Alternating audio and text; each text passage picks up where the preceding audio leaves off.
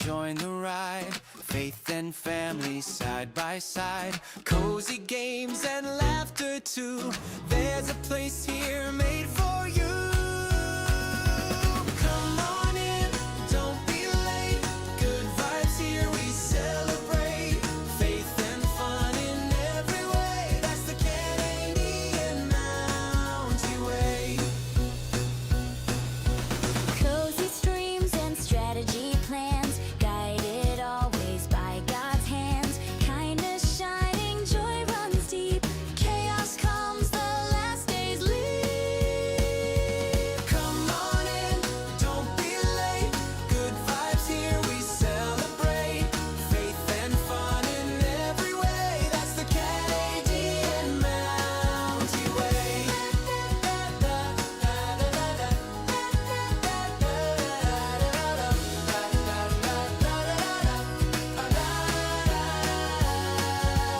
Cozy dreams, strategy schemes, family laughter fills the scene. Hold on tight when chaos comes, we still shine like the morning sun. Come on in, don't be late. Good vibes here, we celebrate.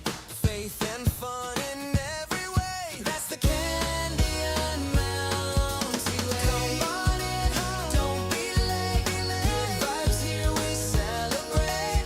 Faith and fun in every way. That's the Canadian Mountie Way.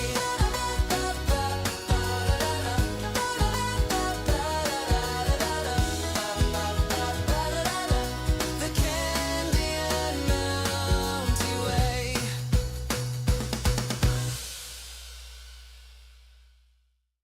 Mounties here, come join the ride. Faith and family side by side, cozy games and laughter too. There's a place here made for you. Come on in, don't be late. Good vibes here, we celebrate. Faith and fun in every way. That's the Canadian Mountie Way. Cozy streams and strategy plans, guided always by God's hands. Kindness shining, joy runs deep. Chaos comes, the last days leave. Come on in, don't be late. Good vibes here, we celebrate.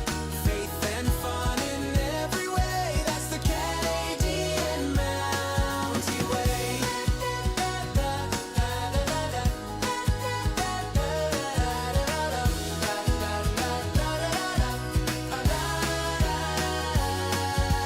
Cozy dreams, strategy schemes, family laughter fills the scene. Hold on tight when chaos comes, we still shine like the morning sun.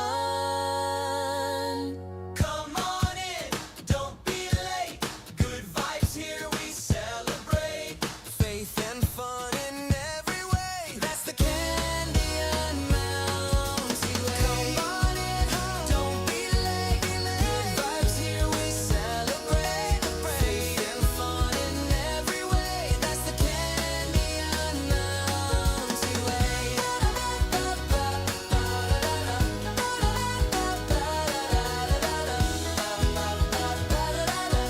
The Canadian Mountie Way.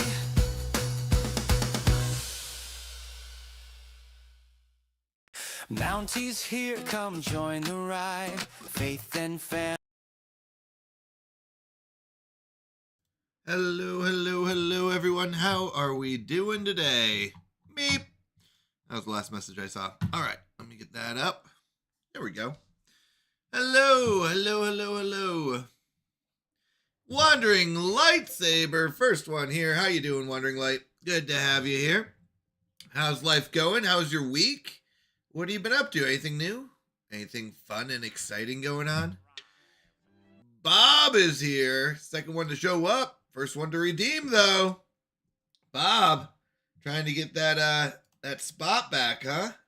You were in first pretty much all last month, and then Chaos Stream threw everything around.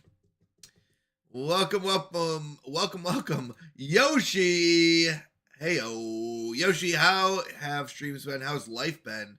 So good to see you. Yoshi's been doing those a lot of collabs lately. So how are the collabs going? All right, Wandering Lightsaber getting his points for arriving. Oh, I do need to change those points. We're gonna be upping how many points you get for arriving first, second, third, fourth, and that. So we'll be upping it. Stixart, heyo, yer, always welcome, Stixart. Good to see you. How are you doing? Hopefully you've been having a good time, good life. Bob getting them points. Oh, currently on cooldown. There you go. Oh, and triple. Hey, Ellie Jean. Let's go, Ellie. How you doing, Ellie? Good to see you. Ellie, was it you who received their mission call? It wasn't Ellie. No, it was. Oh, I'm trying to remember the screen name, but yeah, it was the girl from New Zealand. I apologize, I can't remember her screen name.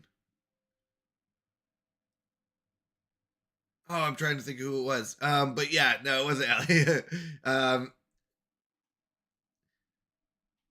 Ellie, I think Ellie's in America if I remember correctly, and but not to dox you, so don't worry about it. But I can't remember either. I don't think she said where she was going either. She said she was going to the Philippines. Yeah, Ellie's in the US. Yeah, that's what I thought. Yeah.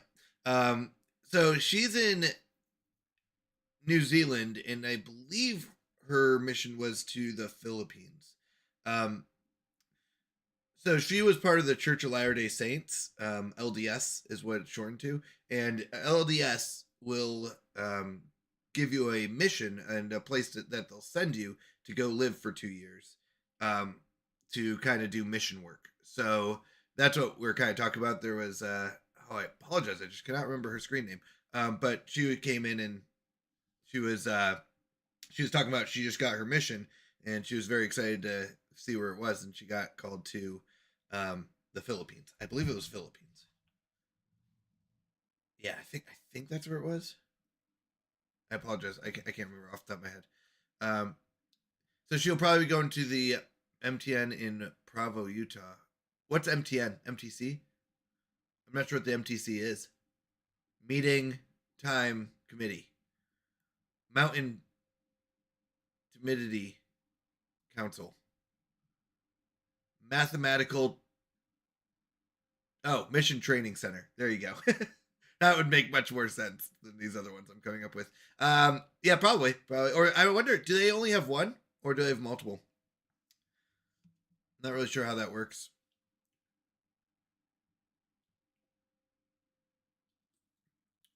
Oh, there is multiple. If she's in New Zealand, well, no, that's still pretty far. Pacific's huge. I'll be honest, growing up, really thought like Atlantic, Pacific, like, yeah, it's big, but not that big. If you ever like look at the Pacific, it's insane how big like one thing that really threw me off. Oh, you're LDS as well, Bob? So did you go to MTC there too?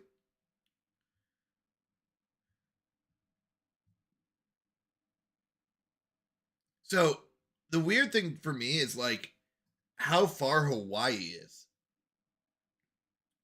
Right? Like Hawaii alone is insanely far off the coast. I didn't serve. No, I was in my rebellious phase. Fair enough. We've all been there. Yep. Like Hawaii is so far away. I always thought it was like just off the coast of California. It's like, yeah, it's just off there. Because on most like US maps, they just kind of like put a block for Hawaii and a block for like Alaska, right? They're like, yeah, here's a little like cutout part right over here. So I never realized how far it is. So like Pacific Ocean is ginormous. It really is. It's insane.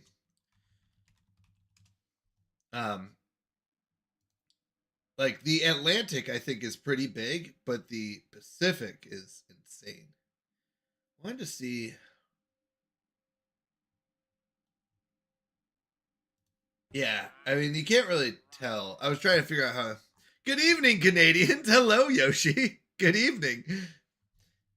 Yeah, we were just talking. So LDS has people go on missions for 2 years, and LDS being Church of Latter Day Saints, and one of our viewers who lives in New Zealand, I believe, got sent to the Philippines. I could be wrong on that. I thought it was Philippines, but I could be wrong. Is that like skipping military service in South Korea? It might be, actually. Might be like skipping, like, is it a requirement, Bob? Or is your mission a requirement in LDS? I don't know much about LDS. I did have a friend who was LDS, or, well, she used to be LDS, I think. I don't think she is anymore. But she used to be in. I don't think she went on a mission either, but I don't know where that was, like how that kind of worked. But we were talking about distance and stuff, and one of the biggest ones for me is how far out Hawaii is, or how big the Pacific Ocean is. I only had a closer. Oh, Jehovah's Witness friend. I did work with Jehovah's Witness when I was in New York.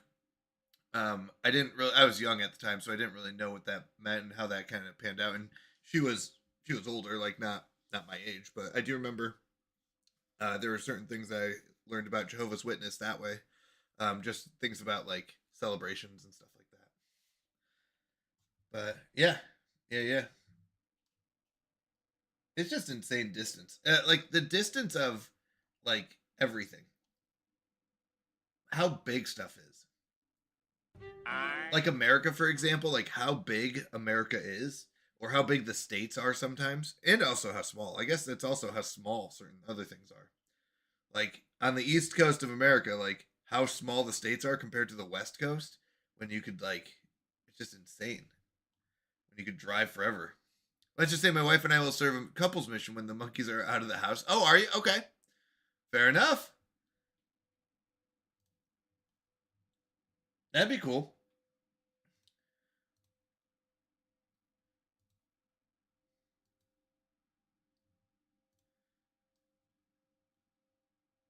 Nice. Sorry, I was looking at different maps here.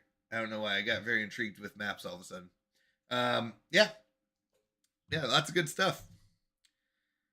All right. Well, let's go and jump into it. We've got a couple different things going on. Give me one moment. Just going to pause the channel points in the blurbs. All right, got that, and let me go and mute that. All right. So we're gonna go ahead and kick it off with some prayer. I think it's always good to pray when to get into the right mindset. Then we're gonna go through a Bible reading of John 15:18 through 27. That's 18 through the end. And then I've got some notes I wanted to talk about it. But if you have anything to add to it or any thoughts, I'd love to hear them. And then lastly is we'll wrap up with some prayer requests, anything that's going on in people's lives, prayer or praise. It's always, I think, good to bring before the Lord. And then after that, I do have a CookUnity sponsorship that I want to run through. Basically just showing what CookUnity is and how we're going to go ahead and how to kind of order and sign up and stuff like that. That is a requirement of the sponsorship. So we'll go through that. And then lastly, we'll play some EU4 today. Europa Universalis 4 today. So, without further ado, let's go ahead and bow our heads in prayer, and we'll kick it off that way. Dear God, thank you for everything you've done for us. Thanks for allowing us to gather together to talk about your word, to discuss it, and grow closer to you. Lord, please bless this evening. Please bless the stream, and please help guide my words to point to you and bring you glory, and may the focus be on you and not me. Ask this all in Jesus' name. Amen. All right. Let's read. All right. We're going to go through John 15:18 through 27. So, I don't know, medium level. And we'll discuss it. If there's anything that pops up in your head while we're reading it or any thoughts, please feel free to share it in chat. Love to discuss it. All right. Disciples' relation to the world. John 15:18. If the world hates you, you know that it has hated me before it hated you. If you were of the world would love its own. But because you are not of the world, but I chose you out of the world, because of this, the world hates you. Remember the word that I said to you, a slave is not greater than his master. If they persecuted me, they will also persecute you. If they kept my word, they will keep yours also. But all these things they will do to you for my name's sake, because they do not know the one who sent me. If I had not come and spoken to them, they would not have sin. But now they have no excuse for their sin. He who hates me hates my Father also. If I had not done among them the works which no one else did, they would not have sinned. But now they have both seen and hated me and my Father as well. But they have not but they have done this to fulfill the word that is written in their law. They hated me without a cause. When the Helper comes, whom I will send to you from the Father, that is the Spirit of truth who proceeds from the Father, he will testify about me. And you will testify also, because you have been with me from the beginning. All right. So this is I find this to be more of a motivating verse for those who are going through hard times, who might be getting ridicule or getting, I don't know, hatred from outside sources. This will happen. I've had it happen in my life, not very commonly, but definitely at different degrees. I've never been beaten up over it, but I've definitely had hard conversations with people. I've definitely lost a couple friends over it. Not intentionally, just kind of how it went down, and um, definitely heard some things that have been said that threw me off. So um, basically, here we do see that Jesus is explaining to his disciples that they should not be surprised that the world's going to hate them, because the world did hate Jesus, and we're going to see that here. The world is constantly going to be hating Jesus throughout the rest of this book, right? And I think that's really important. Um, he does state that the hatred is not personal to us, but stems from the world's rejection of God and God's message. This passage also promises that the Holy Spirit, or he describes him as the Helper, will be sent to sustain the believers and bear witness about Jesus. Oh, I just realized my drink was in the way of the camera. And the Holy Spirit is there to help them really, I don't know, I'd say sustain them during their work, despite being persecuted. So, a couple bullet points. One is, I think hatred is expected. Once again, it's not. I haven't experienced so much hate. Like, if you think of when you read stories of missionaries in other countries, a lot of times there's a lot more, I think, physical, and I don't know, a lot more hate and repercussions from that. Um, in America, I feel like there is still some hate towards Christianity. Um, Not always outspoken, not always out loud, but there are definitely some that do, and there are definitely some that really do go against it. And Jesus here, I think, is really trying to help encourage his followers, by telling them, "Hey, this is expected. Jesus was hated as well, and as Christians, we believe Jesus is like perfect, right? Like it's pretty crazy that you could hate Jesus, the one who's like healing people, who's feeding them and doing miracles, and he's the one who's gonna end up being hated the most, which is crazy. Um, so I think there's kind of this part where it's like, do not be surprised, don't be taken off guard by it. Um, and he does kind of say this is not because of them, though, that the hatred doesn't go because of them, but because their association with Christ. Um, this is a very common thing that the world does hate Jesus. And I think sometimes that people would say, oh, that's not really true, right? Like the world, we don't hate Jesus, we just don't agree with him. But the truth is, behind the scenes, I think it does come down to the fact that there is a there is a hatred for Jesus. There is a amount of, I want to say, despising of Jesus. that occurs um, because of what he teaches, and I don't know why. Like I said, I growing up in a Christian family, this is a little bit tougher for me to understand because this is how I kind of grew up. That Jesus teaches love, Jesus teaches accept. And when I say acceptance, I gotta be careful with that word because that word can be taken in as um, allowing people to do whatever they want. But when I say acceptance, I mean that we're all sinners and we accept that we are all sinners. So it's not that we're like, oh, you're a sinner, you can't be here. That's not the case. So I would say that Christianity teaches love and acceptance of other sinners. With that is the fact that they do have to recognize they're sinners, right? Not encouraging sin, but recognizing it and accepting people who are sinners. Um, but he also mentions here that rejecting Jesus, or is rejecting God. Um, that basically, there's a few parts he makes where he goes, there is no excuse anymore because you have been given the the knowledge, right? You've been given the knowledge of the Bible. You've been given the knowledge of people talking about it and sharing that Jesus, this is what we believe. That there is no excuse that you didn't know. Now, it is a big choice to make, and there is a lot of faith that goes into it, but that is no longer an excuse. You can't say I did not know because this has already been shared with you, right? Um, so that is mentioned here a couple times as well. That you can't. There is no excuse for sin. Now, once again, doesn't mean we won't sin, but there is no excuse for rejecting Jesus at this point. Um, because you couldn't say, "Oh, I didn't know. I wasn't told. I wasn't. I didn't realize that's how it worked."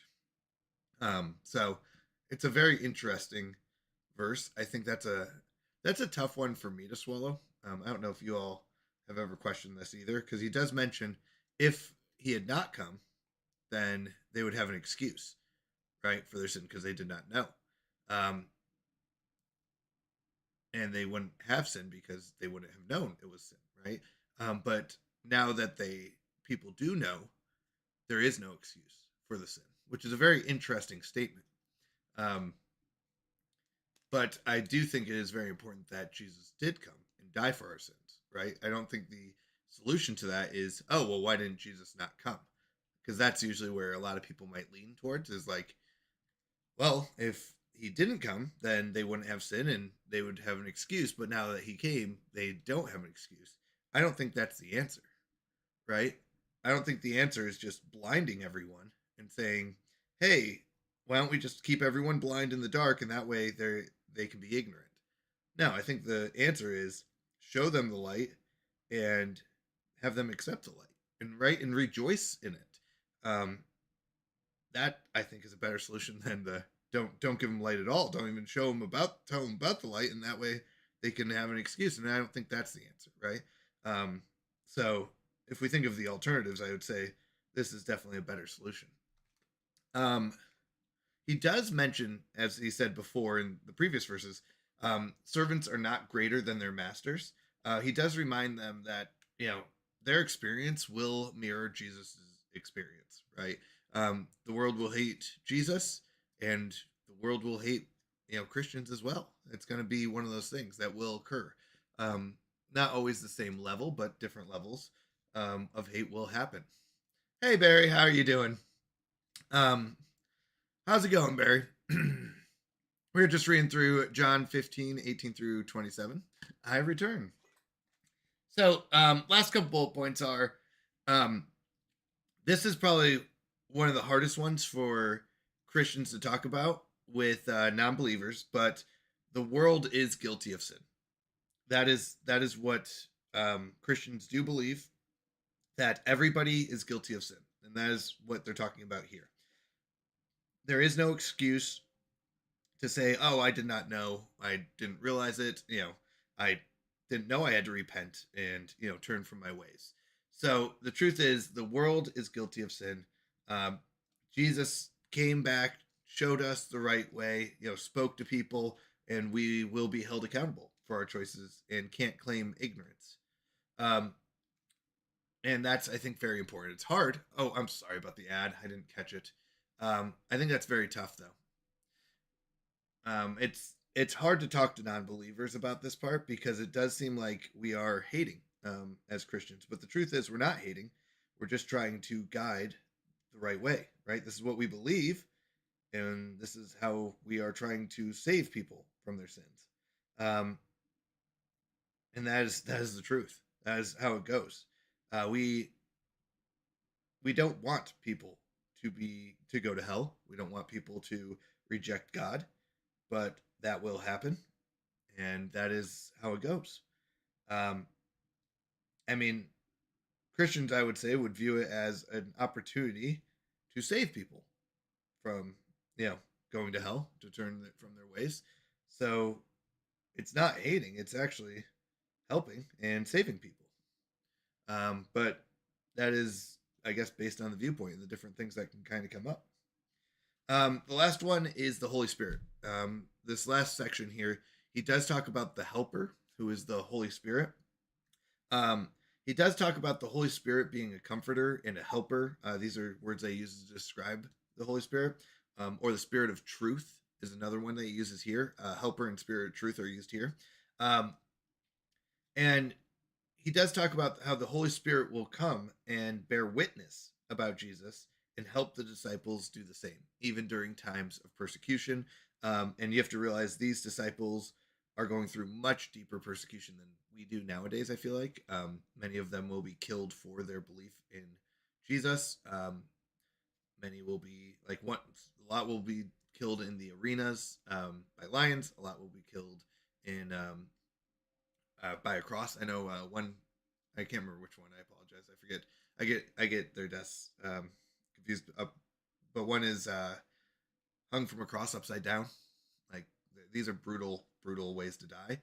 And I mean, the reason is because they are Christians. That is very tough. So that is, I think, one of the toughest things. I know there's some that were like frozen. In a pool or something like that. Ice waters, like they freeze. Like it's brutal. So when Jesus is talking to the disciples, he does know these disciples and these Christians, Christians are going to face very hard times, and I think this is an encouragement that Jesus also went through brutal hatred, um, and we are called to live life like Jesus, and to stay strong, and that the Holy Spirit will be with us to help us and guide us, but it will be tough. So I think this is a very tough section of verses for Christians, because when you're signing up for Christianity, a lot of times your thoughts are on, love. Love is easy, right? I can love others and others can love me. But there is this truth that Christianity does bring hard times, does bring hatred from others, and that is going to happen. There will be a lot of rough times when encountering the world. Um, so hopefully this is an encouragement to you all that Jesus also went through those times, but also that it's okay. That doesn't mean you're wrong. When you encounter hard times or people, hating on you, that does not mean you're wrong for being a Christian. So I think really the call here is to not be afraid. Um, Really, I think that's the main thing that he's talking about is do not be afraid. Jesus was also hated, right? The one that we follow, the one that the perfect one, is also hated. We are called to live according to God's word, and that's what we need to do, right? And we are also called to bear witness and to spread the word of God into a world that's going to hate us in face of opposition. And as previously stated, we're called to love. That is, really show love even to those that hate us, to each other and those that hate us. We're supposed to respond with love and compassion when we are faced with hatred, which is very hard to do. And I think the last thing here really is big is the Holy Spirit mention. the mentioning of the Holy Spirit, that we do need to rely on the Holy Spirit, who is really our source of strength and comfort. It's our helper, our spirit of truth. It's our the one that kind of helps us stand firm when times are shaky, right? Um, so I just hopefully it's been an encouragement. I think it's very encouraging to kind of read through this every once in a while, especially when you have hard times. So hello, Belsair. Hello. We are just finishing up um our reading. But yeah, is I think this is an encouraging one. I mean, it's a little scary, right, to read that. Hey, you're gonna face hard times. You're gonna face times where people are gonna hate you, and that's not easy. Um, and I don't know if you're facing those times now. I don't know what position you're in, um, but those times will come, and hopefully, when they do, you can remember these verses or this part of the Bible where it's an encouragement that Jesus also faced hard times for being, for being perfect and being Christ, right? And we will go through those hard times too. We do have the Holy Spirit with us, which is a big thing. All right. Anything else? Any other thoughts on this? All right. All right. Oh, that's weird. I thought I turned those off. That's okay. Um, Maybe I didn't. Welcome in, Barry. Oh, recovering from being sick. Well, at least you're recovering. Google Llama's just starting to be sick. Today was her first day of like recognizing she's going to be sick. That's always tough. Belsair, good to have you here. Welcome in. Um, all right. Well, I appreciate you all going through that. If there's any prayer requests, please let me know. I do have a list here from our prayer and praise channel, along with some additional ones that were mentioned yesterday or throughout. Is there anything else anyone wants to add to the prayer list? Anything else going on? Hopefully, life's been treating you well. Hopefully, the season hasn't gotten too much. I will say, I have been super stressed out. Today was a very stressful day for me. This time of year, I know it's supposed to be one of those like, celebratory, relaxing, like, hey, let's celebrate times of years. But be honest, this time of year just gets to me. It gets to me a lot, where it's like stress, a lot going on, a lot of stuff like that. Hit me last night, but Ashton was flying in, so I had to go get her at the airport at 12:30. I've been in bed like all day. Oh yeah, it's the most wonderful time of the year. Exactly. I'll be honest. The busyness also takes me away from what I should be focusing on. Like I've also been working a ton. So this time of year, plus working a ton, plus we have a bunch of events, and not bad events, just a lot of social events. P. I don't know what that was. Oh, could use some patience. Yeah, I agree.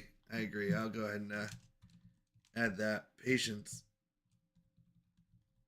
I'll take some of that as well. Patience is very tough with our daughter is amazing.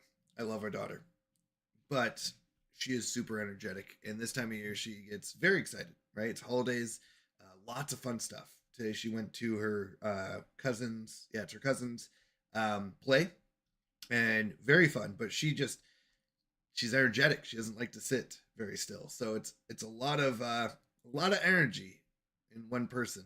And as a parent, you're trying to, I guess, focus that energy in the right way, and it's just very tough. Google Llama had to deal with that today. I did not, but that's where, yeah, it's tough. It's tough. And there's a lot of plays, a lot of recitals, a lot of things going on this time of year. So, yeah, same. This year's crazy. I think I'm at like 95 hours this week. Yeah, Barry, you're going insane with work.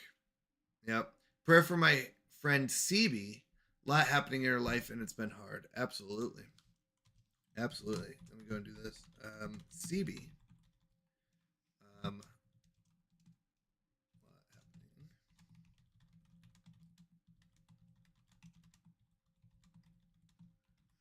Praying Lord be with her through these emotions. Yeah. It is. Life can get very tough, especially this time of year. It can get overwhelming. Um, lots of anxiety, lots of stuff like that. I agree. Definitely. Anyone else? Hello, Zach. Welcome in. Welcome in. Good to see you. Good to see you. Sorry, I feel like I'm not as energetic today. Just a little tired. I think that's all it is. All right. All right. Let's go and pray. If I could ask the mods to do me sleepy Mounties, yeah. Well, like I said, just a stressful day, long day. Um, not even. I'll be honest, not even a bad day. Just a stressful day. Like it wasn't like anything really bad happened, and it was just stressful. Yeah. If you could watch out, if the ad goes to pop up, if you could mute the ad. I missed the one earlier. But if you could keep an eye out, especially during like Bible reading time, this is where I try to catch when the ads are about to pop up. So if you see it about to pop up, can you? I don't know how to do it on mobile, but I'll try. Okay, sounds good. And I think there might be other mods in chat as well. But if you can kind of keep an eye out, just because during Bible time I don't like to have ads pop up.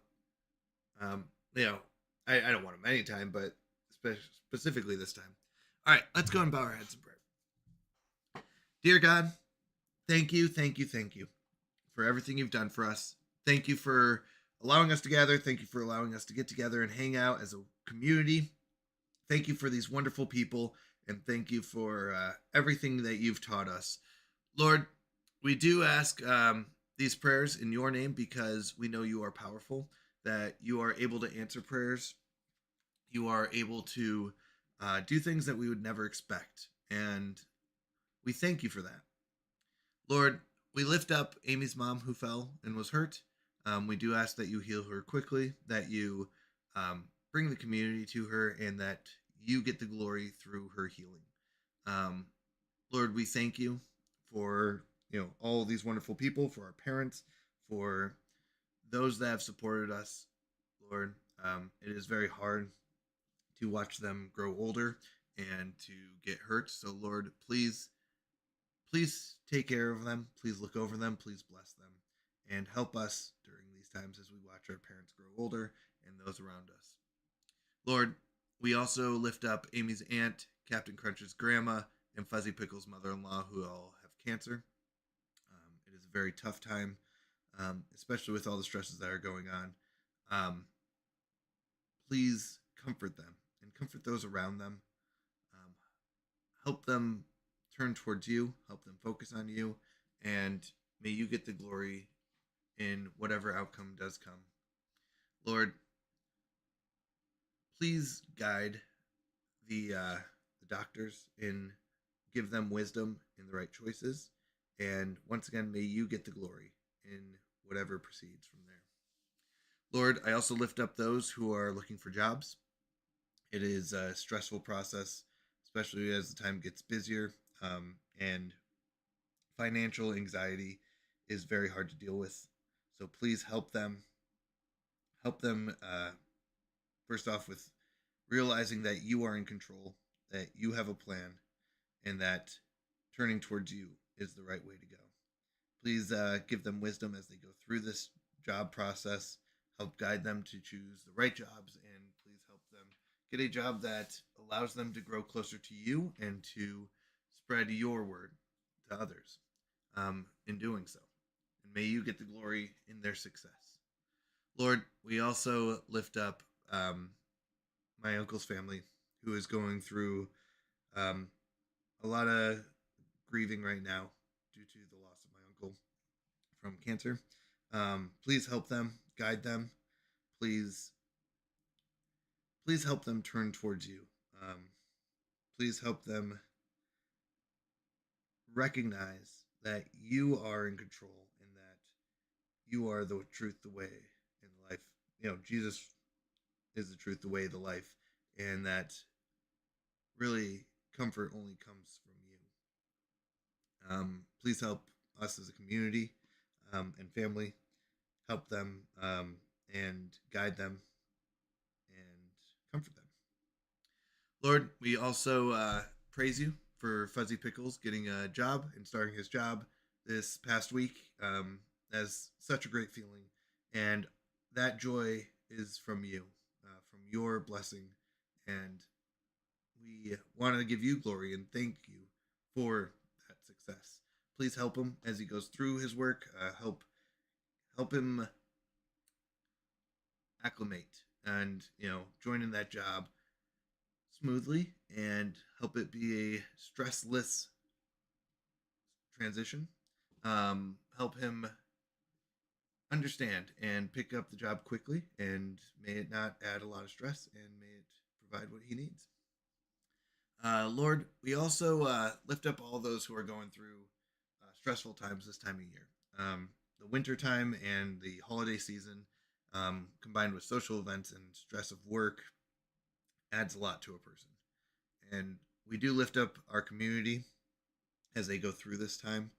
Please help them relax and focus on you, and focus on what is important this season. That's me included. Lord, help me and those around us that are going through tough times, or just emotional states, and through seasonal depression and things like that. Please help give us comfort. Help us relax and enjoy the season and enjoy others, and bring you glory in the end because of it. Help us recognize what is important and not focus on things that are not. Lord, we also lift up BBQ, who is going through a tough time, with finances and lots of things that are going on, with car situations, losing a child, and the car accident. Please help BBQ, lift him up, and help him maintain his focus on you. Christians will go through hard times. Help, help him keep the resolve and keep the strength to keep focusing on you and realizing what is most important. Lord, we also lift up Huilepa. As we said, this is a very, very tough time. And for many people, this time of year brings up bad memories, brings up trauma that has happened in the past. Please help the community, the Christian community, and all of us here guide each other and be there for each other and support each other. That's what we are called to do, to love each other and be there to support each other. So, Lord, please help us do so. We thank you for these wonderful people in this wonderful community. So please, please, please help us show your love to each other. Lord, we also lift up Ellie Jane's friend's mom.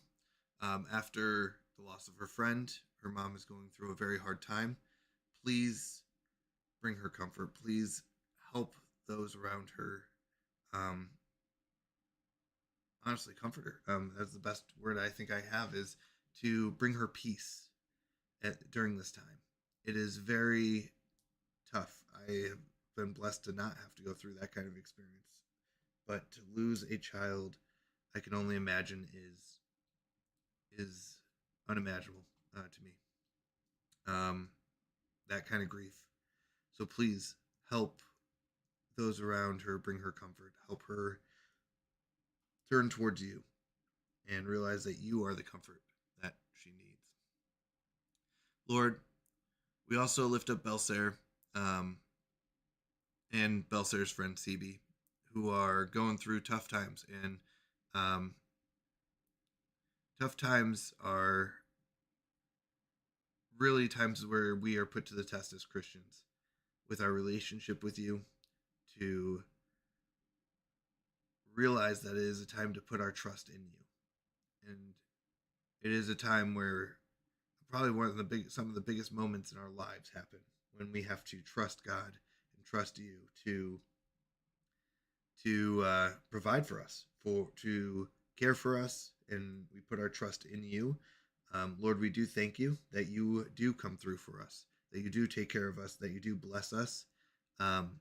And a lot of times during this holiday season, it is a lot of emotions that come up, a lot of stress, and that does cause anxiety, and it does cause tension. And a lot of that tension does make us question ourselves and question if we are good enough, if we really do have a relationship with you. But Lord, please help us realize and strengthen us and help us focus on, your word telling us that you are always there for us. You never give up on us. You always look out for us. You always care for us. No matter how good we are, no matter how bad we are, you are there for us. Lord, help us realize that and help us really focus on you during those hard times. Lord, I also ask that for my family and those around us to maintain patience as we add more stresses this season. Lord, we ask for patience. Me in particular with my kids. They are wonderful kids, and they are such a blessing. They are joyful, they are energetic, and we love that. But during these times, it is a lot to try to maintain. Please give me patience with them and accept them, for what they are, which is just happy children and joyful and excited, and help me pursue that and really join them in that joy and excitement, and to let go of the stresses of life and to let go of the worries, the social anxiety that comes with that. Lord, help me just let them be kids and let them do what they do, which is enjoy life and enjoy you. A lot of times I think I do focus on what society is thinking and whether, it's acceptable or not. And a lot of times I think that does take away. So please help me be patient with them and, let them be kids and excited kids during the holiday season. And help me during that time. Lord, we thank you. We really do. We lift up these prayers to you because we know that you are able to answer them, that you call us to pray to you, and that you will be there, you will answer them, and, that we can trust you, and you will, accept us for who we are, and we appreciate that. We really do praise you because of that, and bring you glory in doing so. Lord, we do ask these things in Jesus' name, and amen. Amen, amen, amen. Whew. There's a lot. And I think it's good. I mean, just a lot going on this time of year. Am I right? Whew. I'll be honest. It's just a heavy season. It is a heavy, heavy season. It's not a bad season. It's a good season. It's just a heavy season, right? It's just crazy. Oh, hello, Ashley. Oh, you guys are in New York now. Oh, is that the flying? Okay, so she flew in. I see.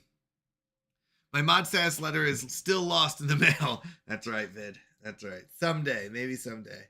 No, what I realized. Hold on.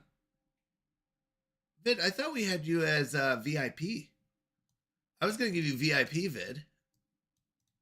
Oh, let me get that for you. Vid is definitely a VIP here. Very important person. Hello, Graham Quacker. Amen, amen. Praise God, we can come to him through it. Yeah, absolutely, Buster. That is the importance.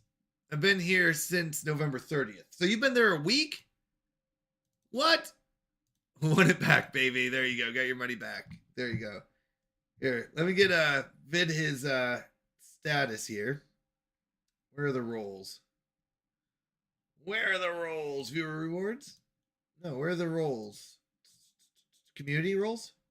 Role manager.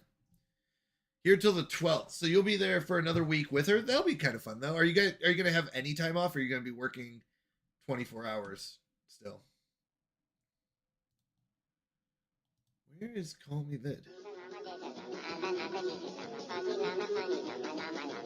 Oh, admin.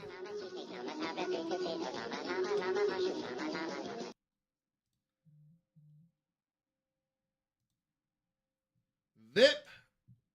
Everyone throwing some celebratory emotes for Vid.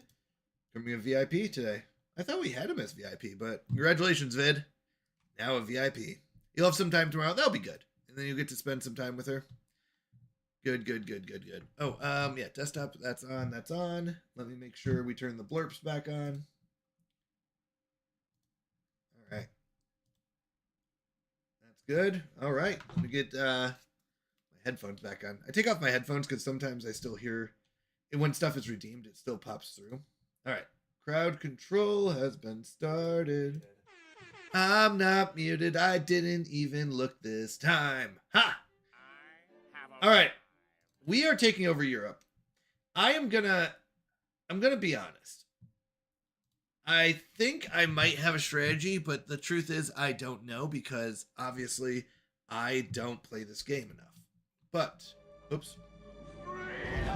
Oh, actually, hold on. Before we get to that, I'm so sorry. One moment. I need it! Oh, you know what? I need to refill my giant bottle of water. All right. There we go. Thank you for the hydrate. I appreciate it. All right. All right. Europe. Yep.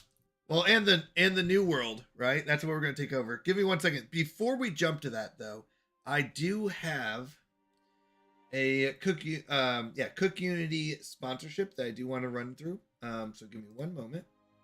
1 moment. I got to X out of the game. I accidentally opened it up. No. 1 moment. All right. Let me go ahead. And this is where you all get to be involved because you all get to choose what meals we are going to be eating this coming week. So you can be friendly or you can be super friendly. Give me 1 moment to X out of the game here. And then you'll get to choose our meals. Google Llama will also be joining me in these meals. Please keep that in mind as we choose these meals. Right? We all love Google Llama. All right, let me go and bring it up here. So, if actually, I can even do it this way. If you go to, we can duplicate this tab. Why not? If you go to the Canadian Mountie channel, right. If you go to the Canadian Mountie channel and you scroll down, you will see an About Me section. In the About Me section, you will see a panel for CookUnity. If you click that, that will be our link, the Canadian Mountie link, and it will allow you to order food. So you're all about to learn my my zip code there. But you can choose anywhere from 6 to 16 meals that you'd like to receive in a week. We're going to start off with the 6 meal plan. Remember, if you do use my link, you get 50% off the first order and 10% off the preceding, the 3 after that, if you'd like.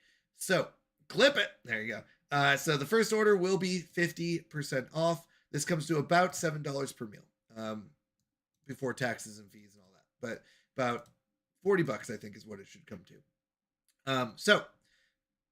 Let's see what they have. I'm getting hungry. Here we go.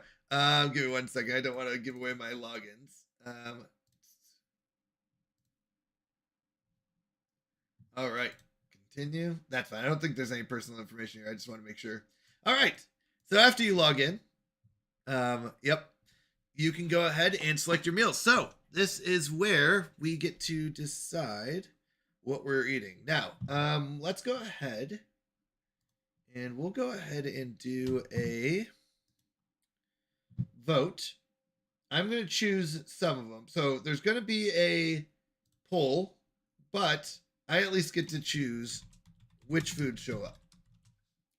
So let's start with seafood. Let's see. 1, 2, 3, 4, 5, 6, 7, 8, 9, 10, 11, 12.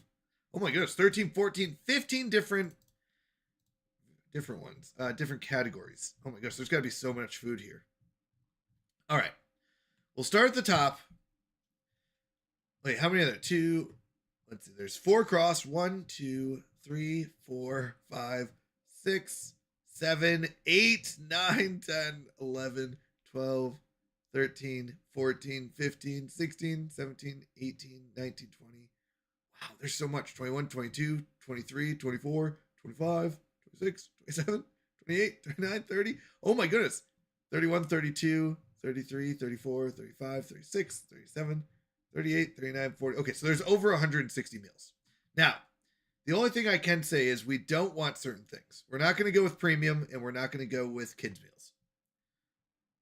There's 199. Oh, there we go. So, do you like trying anything? I'll be honest, Belser, I don't do spicy, but for you all, I will. For you all, I will. Now, Google Llama, if you're still up, do you want to come downstairs and help me choose these? Yep, we're gonna get to vote, but we get to choose at least. We'll put 5 at a time. So we're gonna do 30 total meals, 5 at a time, and you get to choose one of those 5. Chipotle lime salmon actually sounds delicious, so we're gonna throw that one in there. Chipotle lime salmon. For some reason, that looks absolutely delicious. Mexican chicken bowl is good. Hawaiian chicken fettuccine. Hawaiian chicken fettuccine. These actually sound so good. I am so hungry right now. Oh my goodness.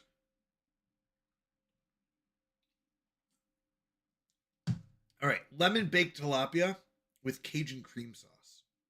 Oh wait, we could do a pick for me. Wait, what's the pick for me? Oh my goodness. It just picks 6 ones. Wait, if I refresh, does it pick 6 new ones? Oh, that is awesome. I'm not gonna lie. Come on, that's pretty cool. Oh wait, and it mixes it up. Whoa.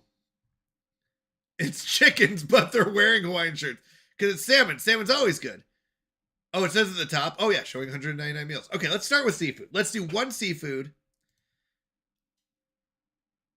Eggplant. I'm gonna probably skip the vegetarian. Let's go beef. We should do 1 poultry. So seafood, beef, poultry. That's 3.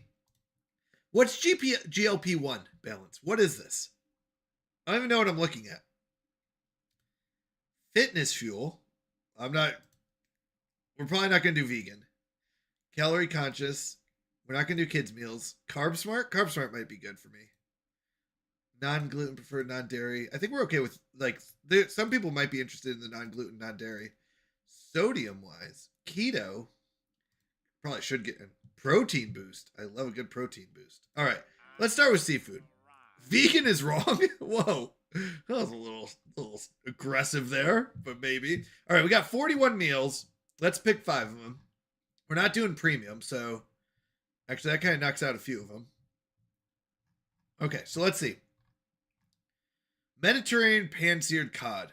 No, I'm not a. Like, if I click on it, does it? Ooh, Chef Angelia gently seasons this cod with sweet paprika and cumin.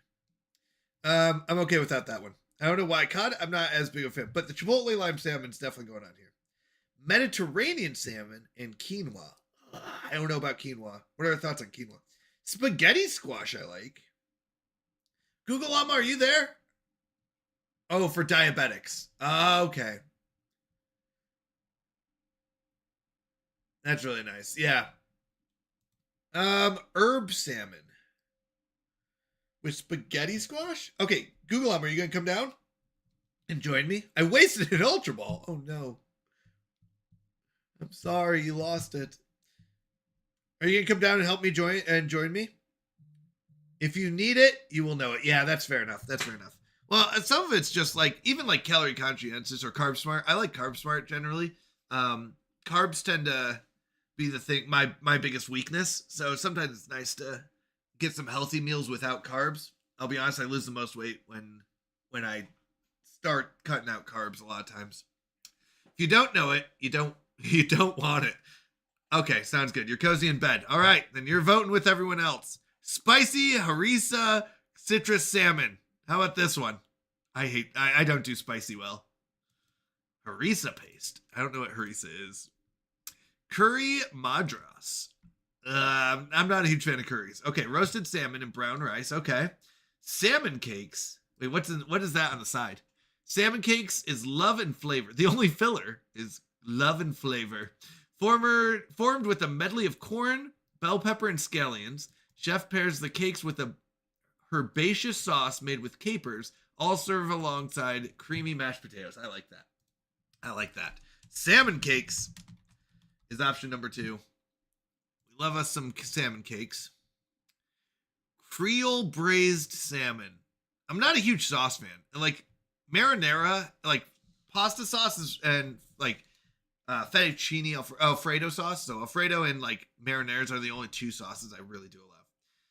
Parmesan crusted roasted salmon. See, that looks good except for the honey mustard. I'm not a honey mustard. Yeah, Google Llama does. Yeah. Ooh, wait, hold on. Roasted salmon in lobster sauce?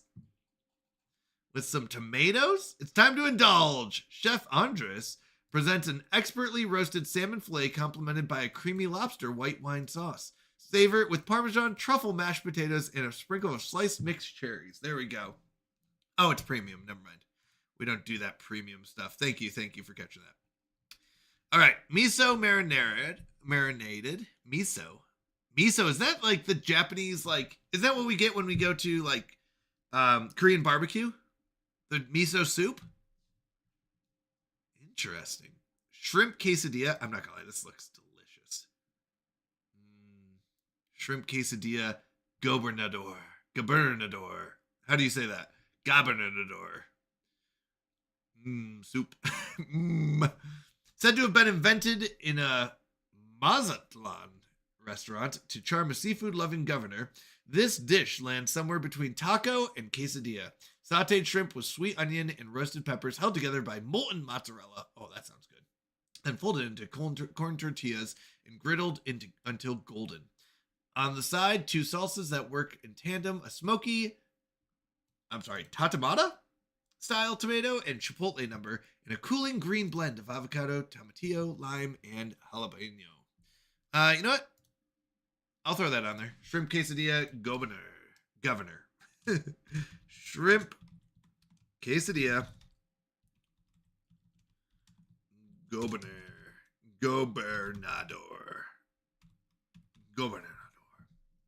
Seared shrimp and quinoa bowl. Not a huge fan of quinoa myself. I don't think it's bad. It's probably even healthier. I just don't know. Shrimp cavatappi? What's cavatappi? Wait, is that the spiral? Yeah, it's the spiral noodles. Unique. Oh, wait, we're back with. Wait, is that Ruben the same one as before? All right, a unique twist on shrimp and pasta. This dish combines the piquancy of roasted red pepper with the creamy richness and mascarpone cheese for a delicious result. We've got 2 more. We'll throw shrimp at the bottom. Shrimp cavatappi. I've had it before, and I like it, but I feel like there's more unique things out here. I'm sorry, Kickalicious shrimp with potatoes and andouille. Guten Tag. Hello, Mark. How are you doing? Oh yeah, chicken piccata. We haven't gotten to the chicken. This is all seafood. We're starting in the seafood column. No, just because of the name, we're gonna go with the Kickalicious. It's a taste of the South. This shrimp dish will make you kick off your shoes. Chef's take on southern shrimp boil with a tangy Cajun garlic butter sauce paired with stewed fresh vegetables and andouille sausage.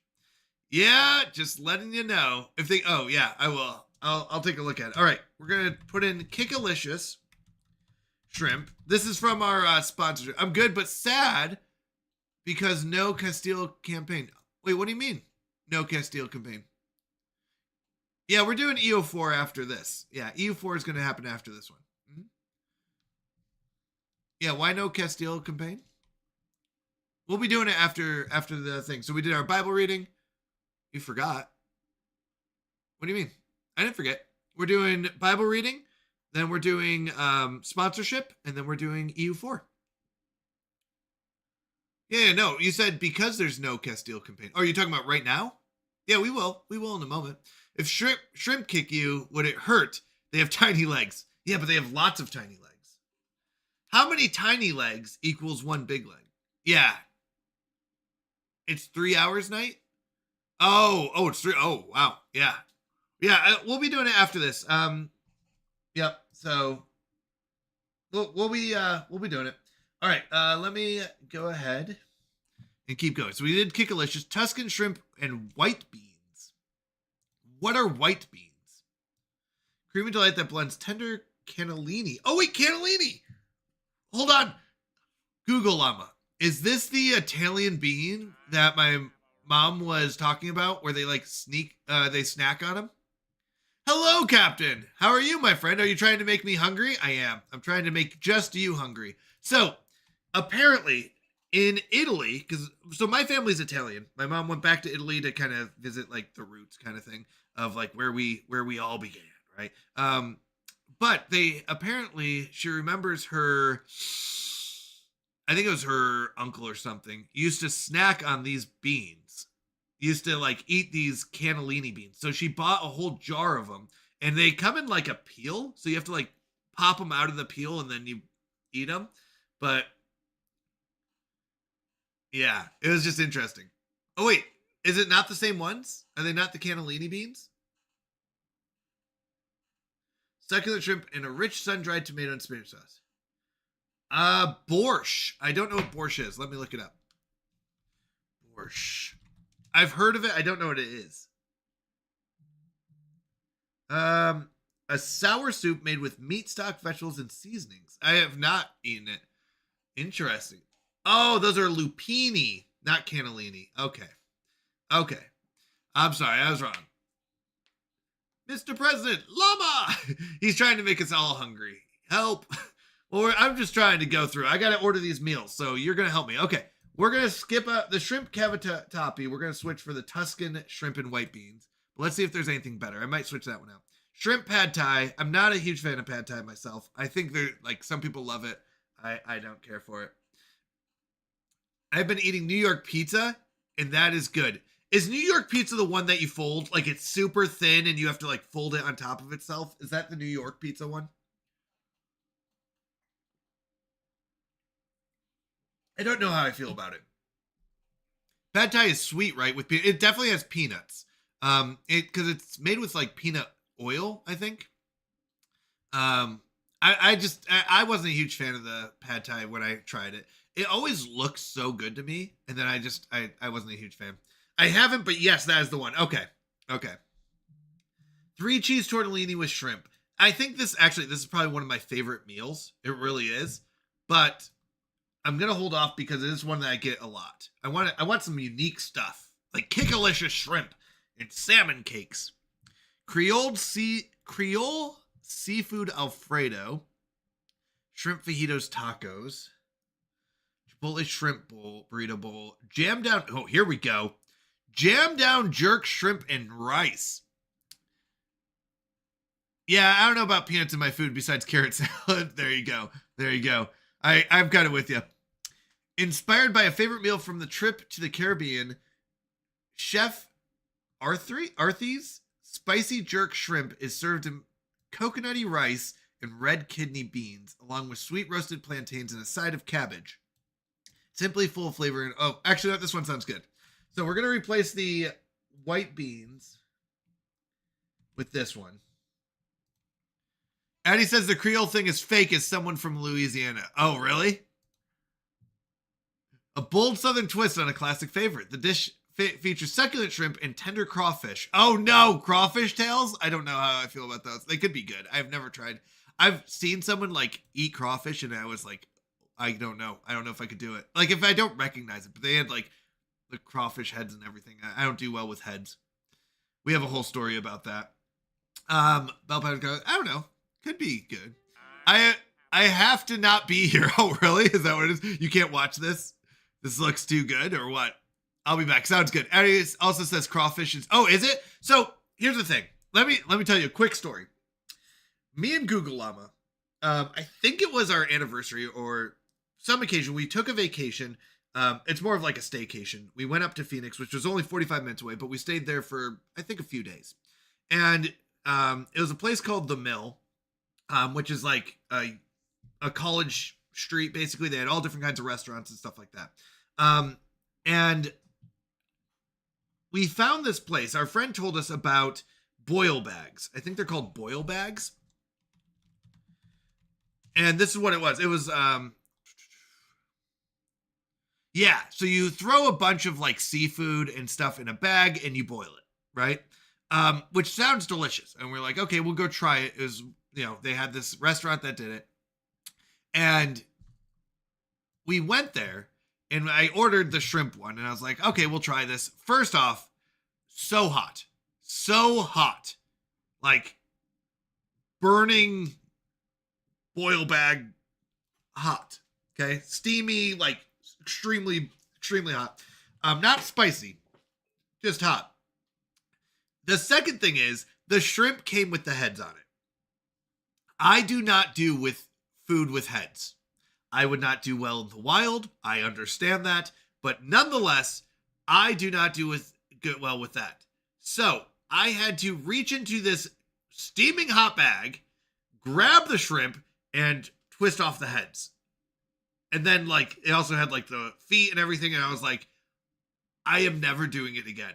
That experience ruined every single, like, boil bag for me. Or, like, I eat shrimp, but I will not, like, with plastic gloves and no utensils. It was brutal. And actually, if I remember correctly, Google, I thought I got, like, a po' boy or something like that. And maybe you got the boil bag. I could be wrong. But either way, it was miserable. It was absolutely miserable. So you ate the po' boy. Yeah. Po' boys are absolutely delicious. But anyways, as you can imagine, reaching into a bag that has been boiled and steamed and, like, sounds delicious. And I bet if there was, like, corn and potatoes, it'd be fine. But the shrimp part for me was like, I had to reach in, and I felt so bad every time. It felt like I was, killing someone's pet every time I had to, clean it out. I'm not going to be mean. No, good is not the experience. Oh, bad. Okay. Two Canadians walk into a bar. You think one of them would have seen it. Nice job, Farrick. That's 200 points worthy. Oh, that's good. Add points to Farrick. 200 points. With yeah. Yo, outside our HEB, they do crawfish boils and things. The crab and shrimp is chef's kiss. Really. So, like, the taste is good. I just don't do with animal, like fish. I don't want to see a head on my fish. I don't mind eating fish. I just don't want to see the head on it. I don't mind eating meat. I just don't want to see the head on it, right? My burger, I don't want a head on my cow. I would rather have the burger, right? The steak, love steak. Just don't want to see the head or the eye staring at me as I'm like, I'm so sorry. I'm so sorry. I'm so sorry. She says you're valid. Oh, thank you. Okay, good. Just say, oh, how cute. Just leave it there. Yeah, I guess I could do that. Po' boys are absolutely delicious. We avoid the spicy option. Halfway to being vegan.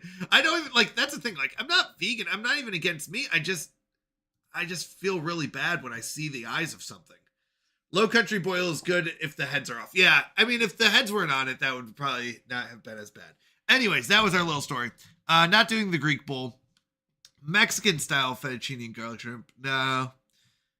Creole? What's Creole mushroom? Orzo.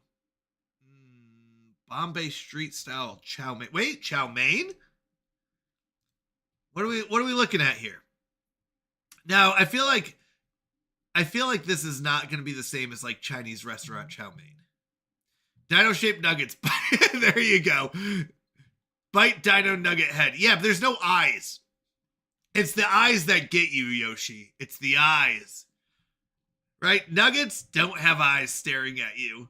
If they put googly eyes on them, then maybe I couldn't do it. Shrimp and veggie quesadillas. You're looking at my dinner.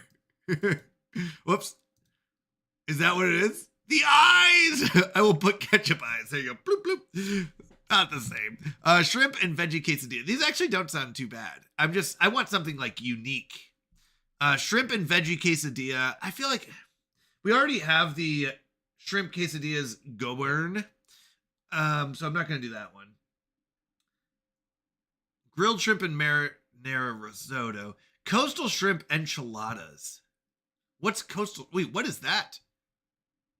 Enchiladas channel the spirit of coastal Mexican cooking. Marinated shrimp are sauteed with sweet peppers, cabbage, and red onion, then tucked into corn tortillas with melty mozzarella. A creamy tomatillo sauce coats each one, finished with crumbled queso fresco and a snap of pickled red onion. Actually, it doesn't sound too bad. On the side, spinach studded... Oh, here we go. Spinach studded rice. Spinach? Come on. Not in my food. No, I'm just kidding. Refried pinto beans and a cooling spoonful of Mexican crema bring balanced texture. Google Llama does not like refried beans. She can't do. That must be what that is. She does not do refried beans. I don't care for spinach that much, I'll be honest. Shrimp enchiladas. Yeah, actually, the enchiladas part looks pretty good. Nope. We went to a Chinese buffet. They also have a Mongol. Oh my goodness, Bob, I'm so jealous. I love Chinese buffets. I really do. Korean barbecue and Chinese buffets have to be like my top 2 places I love going. Snapper over tomato chickpeas. I don't know actually much about snapper. Red snapper. Lemon baked tilapia, pecan crusted tilapia, Mediterranean tilapia. Okay, I think we got our 5. We got our 5 that you get to vote on one of them. So in chat, we're going to do a 2-minute vote. Poll has been started. There you go. You get to vote which food, I guess food, I shouldn't say foods, are we going to pick here? Is it going to be Chipotle lime salmon cakes, shrimp quesadilla go burn, Kickalicious shrimp, or jam down jerk shrimp, and something else? I'm sorry.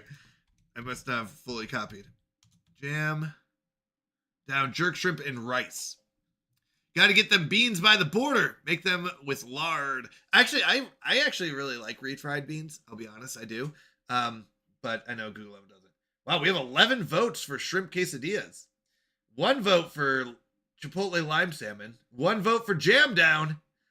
No votes for Kickalicious or cakes. Wow, someone's throwing points at this one. Shrimp quesadillas go burn. Let's see, go burn. Gerbernador. It wouldn't let me go past that.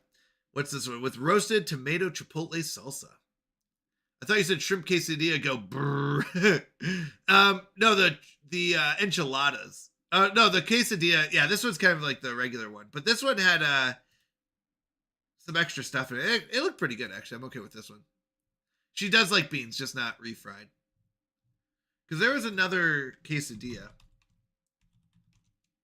Yeah, shrimp and veggie quesadilla, shrimp quesadilla, shrimp and veggie. Oh, is it just those 2? The shrimp and veggie? Yeah, it just didn't seem as exciting as the Gobernador. All right. Looks like Gobernador is winning.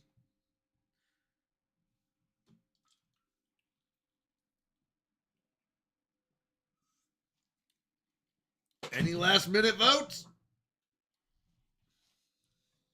All right. That is the end. Shrimp quesadilla, Gobernador.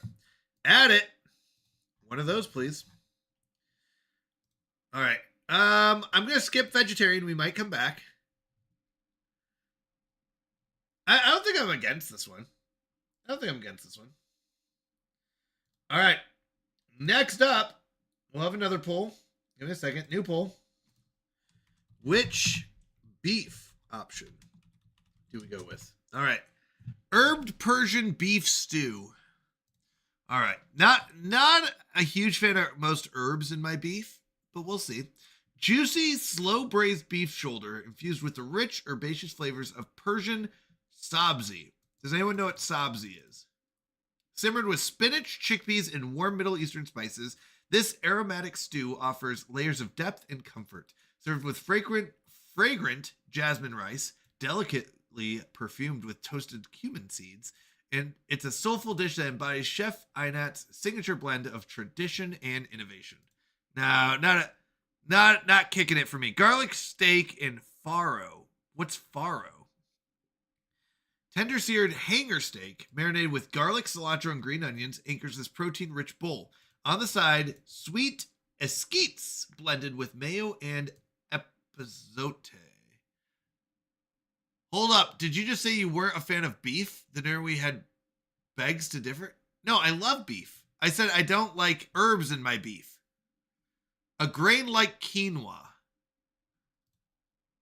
Yeah, I'm good without a grain like quinoa. I love beef. I don't want you to spoil my beef with bad herbs or quinoa. I'm just kidding. I actually don't mind quinoa. I just like ripping on it more than anything. It's not like I'm like, oh, I love quinoa, but no herbs in his beef. Herbaceous beef? Right, exactly. Herbaceous beef? Come on. What? Actually, I guess my beef should eat herbs. I don't know if they do eat herbs. Beef mole tacos arabes.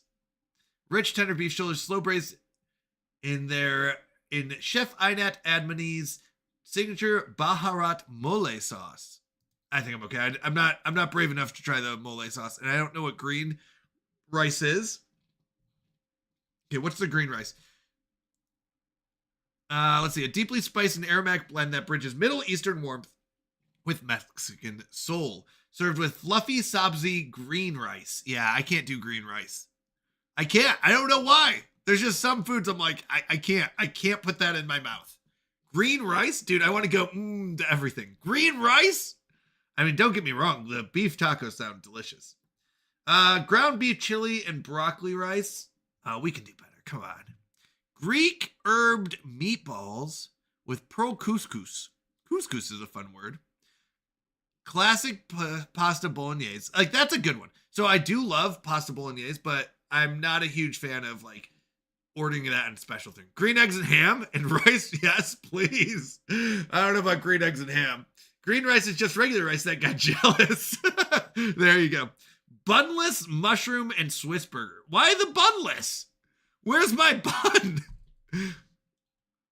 For this bunless take on classic mushroom Swiss burger, Chef Tracy caps, pun intended, a juicy Montreal steak seasoned grilled beef patty with a hearty portion of grilled baby portobellos and melty Swiss cheese.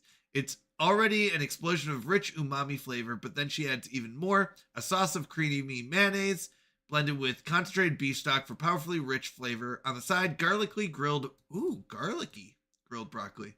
Grab a knife and fork and prepare to satisfy. I could do this. Actually, we're gonna put this one's gonna be at the bottom because I love a good mushroom and Swiss burger, but I feel like I can get a mushroom and Swiss burger other places, like at fast food restaurant. Who eats a bun when you got mushroom caps? Yeah, we do. We really do love mushroom and Swiss burgers. Where's my buns? Lost my buns. Salisbury steak with mushroom gravy. Is that mashed potatoes? Sink your fork into this reimagined Salisbury steak. A juicy, tender, seasoned beef patty smothered in a rich, savory onion and mushroom gravy that's packed with flavor. This comfort classic is served alongside Chef's dirty mash, creamy, rustic mashed potatoes made with the skins on. Each bite is a hearty, satisfying mix of savory goodness and home-cooked warmth. I don't know. What's the red sauce? This doesn't look like Salisbury steak to me. What is Salisbury steak a red sauce? Am I crazy? Hold on. Salisbury steak. I guess it is. Oh no, it's brown. I thought ours was always brown. That looks like very red. Yeah, brown gravy, right? Okay, that's what I was like. That doesn't look right to me. It's usually brown. Like that one looks a little more red, but usually this is what I think of when I think of that. I'm going to skip it for now. It's not bad. Steak au pauvre. The steak au pauvre. With roasted potatoes and creamy pepper. What is this? Wait, hold on. That looks like French fries. A French bistro classic. Steak au poivre. Premium. Oh, thank you. Thank you. It's premium. Okay, we're skipping these. I can't even pronounce it. Grilled beef bibimbap. I've heard of this word. I just don't know how to say it. Bibimbap. Bibimbap. Bop. Bop bop bop bop. Bibimbap. Bibimbap. Jammy boiled egg. A signature in the Korean culinary canon. Bibimbap is, did I say that right? Bibimbap is a multicultural mixture of flavors and textures. In this diet-friendly take, brown rice is piled with sesame-seasoned vegetables. Like edamame. I do like edamame. Mung beans. I don't know much about mung beans. Carrots and spinach next to a tender grilled beef, topped with a jammy boiled egg. It's served with kimchi. Oh, no. We're not doing kimchi. Okay. Bibimbap. Bibimbap was my favorite. Okay. So we did, during a chaos stream, someone got to pick a meal for us. And in that meal was kimchi. We have not touched that bag of kimchi. We put it in one thing, never again. I'm not a fan of kimchi. You will learn Quebec French so you become even more Canadian. There you go. There you go. I need to. So good. I'll be honest, this is not my style. There's a couple things here. Spinach, not a fan of spinach. 2 is the spicy. I'm not a huge fan of spicy. I don't know what gochujang sauce is, but red sauce, generally spicy, usually stay away. So I'm gonna hold this. Oh, which means to mix everything together. Fair enough. I'm gonna hold off on this one. Poutine. Wait, is there a poutine? If there's poutine in here, we're getting poutine. We'll just have 6 orders of poutine. We have that in the fridge. Yeah, it's spicy. Yeah, we don't want this. Yeah, the spicy. Cottage pie with butter whip mash. Hold on. Cottage pie. This hearty and comforting British dish never goes out of style. Ground beef is slowly simmered with sweet onions, carrots, mushrooms, and a rich, savory gravy flecked with oregano and thyme. It's layered over a light blanket of puff pastry, generously topped with butter whipped mashed potatoes, then baked until golden. I could get behind this one. Cottage pie, I could say yes to. I'm going to say that one gets made on there. Wait, did I miss something? We have it in the fridge. You should try it to make all the popular Korean appetizers. I don't know. I could try it. We could try it. Like live squid tentacle. Actually, hold on. Bob, secretly and now publicly, I actually liked, so we go to the Korean barbecue and there you can get squid for your hot pot. Squid is actually delicious. Mr. Shadow. Okay, this is just going to make me hungry. Yes, we're trying to pick out the meal. So we're being sponsored by CookUnity and we're going through the process and we're ordering our meals. And you all get to vote on what meals, but I pick 5 of them and you pick one of the 5. Braised beef stew. Big chunks of beef get a slow braised treatment until they're fall apart tender, then tucked into a rich beef gravy thickened with a buttery roux. Underneath, rustic smashed red potatoes. It's cozy, hearty. I feel like I can make this. One. Now I gotta scavenge the kitchen once more. I'm so sorry. Butter whip mash does sound good though. All right, Ethiopian beef stew.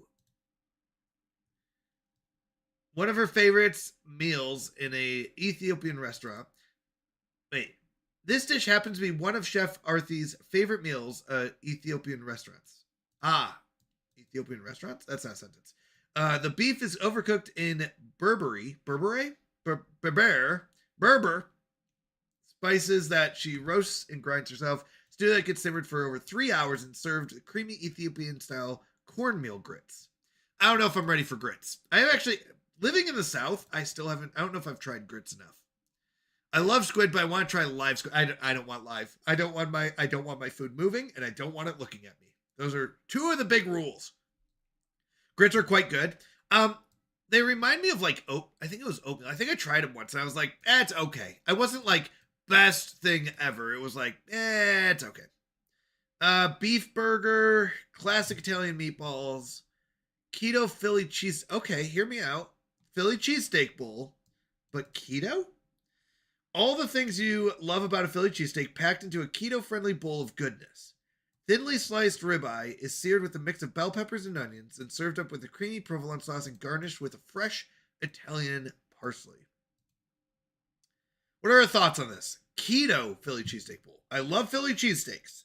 You had me at Philly cheesesteak bowl, and then you hurt me with keto. What are our thoughts? They're more like mashed potatoes than oatmeal in my mind. Okay. I had grits at Denny's. It was like eating a bowl of snot. Oh, apparently not that one. What are our thoughts on keto Philly cheesesteak bowl? Yay or nay? Add it to the list. We'll add it to the second from the bottom. We still got 2 more we got to pick. Oh no, it's premium. Never mind. We're not doing it. It's premium. All right. Loaded Fiesta nachos. We guarantee you've never had nachos as loaded as these. First off, that's quite a guarantee, Angelia. Cole. Can you guarantee that? Indulge in a vibrant plate of leveled up nachos where crispy tortilla chips are layered with melty medley of cheeses, savory taco seasoned ground beef, black beans, corn, and fresh toppings like olives and zesty pickled jalapenos. Baked to perfection and finished with a drizzle of tangy homemade tomatillo salsa verde. This dish is the ultimate cozy dinner. I I love nachos. I really do. But I feel like I can make nachos. Like I want something like codge pie, I probably won't do well with. Like I'm making myself. Like I want someone who can make a good codge pie or mushroom and Swiss burger. I could maybe make it, but like that's a lot of work. I feel like nachos are something I could make. All right. Stewed Moroccan lamb meatballs, al pastor tacos, guajillo pork chops and rosemary cream, loaded cauliflower casserole with fresh sliced green. Wait, how is this under meat? What meat is in here? Aren't we under meats? Get some easy melt rotel and spicy ground pork, easy nachos, right? Is Chef Tracy's loaded cauliflower casserole a side or an entree? That's your call. Either way, this indulgent, comforting dish is about to become one of your new favorites. She starts with tender cauliflower florets, stirs in crisp, smoky bacon lardons, and fresh sliced green onion, then swaddles the mix in a rich cream sauce, tops it with melty shredded cheddar, and bakes until golden and bubbling. Pair with the simple grilled chicken for a hearty meal. Okay, so there's chicken in there.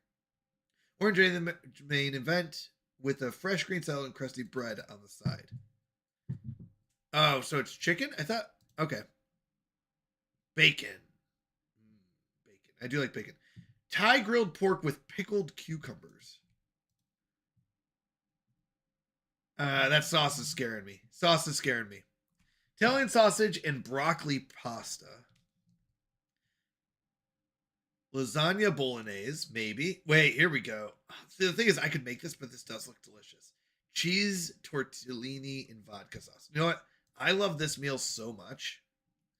Tender cheese stuffed tortellini. Take a swim in fiery tomato vodka sauce, mellowed by a splash of cream and brightened with red chili. Crumbled Italian sausage brings heat and richness, while grated Parmesan tops things off with a nutty bite. Think pasta night, dialed way up.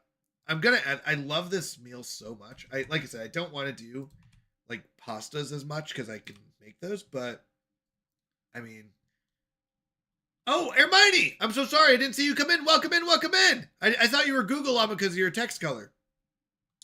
Italian sausage and beef lasagna. Oh, I do love lasagna. Noci bowl. Okay, we're just gonna add this one, but once again, we're probably gonna override it. Noci bolognese. This recipe is one of Chef Johnny's cherished family traditions. His father made the great gnocchi? Is it gnocchi? Gnocchi. Maybe chicken piccata ain't the play. I don't know. With bolognese sauce, slow cooked to perfection, the smell of the meat sauce filling the house, the hours of preparation, and watching cartoons on fall Sundays are memories of celebration. Sharing these memories and his father's secret recipe is an honor to Chef Johnny, and we know you'll taste the love in this dish. All right, Chef Johnny. Keep the sauce. Pork chop and caramelized onion. Okay. Pork chop? Are those beans or are those? Yeah, those are beans, not asparagus. Savor the rich, savory flavors of perfectly seared pork chops topped with a luscious caramelized onion cream sauce. This dish features tender, juicy pork paired with sweet golden onions and a touch of cream for a luxurious finish. Served with your favorite sides, crispy roasted potatoes and Southern-style green beans. This is a truly memorable meal that's perfect for weeknights or special occasions.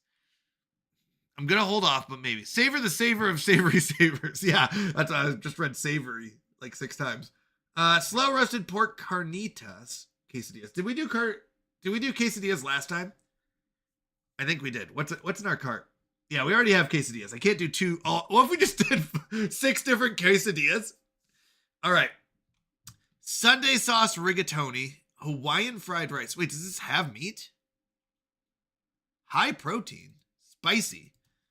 Favorite fried rice is a touch of island flavor. Tender jasmine rice is stirred fried with peppers, onions, lots of garlic, scrambled egg, peas and carrots, a splash of tamari and sriracha and umami and heat, and bits of pineapple and crispy smoky ham. Oh, smoky ham.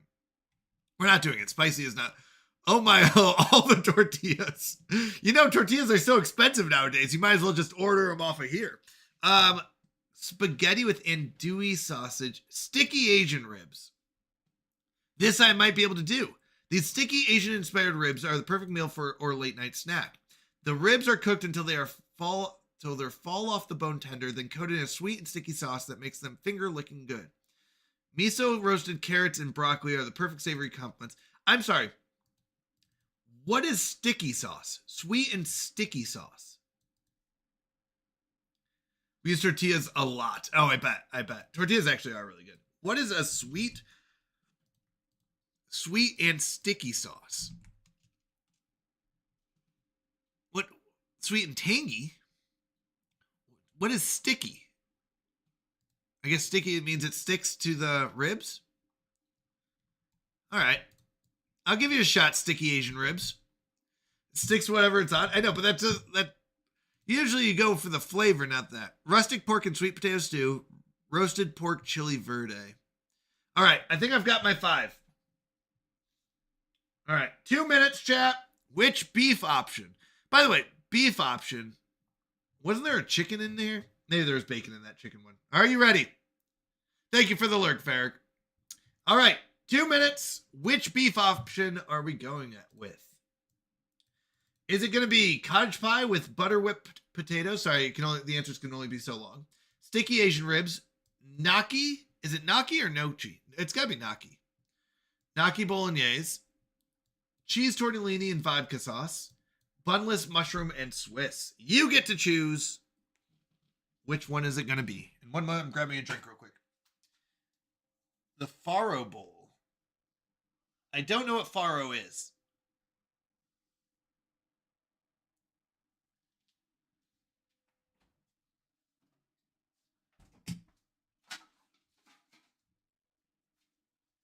All right, let's see. Garlic steak and farro, creamy. Oh, yeah. We looked at the farro one. I didn't care for the not couscous, the little things here. Not couscous looking things. What's the other one that they have? But here's in chat, there's a current poll. I picked my top 5. You get to pick which one of those 5 it's going to be. Cottage pie, sticky Asian ribs, gnocchi bolognese, cheese tortellini, or bunless mushroom and Swiss. Quinoa, that's the one. Quinoa. Yeah, they're all kind of in the same boat for me. All those kind of fall in the same one. All right, I've got only 2 votes, but they're both for cottage pie. I like cottage pie. Pie. Oh, wait, here comes gnocchi. Gnocchi? I think it's gnocchi. How to say... Is it gnocchi? I don't know. I'm not. Butter whip nash. Gnocchi? Hold on. Gnocchi. Oh, gnocchi. Gnocchi bolognese. All right, cottage pie it is. Cottage pie. That's the winner. All right, moving on. Number 3. Poultry. Got to get that poultry in. Mexican chicken bowl. I feel like I can get that at Chipotle. Gnocchi. All right. I told my daughter to check her attitude, and she responded, "For complaints about attitude, please contact the manufacturer." Bob, I love that, Bob. That's 200 points right there. That's a good one. All right. Hawaiian chicken fettuccine. Oh, did we see this one before? Plays an unexpected remix. Unexpected is definitely the word for me. Grilled chicken, smoky ham, and roasted pineapple tumble into a jalapeno-laced cream sauce where sweet, salty, and heat move in sync. It's all spun around ribbons of fettuccine, then topped with a crumble of queso fresco and a scatter of fresh cilantro. Familiar but flipped and built for the twirl. You know what? I'll give you a shot. All right, this is which poultry? Which poultry dish are we going with? Hawaiian chicken fettuccine might be on there. We'll pray to God who dare. All right, pesto chicken breast with baby kale salad. No, I'm good without kale myself. Spicy chicken tenders. Okay, truffle roasted. This is like the most upper class chicken tenders you can get. Delicious meal you can enjoy. Spicy chicken tenders with roasted potato truffle and a side of maple mustard. This is like 3 things I don't like. Spicy, truffle, and mustard. Okay. Sorry, it's just because those are the three things I don't care for. Rosemary lemon chicken. I think I can do better. Chicken katsudon. What is this? Katsudon? Get your katsudon fixed with a Chef Andre's tender-breasted chicken cutlets, taken to the next level with a sweet and savory shiitake sauce. Enjoy with a bed of fluffy white rice plus shredded carrots and scallions. What do we think? Katsu? Katsu. You know what katsu is? I'll put it at the bottom. I don't know. How are shiitake mushrooms? Oh wait, savory shiitake sauce. Sweet and savory. All right, it's a possibility. Crispy chicken cutlet with za'atar, rainbow potatoes. Chicken tiki masala. What is tiki masala? Excuse me, sir. Do you have any gray poop on? We don't talk like that here, Bob. Okay? This is a clean, family-friendly channel. We don't say poop on. Chef Andre's take on a classic Indian chicken tiki masala. With a mix of Indian spices and herbs, the buttery chicken is imbued with this complex flavor of sweet masala sauce. I don't know if I'm ready for Indian flavors. Grilled chicken with truffle risotto. Not a huge fan of truffle. Chipotle barbecue chicken quesadilla. Can we get another quesadilla? Can we please just do 6 quesadillas? Mexican chicken and rice bowl. I feel like this is Chipotle right here. Let's do that. Pesto chicken bowl. Chickpea Buddha chicken bowl. I don't know if I'm ready for like a chicken bowl. Middle Eastern marinade chicken shawarma. I don't know what that is, but whatever this is on the side. Couscous. Yeah. Couscous, quinoa, and I think farro are the ones where it's like, I'm not ready for those. Middle Eastern pulled chicken chili. Barbecue chicken bowl. Maybe this. Okay, so we're getting a lot of chicken bowls. So if I'm going to add one, barbecue is probably the only one I'd be close to. Simple and satisfying, this burrito bowl is an easy crowd pleaser. Saucy, sweet, and tangy sliced barbecue chicken sits on a bed of nutty brown rice. Of nutty brown rice. What is nutty brown rice? Alongside a flavorful black bean and corn salsa that packs a little punch thanks to pickled jalapenos. Topped with fresh pico de gallo and pepper jack cheese, this bowl is just like your favorite fast casual chain, but way better tasting and better for you. Yeah, I feel like this is just Chipotle. Shawarma. Do you know what shawarma is? I don't know what shawarma is. But I'm not a huge fan of couscous. Rice with nuts? Do those go together? I've never done rice with nuts.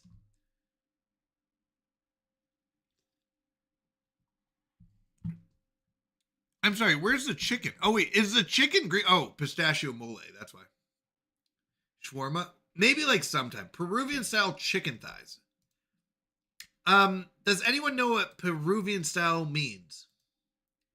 This is a celebration of Peruvian flavors. Tender chicken thighs are seasoned and cooked in a blend of aromatic spices like garlic, cumin, and oregano. Wait, because of Robert Downey Jr.? What happened there? What did Robert Downey Jr. have to do with shawarma? Then served alongside zesty cilantro rice with peas and carrots. Actually, I like peas and carrots, surprisingly. This meal is rounded out by nutty brown... What is up with these people in nutty? Nutty brown butter. Sweet plantains. Although nutty brown butter makes more sense. At least... Well, no. Does it? Is this peanut butter? Nutty brown butter? Is that the same as peanut butter? Is... nutty brown butter the same as peanut butter? I'm not sure what that means. No, nutty brown butter is not the same as peanut butter. Brown butter gets its nutty flavor from caramelized milk solids and butter. Wait, I'm sorry, caramelized milk solids? I don't know if I like the sound of that. In the first Avengers movie, when he almost dies, the first thing he asks for is shawarma. Oh, okay. And creamy cilantro lime jalapeno sauce that adds a zing to every bite. The combination of juicy chicken, fresh herbaceous rice, and buttery plantains is a match made in culinary heaven. We'll throw it on the list. Peruvian style chicken thighs. Creamy marry me chicken. Creamy marry me chicken. When she tried to tried the Marry Me chicken that's gone viral on social media, Chef Arthi fell in love with the modern classic, and you will too. She browns juicy, perfectly seasoned chicken breasts, then builds a luscious pan sauce with heavy cream, tangy sun-dried tomatoes, garlic, and her personal touch, just a hint of gochujang. Good. Oh, that's a spicy sauce, isn't it? The fiery Korean red, chili paste. Yeah, fiery Korean. We're good. She pairs the chicken with tender, crisp roasted asparagus and fluffy buttered basmati rice. I'm okay with that. Sorry. No spice. Don't marry chicken. I agree. Ama's chicken thighs and rice. Let's see what else we got. Nana's chicken cacciatore. What's cacciatore? Cacciatore. There are countless takes on chicken cacciatore, but this one from Chef Johnny is a truly special. I like Chef Johnny. Inspired by summer nights as Nana's table. Chicken thighs are seared until golden, then braised in a white wine tomato sauce alongside sweet peppers, mushrooms, sun-dried tomatoes, and capers. It's served next to creamy polenta. Polenta's not bad. I feel like grits and polenta are fairly similar in like texture and stuff. Stirred with butter and Asiago cheese. Result is rustic, comforting, and full of soul. Italian home cooking at its best. All right, we'll try it. We'll add it to the list. I don't know, but sounds good. I mean, yeah, a lot of these do sound good. Italian chicken piccata. What's piccata? Cacciatore. Some dishes feel like poetry on a plate. Chicken piccata is one of them. Tender golden seared chicken breasts are finished in a velvety sauce made with white wine, lemon, and... Yeah, I think I have tried it. It's not bad, but it's another pasta. There it is. Oh, is this the one you wanted? The piccata? Yeah? Okay, I'll add this one on there then. Instead of the cacciatore. I just didn't want like 6 pastas. Oh, I guess this one's not pasta, is it? No, it's fine. I don't mind. It was just one of those like, we'll see. Grilled barbecue chicken. Hold on. This might be my thing. All summery grilled goodness without all the work. Yeah, this is what I want. All right. We're going to take off something. We're going to take off the cacciatore for the grilled barbecue chicken. Thai barbecue. I'm not a huge fan of Thai. Ooh, jalapeno lemon pepper chicken tenders. I'm sorry, what are these though? Chef April brings a zesty twist to comfort food with this Aleppo spice take on a classic chicken tenders. Juicy strips of chicken breast are coated in a smoky, citrusy seasoning and baked until golden. Served alongside roasted potatoes and cool, crunchy cuts of carrot and celery. Okay. You know what? I could try this. What are we taking out? Hawaiian? Let's see. Hold on. Where are we at? We are about halfway. Wow, there's so many chicken dishes. Okay, Hawaiian was our first one. What was the katsudan? This one I think I had a question on, but we could try it. Peruvian style? Keep Hawaiian? Okay, what about katsudan?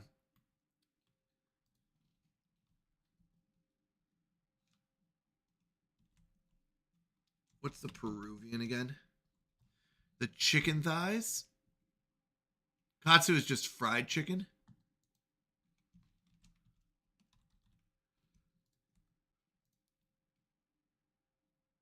All right, sorry, fried chicken. You're getting peppered. Okay. Lemon pepper.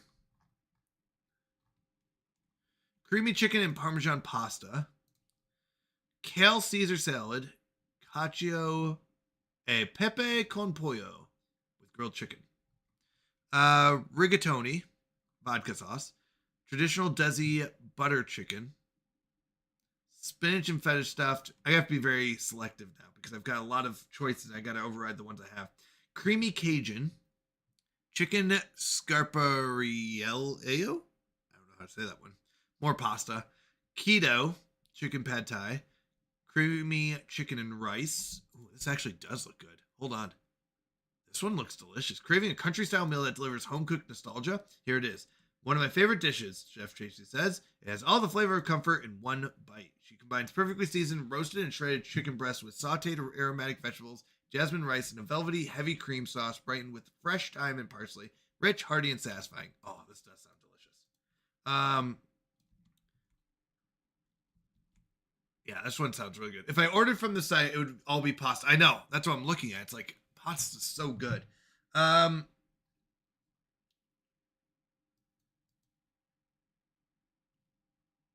right, Peruvian or pepper chicken are the two on the chopping block. Pepper chicken, the chicken and the potatoes look good. I don't care about the vegetables. Like the vegetables are fine, but it's like, man, I like the grilled. Nope. Okay. Sorry, pepper chicken. Sorry, but that one looks too good. This one looks really good to me. Does sound nice. All right. Curried grilled chicken with spiced cauliflower. I'm not a huge fan of curry myself. I don't think I'm brave enough to try like curry. Bacon truffle chicken salad. Oh, I don't know about truffle. I've never been a huge fan of truffles, but bacon is always good. And bacon could override the truffle. Paleo. What's paleo? Chicken cabbage stir fry. What is paleo? Isn't that like an era? Like caveman? Caveman, yeah! Caveman diet. Isn't it like hot spicy in my opinion? It's like super seasoned. Yeah. Yeah. A modern eating plan mimicking what hunter-gatherers ate in the Paleolithic era. I'm sorry, what food do we eat that's not paleo? Fried? I guess it's not fried because they didn't fry things. I'm not a paleo. I'm not really sure I understand. Mimics. Let's focus on whole unprocessed. Okay.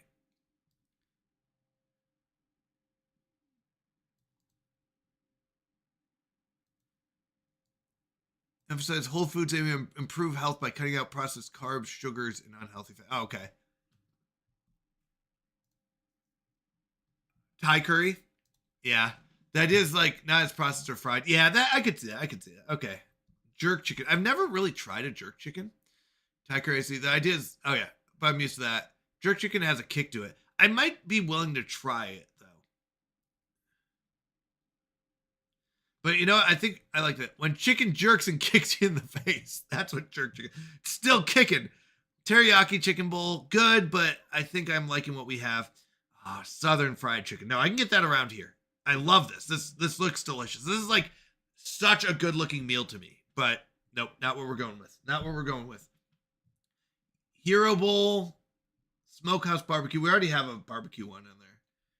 Chicken and white wine sauce, chicken breast tiki masala, aromatic Thai basil chicken, hibachi chicken fried rice. I gotta be selective. Cheesy chicken enchiladas, Suizas? Suiza. Southern fried chicken is elite. Oh, it's so good. It's so good. I agree. But no, we have to be selective. Spanish style, grilled chicken tempranillo. Baked potato and chicken thighs, chicken pesto, penne with ricotta, cashew chicken pad thai, and dewy red bean and rice. What is that thing?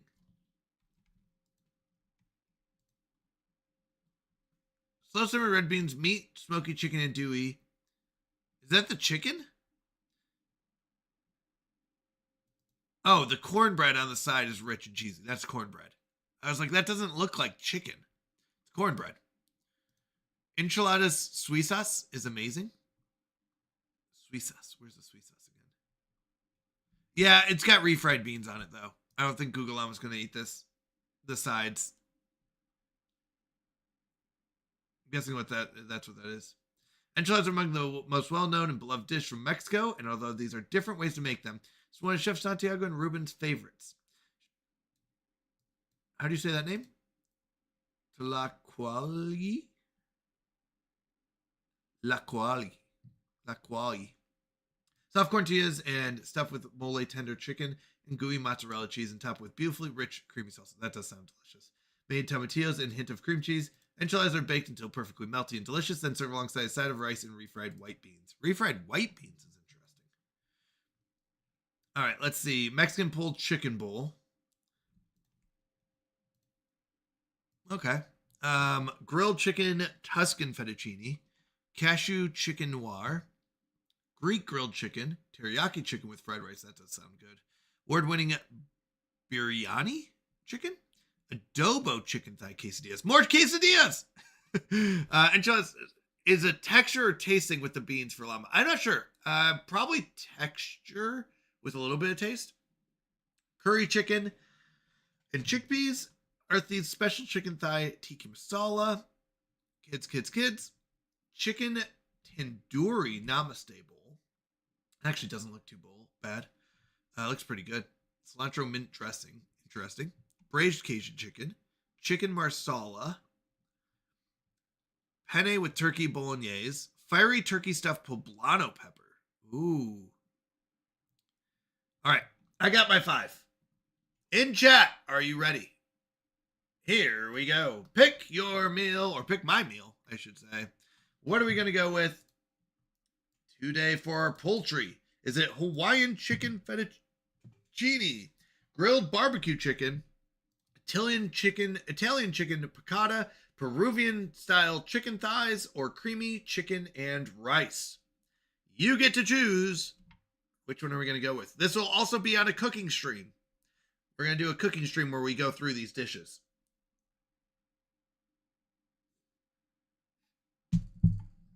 All right.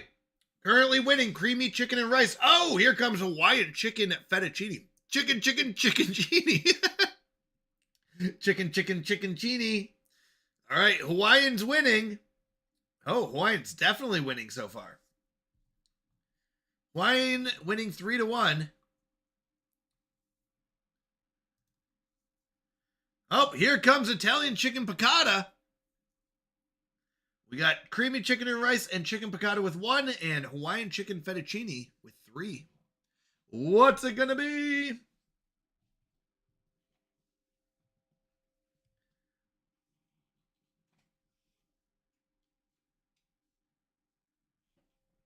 never know. We got 1 minute left. Which poultry dish? Hawaiian, Italian, or creamy?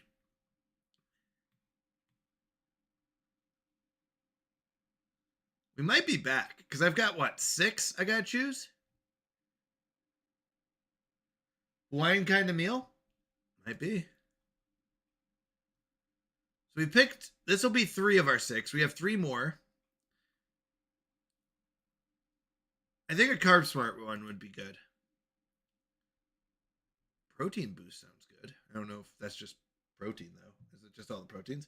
All right, Hawaiian it is. All right, what's GLP-1? This is for diabetes, I was told. But you know what? Oh, hold on. I was going to say, I recognize a lot of these. Like this one we've seen. Lentil taco chili. Interesting. That actually looks pretty good.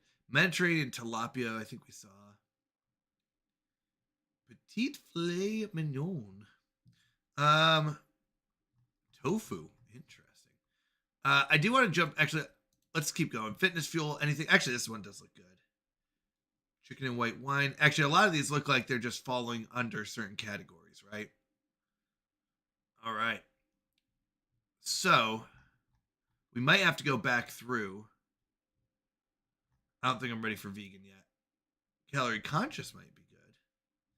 But these, once again, yeah. Okay, so we're getting repeat. Oh, wait, hold on. Chickpea salad sandwich. I didn't see that one before. Oh, this is calories, not. I was gonna say that comes with bread though. I thought that's a whole like thing, but that wasn't calories. Sorry. Loaded sweet potato. Ooh, that's interesting. Curry chickpeas and spinach isn't usually what I put in my sweet potato though. Usually it's like unhealthy stuff. Okay. Let's go to Carb Smart. Okay, so actually, you know what? I'm not seeing. It's just kind of categorizing these. So let's go back. We'll do 3 more. Yeah, let's do 3 more. Seafood. So you know what? I wonder. We're going to do another vote. New poll. Oh, dang it. I can't. I was going to say I want to bring up my old ones. So we already have this one. So we're going to go with which seafood again. We're going to do 3 more. I think going type of meat is probably the best way to see all the different ones. You'd use Carb Smart or what? Yeah, I agree. So we're gonna go with same ones. We're picking a second seafood. So Chipotle salmon. Which other ones do we have on here? Salmon cakes. I remember those ones. Which means I can get more of the chicken ones too. This one doesn't look. No, not honey mustard. Nope.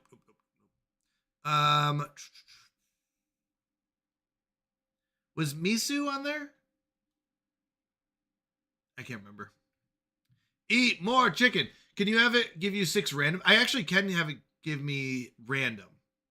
So if you view your cart, you can have it give you random. Like we can remove these 3. Give me a second. Let me go and add these to a notepad real quick. So these are the 3 you all chose. But there's some I don't care for. But you can do wait, hold on, was it at the top? Pick for me.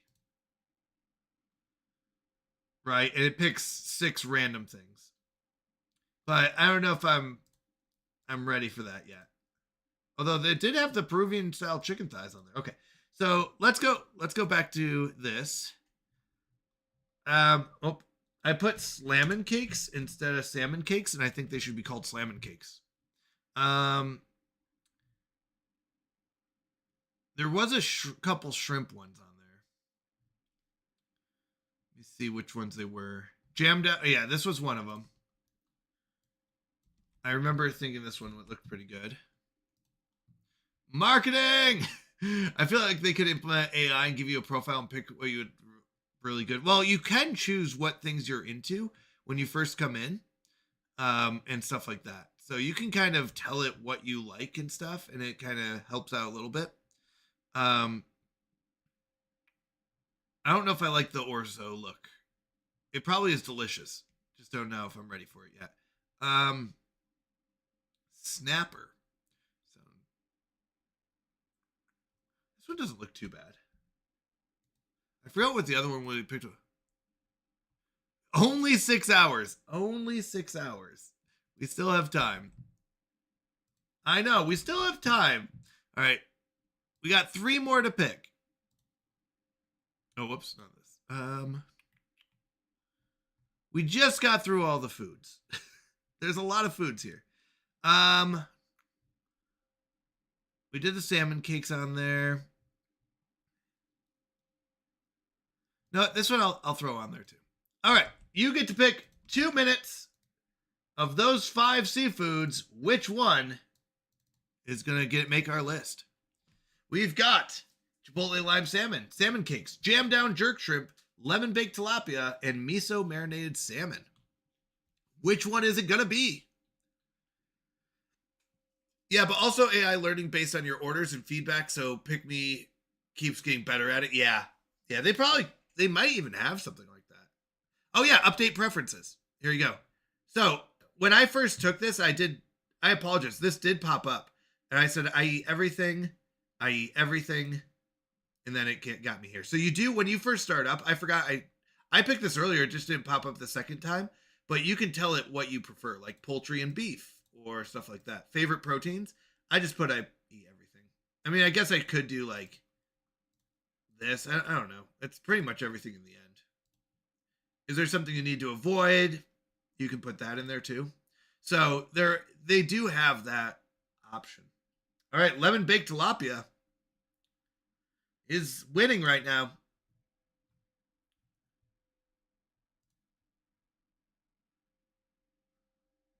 Lemon baked tilapia.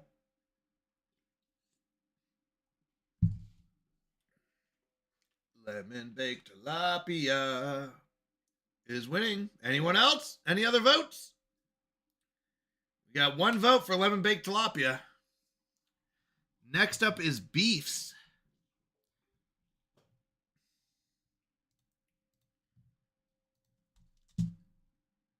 It's a me. I'm a winning. Oh wait, here comes Chipotle lime salmon. Out of nowhere, 1-1, 2-1. Last minute. Chipotle lime salmon. You never saw it coming. All right.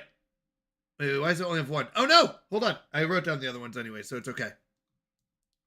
Thank goodness I wrote them down, though. Shrimp quesadilla. Shrimp. Uh-oh. Did I spell it wrong? Hold on. Oh, wait. Hold on. Yeah, seafood. Yeah, seafood. We have the quesadillas. What do you mean quesadillas aren't on here? You can't find quesadillas on here? What happened to our quesadillas? Our quesadilla. No, it was up top. It was a shrimp quesadilla go-butter. Yeah, there it is. Okay, I don't know why it's not finding it. That's fine. Maybe I pressed the wrong button. All right, beef. We got the cottage pie one.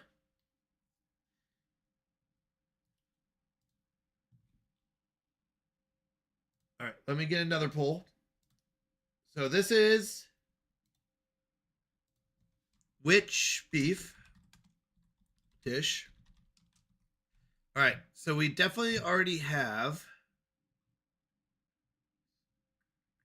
Where is it? Where is it? This one, cottage pie. That one's already in here. So herb Persian, garlic steak and farro. Actually, Hermione said this one might be good. Garlic steak and farro. We'll try it. We'll throw it on there. Garlic steak and farro. We're not gonna do more tacos. What were the other ones? Oh, this one, bunless mushroom and Swiss burger.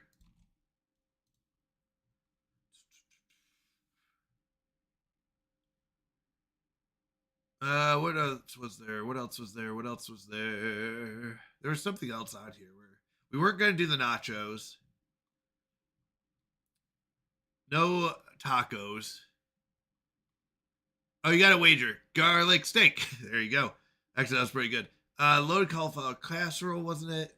Oh, that does look good. No. Oh, yeah, this was one of them. Chicken cheese tortellini. That one looked so good. No, not that one. Oh, sticky Asian ribs was another one. Yeah, sticky. Wait, did sticky Asian ribs win? No. No, it was the it was the cottage pie. That's what it was. And then one more. Uh-oh, I missed one. Which one did I miss? Ooh, that looks fun. I have no idea that answer. 50-50. Nice. What do we got? What do we got for the last one? Not the nachos. I'm not gonna do nachos as a dish.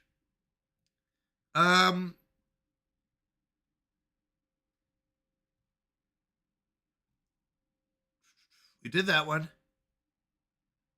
I'm trying to think which one I missed. We added the farro, cheese tortellini, wine fried rice.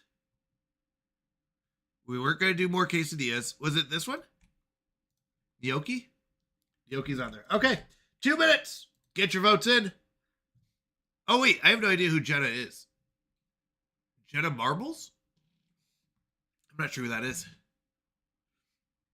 All right, which beef dish is it going to be? Oh, we got votes already. Garlic steak and gnocchi.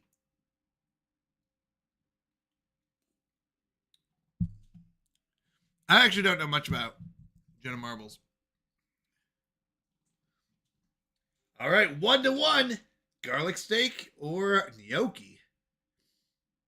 Which one? Which one will it be? You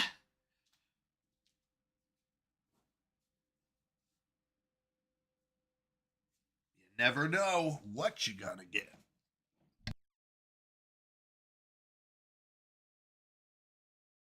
She's an OG YouTuber who did sketches and later on did random fad type videos. She was super funny. Oh, yeah. She retired a while ago. Okay. Nice. All right. What do we got? It's a tie between garlic steak and farro bowl or gnocchi bolognese. No votes for sticky Asian, cheese tortellini, or bunless mushroom and Swiss. Okay. Wait, 2? 2 for garlic steak. Moving up. I don't know what farro is. What have I signed up for? Possibly. Hanger steak, marinade with garlic, cilantro, and green onion. Anchors this protein-rich bowl. On the side, sweet esquites. Wait, here comes mushroom and Swiss out of nowhere. Can I take a vote back? There we go. I don't know. I'm not really sure how the voting system works. Herbed farro tossed in citrusy oil and jicama corn salsa. Uh-oh. Farro's up to 3. Not taking any chances. That crackles with crunch and brightness. All right. Add it. That puts us at, I think, 4. Oh, hold on. The Farro didn't go. Let me go and refresh because I wonder if it added it. Oh, no. There we go. All right.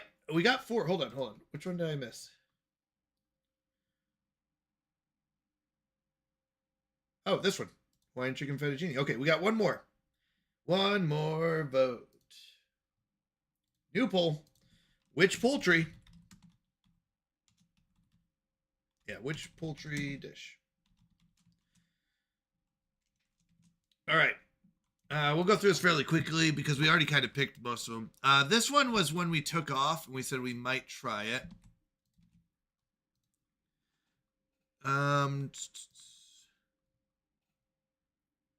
No more quesadillas. I said no more quesadillas.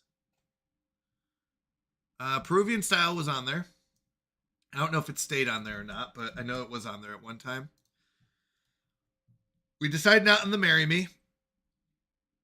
The chicken piccata, that was on there, right? That one didn't win. Yep, so chicken piccata was on there.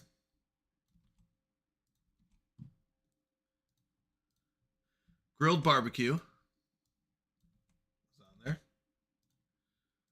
And one more. No, it wasn't it was this one. Creamy chicken and rice was on there. Farrah's going. Get in the bag.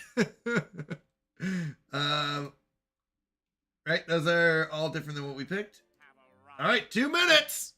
Get your votes in. Call Me Cursive is here. Hello. You're voting. You can vote on which last meal we are adding, and then we'll do a cooking stream with these. We'll probably do all 6 in one. I'll just eat 6 meals in one day. But we're being sponsored by CookUnity, so we're checking it out. We went to the website, picked our preferences. Duck confit. There you go. There you go. You get to choose. We got 3 votes for chicken piccata, 1 vote for katsudon. Yummy food. How you doing, Cursive? Good to see you. How's life going? All right.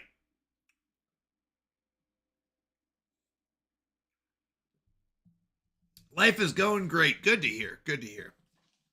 Good to hear. All right. Looks like piccata's in the lead, 3-1. Katsudon has 1. Peruvian, grilled barbecue, and creamy chicken and rice all at 0. Praise God. Wool coat finally arrived in mail. Paid 29 euros for it, including delivery. Actually, that's not a bad deal. Go, piccata, go! There you go. Looks like piccata's might be wrapping it up. We're going to find out. Where did my piccata go? 2 C's? Yeah, 2 C's. All right. This might be the one. You never know what's going to happen, though. About 15 seconds left, I imagine. Maybe 10. New price, likely 300. 4 for piccata. Not taking any chances in those last little bits. All right. Looks like that does it. Piccata is the winner there. All right. So, I'm not going to go put my information online. I just want to make sure, but I want to make sure. Yep. So, you sound so sad. Where'd my piccata go? Where'd my piccata go? All right. Let me make sure I do put my delivery address and stuff like that. Going to mass in 5 hours. Let's go.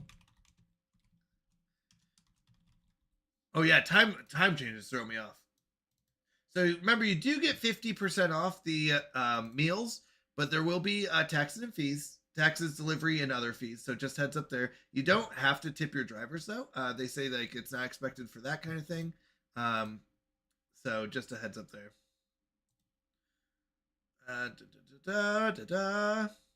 Between 10 a.m. and 8 p.m., front door of my house is fine. Address instructions. Go to the address. I'm just kidding. All right. Oh, hold on.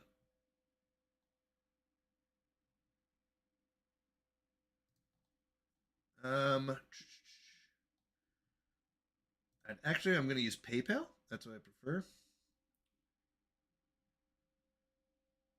Your card number is incomplete. That's going to happen because I don't have a card. What? I haven't been spending that much, have I? Wait, what's this? Independence Day yesterday? Wait, who's Independence?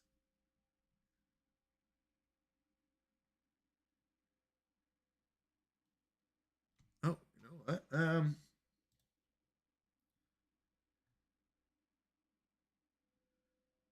should be fun. Finland. I didn't know that.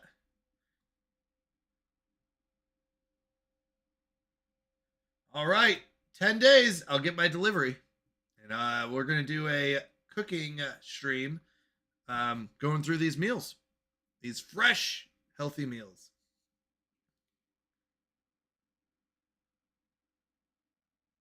Give it 1 moment to go through. It says order confirmed. It's just spinning for a moment. I want to make sure it does go through. Oh, personalized recommendations. Yeah. Sorry, I wanted to make sure it doesn't give away my information. Okay.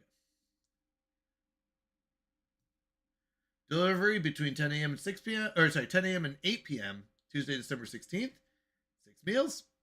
All right. I was hoping the Finland quote from SpongeBob was blurb. Oh, what's the Finland one? I don't know that one.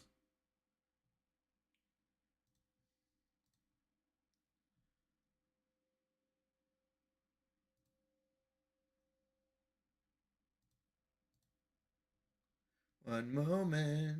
And then we're going to get into some EU4.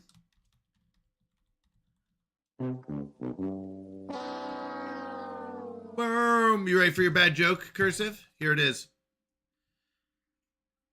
I didn't want to believe my wife was stealing from her job in road work, but when I got home, all the signs were there. Ha! Oh, Patrick Ellington. That's a good one.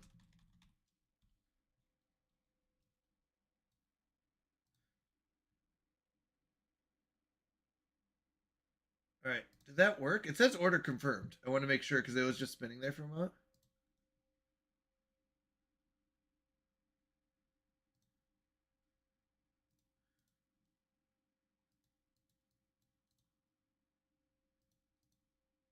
All right. Very excited. And we can still make changes if we have to. Okay. Let's jump over to some Europa Universalis 4. Let's play some games. By the way, that Be Castled game is really good from yesterday. Still think about it. 2 men walk into a bar. The third guy ducked. Well done. That is a good one. It's a classic. It's a classic vid, and I still laugh every time. 200 points. All right, here we go.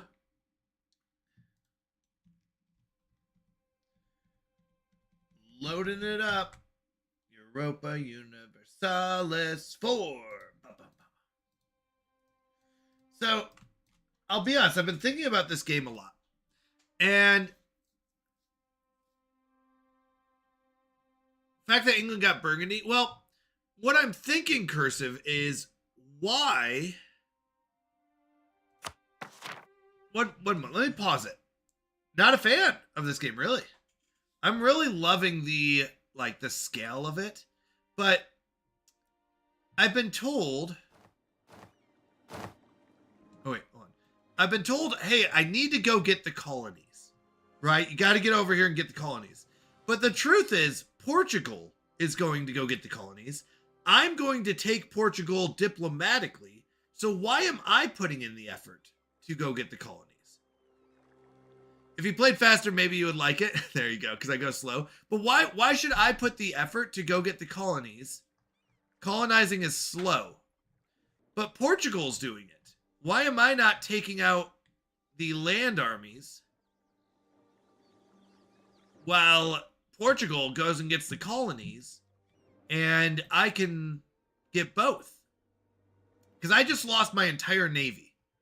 My entire navy just got wiped because I didn't realize that they weren't prepared for the ocean. You're an explorer. It's what you do. So I don't have a navy anymore because apparently they don't know how to sail the ocean. They weren't prepared. So England and France won't take everything that Portugal doesn't. But if they're fighting, so if I'm fighting England and France over here, let's do the math. As you can see, that's fine. I love that it shows up on my main screen as well. You need to use explore mission. You won't get attrition. I don't know what explore mission means. Explore mission.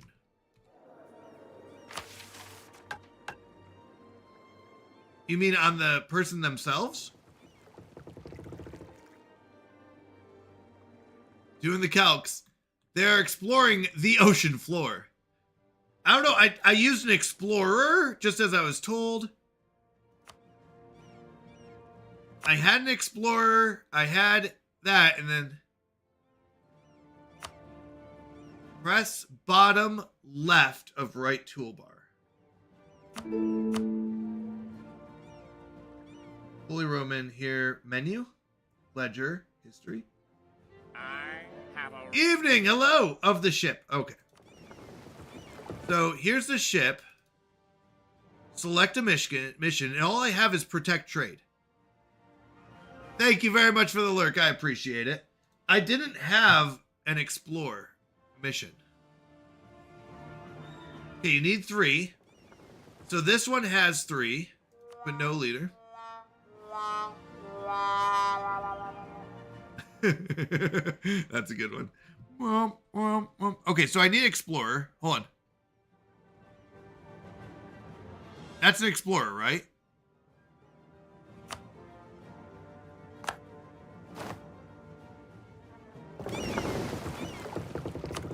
I only have protect trade.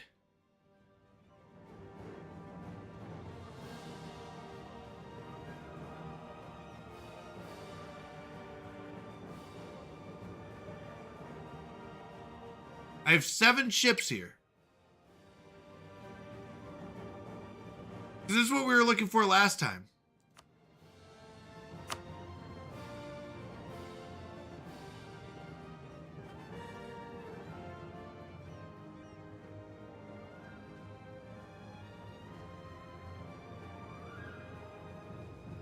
These are heavy ships. So there's heavy ships and light ships. Even my light ships, though. Where are my light ships at? Where are my light ships at? No, that's an army. Let's go, Canadian Mountie. Subscribe to CookUnity. That's the try light ships. Okay, we'll try the light ships. Where are my light ships? Did I lose those two? Hold on. We can find that. Can I find it here? Where's my navy at? Yeah, Explorer's not ready because he doesn't know how to sail the seas and not die and kill all of his friends with it. Hold on. So this is 8 heavy ships, right? Which we should be able to merge at this point. Did I lose my light ships too? That's the army. No, these guys are all gone. Oh, is this it? Here's my light ships. Here we go. 7 light ships. This is it. Wait, I can't do this because fleet is not in port. Okay, come to port. Okay. There's a hole in the bottom of the sea, and Canadian actually tried to fill the hole with his navy. Put to port. All right, so they're in port. Yeah, you can only protect trade. Not the navy. Yes, good. No, I can't sail without attrition. I waited so long. I didn't sleep. I don't know how to sail the sea without dying. My thing is just let Portugal do it. I'll take the land. And Portugal, you go take the colonies. Paradox is unbelievably greedy. My thing is, I don't understand the point. Why put all this effort into colonizing if Portugal can do it for me? Portugal, you go colonize. I'm going to go fight. I'm going to go fight Morocco. I'll take out France. I'll take out England. Portugal can do. Yeah, Portugal can do their own colonizing. And then I'll take Portugal. But it must be your personal union. What do you mean? Isn't that what we're going for? Isn't that one of our missions? One of our missions is to recover Portugal. Either diplomatically or that. Yeah, and you lose half of the colonies. Wait, why would I lose half the colonies? Do we not become the same one? And this way the colonies will say, oh yeah, I can't do swear words. We can't do swear words here. Family friendly channel. Why take 100%? That's fine. Wait, why wouldn't I get their colonies? Because Portugal cannot colonize everything.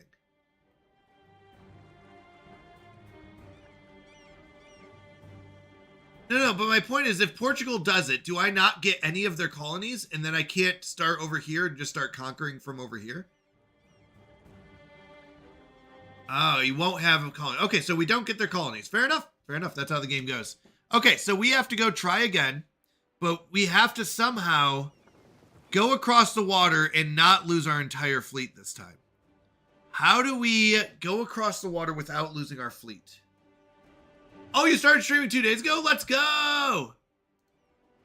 Nice.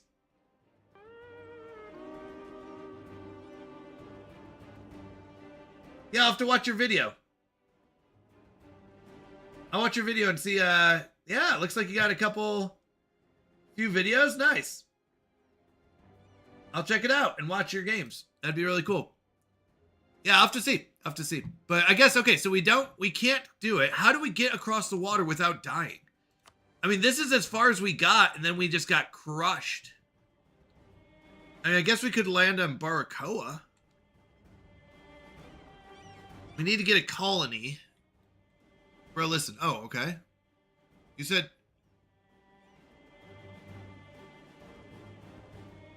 Streamer, look at chat. Look at yeah, that's what I have been.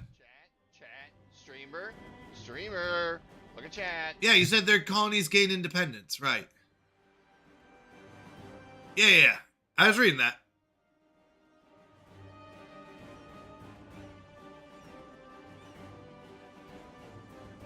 Yeah, that's what I was saying is I don't get them. So, in DLC, they just automatically explore. You're just saying no to free real estate. Focus. I know, that's what I'm saying. I got to get a colony. I was just telling y'all. Yeah, I'm getting a colony. So, I'm going to get a colony. Sorry, not a colony, a colonizer, colonist. I do have loans still. Okay, that's fine. Yeah, so we're going to get a colonist. That's what I was saying. I'm agreeing with you all. I just didn't realize my thought process was if I take Portugal, I get the colonies, but fair enough. We can do that. So, stability is good. We're good on stability. There is provincial unrest, but I don't think ours. Let's see, 40% in Sale, but that's because we have a missionary there. That'll go back down in time. We're fine. We do have a free advisor slot, but I don't think there's anything really good here. Reinforced speed. Actually, this isn't bad. These aren't bad advisors. I just don't think I need them right now. Disputed succession. He just took time to understand he can't colonize the ocean floor. Yeah, apparently he can't. stronger England has with the strength they already have. Right. Well, I can't. I gotta go to get those colonies. That's what I was saying. Yep. So, we're all on the same page on that one. So we have claims. You can seize land, but if I seize land, I would have to fight off the rebels. Right. Which we could go for. We also have this one. What's this one? Increased production in Malaga.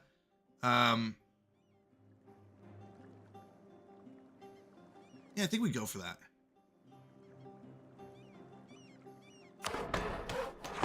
We're going to do that so we can seize land. We are going to lose... The clergy is the one that's going to hurt us the most here. This one will be shortly back up, and so will burghers. In fact... Yeah, burghers I don't even think will rebel. So it's just going to be a little bit of nobility. And clergy will be the problem. Clergy's equilibrium is only 42, though. Yikes. Okay, so it won't go up quick, but yeah, we'll fight him. Okay, so we're going to do that. We have to go fight those rebels. We have to go fight these rebels. 6k and a 2k, that'll be fine. We'll be fine.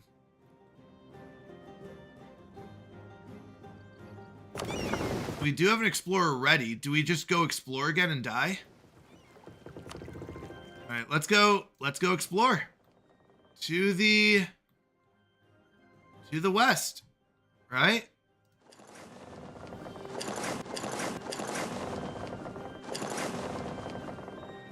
And we'll just die. And we'll just sacrifice the 7 ships. Is that the idea? Streamer, look at chat. Look at Monarch points, money, manpower. chat. Streamer, look at chat. Yeah, but we gotta wait on technology anyways. While I'm waiting on technology, I gotta do something, right? Like, we're only like 7 away from this one. I don't need the docks. I'm using my diplomatic.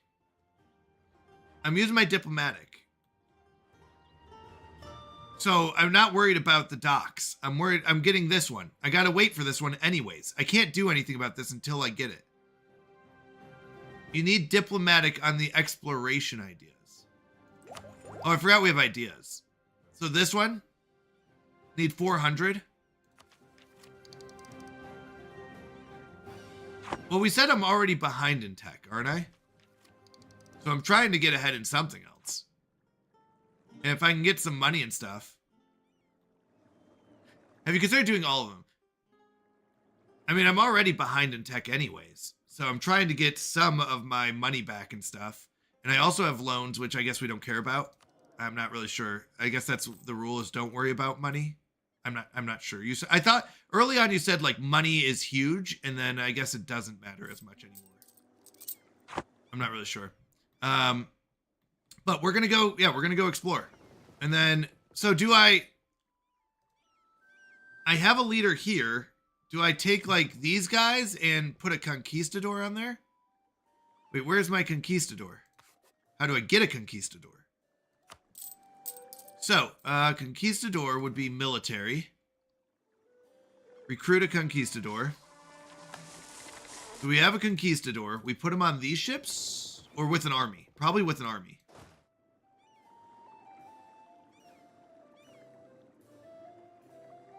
Okay. So why don't we do this?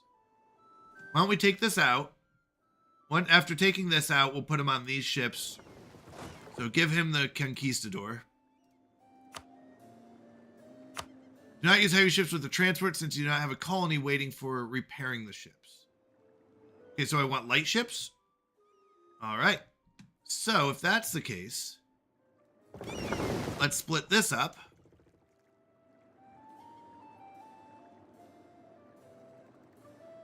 It's not possible to split or merge a unit that move further than halfway to its destination. Okay. Let's bring them back. And then we'll split that one up into 2 and put them on that one. Oh, 1 transfer per regiment.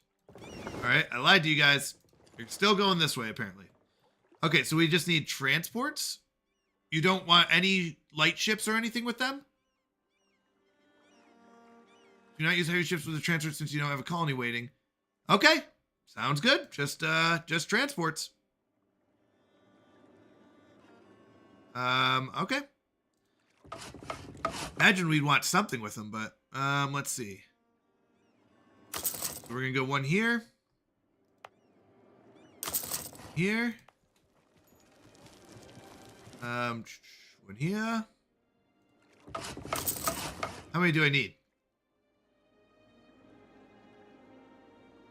Actually, I don't understand repair mechanics. Maybe CMC can explain it. Repairs and import with time. Okay. How many transports do I need? Would be the only question, because I don't know how many a transport can fit. Transport can fit 50 million people. 50 people. Let's go! 1 per 1 regiment. Is a regiment 1,000?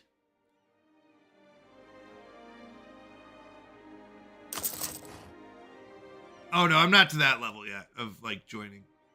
1, 2, 3, 4. Is it 1,000 people a regiment? 1, 2, 3. Yeah, I guess that's a regiment. 1, 2, 3, 4, 5. And 6. All right. You're gonna have to fight them anyways. You're gonna take them out. All right, we do have the disloyal estates, but the nobility will come back soon enough. All right. Oh, your Morocco campaign. Nice. The noble families are the bulwark of our power. However, they are not a united force and are locked in a constant struggle against each other for influence and power. As time marches on, some noble houses might see their fortunes rise, while others could lose all their power. The resulting envy leading to bitter rivalries and recriminations. Recently, one of these rivalries boiled over into outright conflict as Miguel de Villena, the leader of the powerful noble house, was assassinated by his rivals. Furious, his surviving relatives are repairing their violent revenge. Let them solve this. We lose 15 legitimacy. Nobles gain 10 loyalty, which would be good. Streamer, look at chat. Look at chat, streamer. Streamer, chat. Well, one second. I'm resolving this. Streamer, look at chat. You are throwing your men away without morale. Oh, okay. Well, one second. I gotta answer this first. This came up first. We gotta answer one situation at a time, people. One situation at a time. I can't answer the morale issue until I get this. So, I don't want to lose the 50 administrative anyways. So, we're going to go ahead and do this. We'll lose the 15 legitimacy. So, I will get there in a moment. You guys have no patience. One moment. We're paused anyways. This is why we go on slow, because it's okay. So, morale is by pay army before fighting. Okay. So we want to lift up their morale now, or is it too late to lift up their morale? Oh, that's the budget, isn't it? Do we want to lift it up now, or just is it over? I thought this is an easy fight. I thought we didn't really have to worry about it. Lift it now. Okay. Stop. Pay army. Yeah, we're paused. It's not going anywhere. It's okay. It's okay. It's a slow game. We're not full speed. You don't have to worry. Don't fight. They're already fighting. You're saying don't fight these guys? Okay. Well, they're going to go in there anyways. There's no going back. Wait before morale goes to the top. Okay. It's okay. I love the wait. They have to wait. Stop. Don't move. It's okay.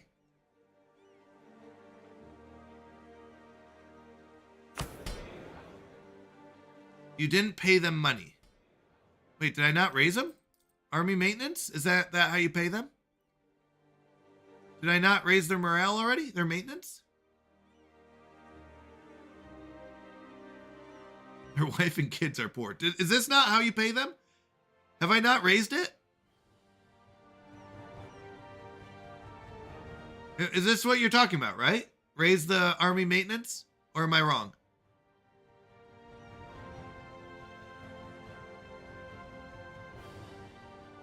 Wait, that's why they will not fight? I'm so confused. Aren't these ones fighting?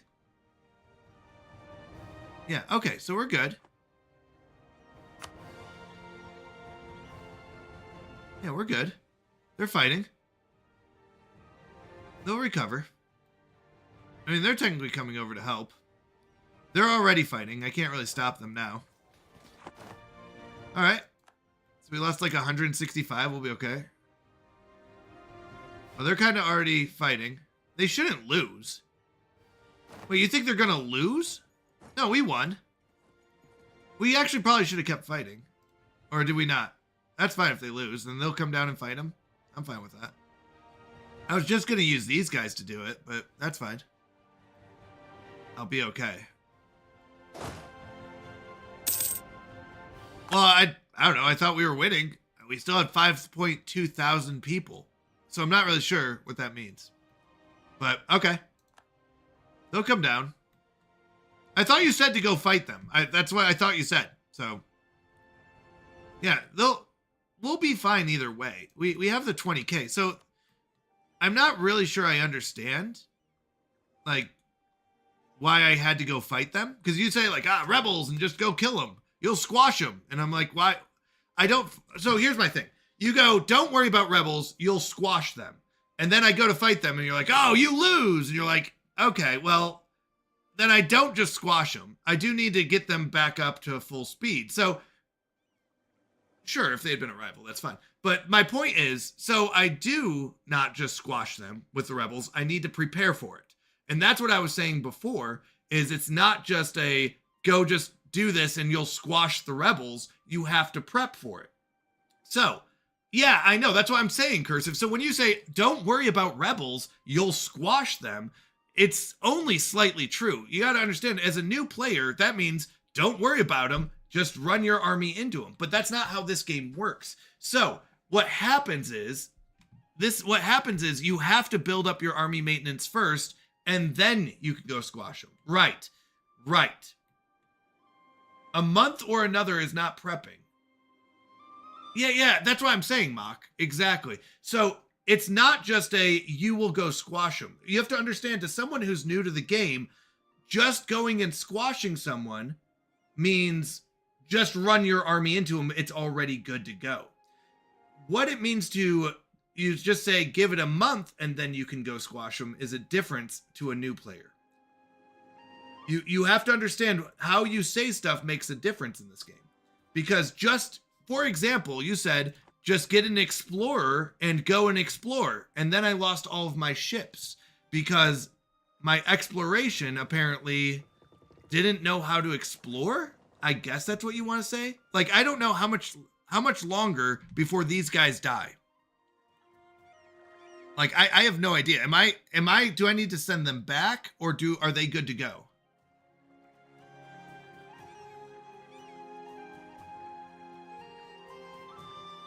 We're already stopped. You don't have to tell me to stop. You have to tell me what to do next. I'm already paused. We're not moving quickly for that reason. You only need 3 ships. Right. It says you need at least 3. I had 7. That's fair enough. I mean, a lot of this, if you want, I can just do it on my own and then learn from my mistakes.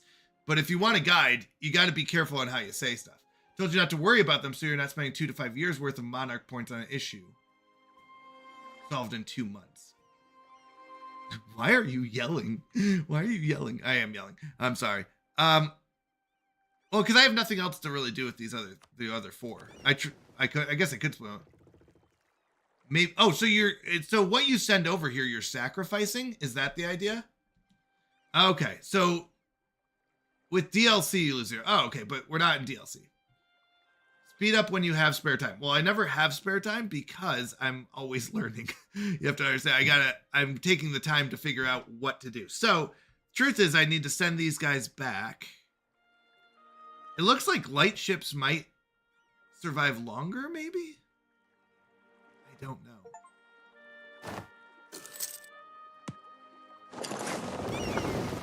Let them die. Oh, we just let them die.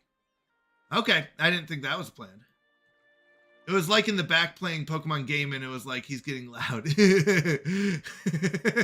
That's funny. Yeah. What?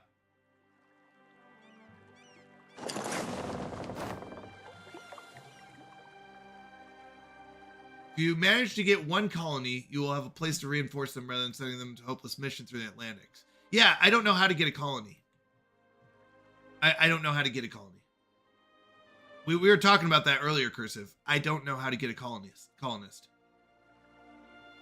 So I do have a conquistador that just lost a fight, right? And I need to wait. And I was planning on these guys coming back. But you're telling me now they're not coming back. And remember, we built these transports. We're building transports for them to go across.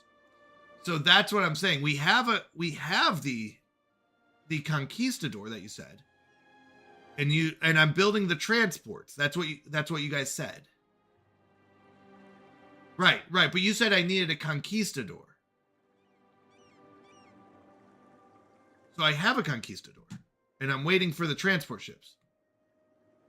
You can get a colonist from the exploration ideas if you do not waste all your diplomatic points on placating rebels. Okay. Well, we spent 50. Fair enough. We did spend 50. So we are saving up for the ideas to get a colonist. When do we get the colonist? Oh, right here. So the next one we'll get a colonist. Okay. Okay. But hopefully the conquistador, do we just send the conquistador to die as well? Is that the idea? He will also go to die? Yeah, I'm understanding what the conquistador does. Okay. All right. Well, I am going to send these guys back. You should put colonist. Okay. When it's empty. Got it. And he will make a colony. Got it. Got it. All right. Let's see. I'm not going to sell titles. You may use or not to use. Okay.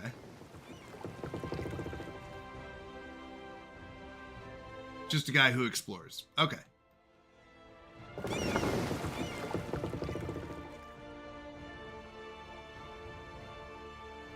So they're losing about 3% per month.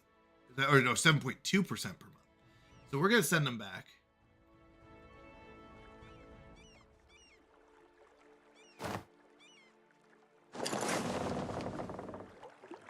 Yeah, it is hard to follow her when it's like 16 messages. Yeah, and all caps does come in. All right.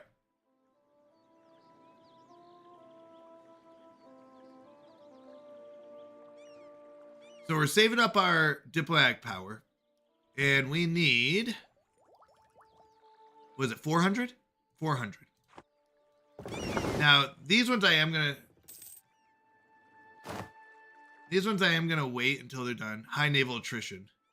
Yeah, actually, I need to get them back. Let's see if we can get them back. I know I'm not supposed to, but I would like to try to get them back. If they're in, well, actually, if I go here, is this the... Know so much, huh? Well, it just so happens that your friend here is only mostly dead.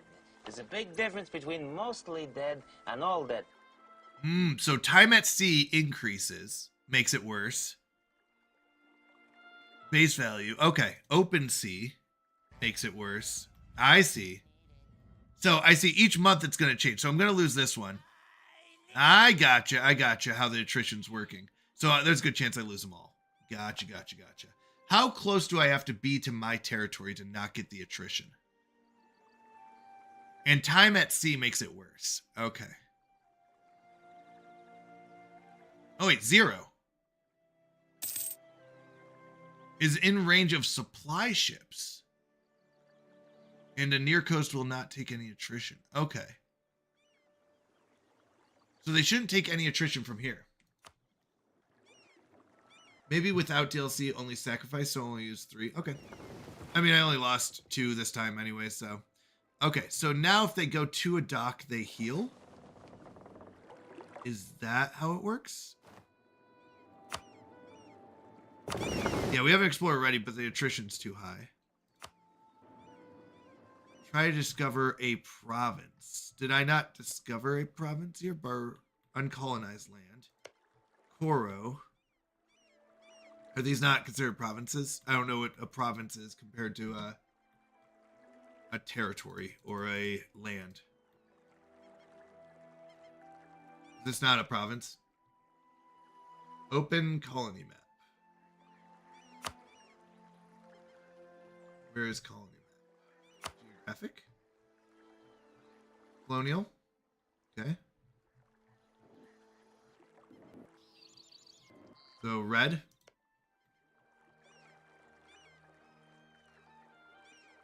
How do I know if I can build a colony? Let's see. Regions, colonial states, and trade companies can form. Green is good. Okay, so we'll use Baracoa. Okay, build on green. Fair enough. So we're going to go up here. We're going to build here. Colonize there. Yeah, I agree. I agree. Okay, so we're going to heal up our ships.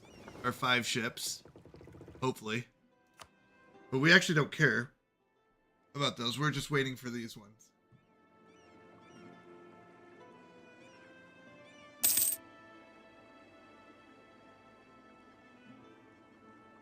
So once we get these ships,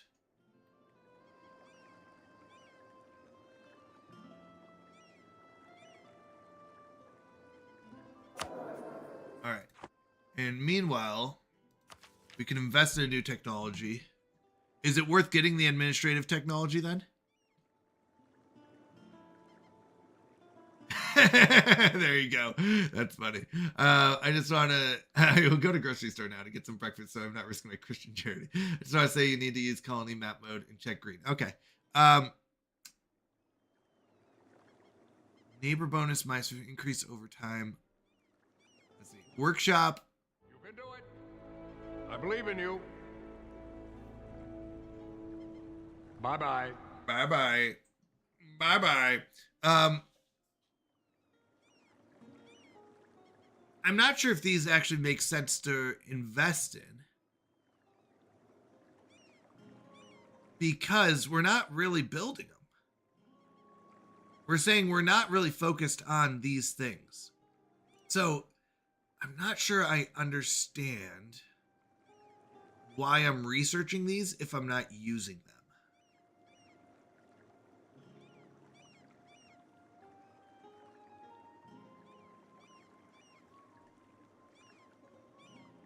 Right? Because I'm not building workshops. You said don't build these buildings in my territories or the spots I own.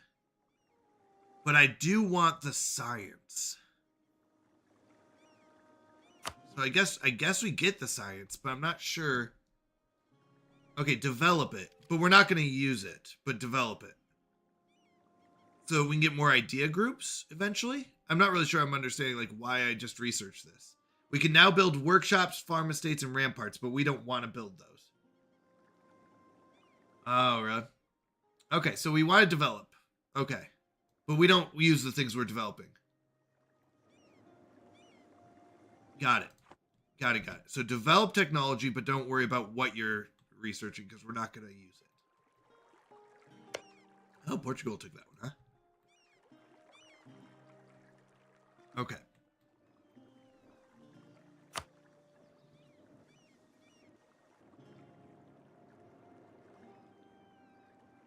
All right. So once these are ready, we could transfer.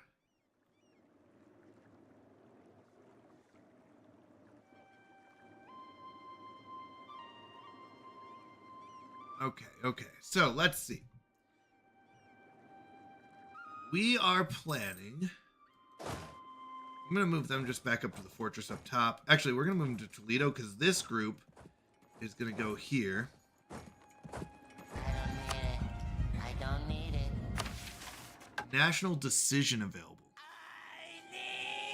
Castile gets de heretico comburendo act until the end of the game, giving the following facts: national tax modifier, missionary strength. So let's do that.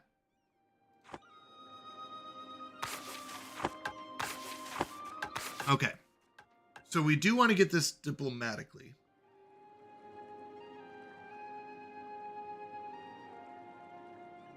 Okay.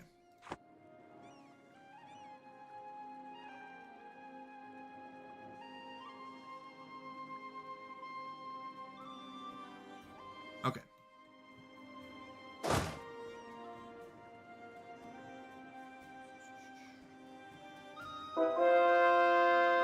All right, so we did convert Saleh, and with Saleh's conversion, that should mean that this is done. Yeah, so that's going down. Now, if I'm correct, these are all Catholic now. So that's good. That will help us with them not being a problem, and also with the amount of autonomy going down.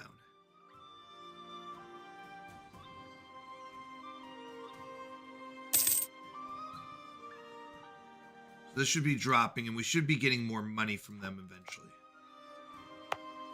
Yeah, this one's down to 43. That's good.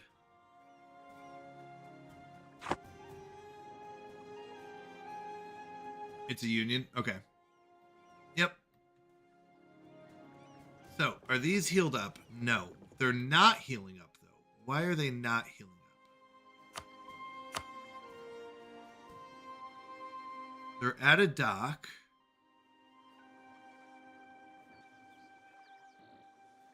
I have no idea, Mock. Yep, I have no idea. I'm just learning the game. It doesn't really, to me, it doesn't matter which nation I choose because I'm just learning the rules for the game.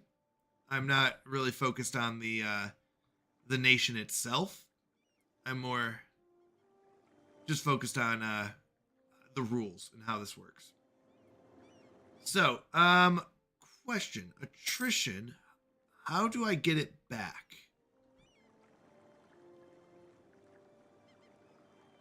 I'm wondering if this is because my Navy, which Army maintenance, I guess I can, I don't know, if I keep it high because I've got a Conquistador on the way.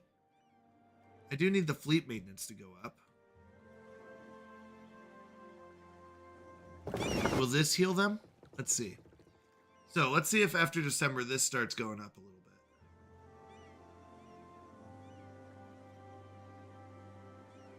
You want to start guide and say no. Go play.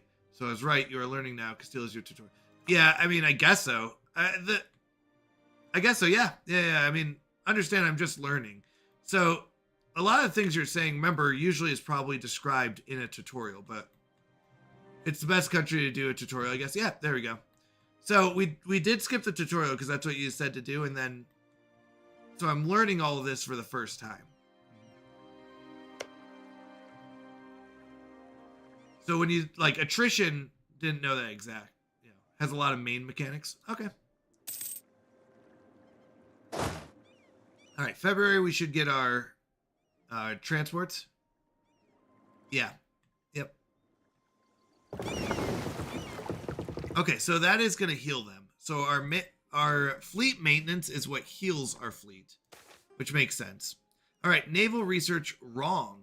It seems as if leading shipwright in our country has written a very convincing document detailing how the new ship technology that his rival has been trying to get funding for will never work. It may even cause the ships to sink before they've left the harbor. They must be right or ignore them.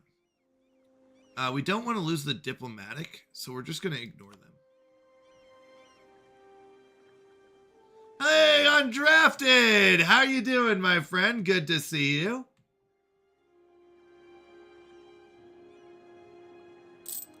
All right, so what is this? The Reconquista. Spanish Inquisition. No one expected that. Doing well in yourself? Doing well. Just learning this game. Figuring out how it all works. It's a fun game, though.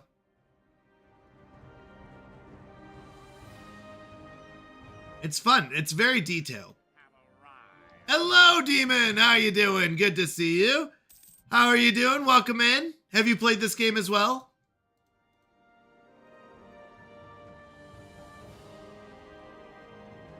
What brings you to the fine Canadian Mountie chat? I'm doing fantastic. Life is good. Life is good over here. Just learning how to play this game. This is our first playthrough. Never played this before, so just kind of figuring out how it all works. May God bless you all as well, and you.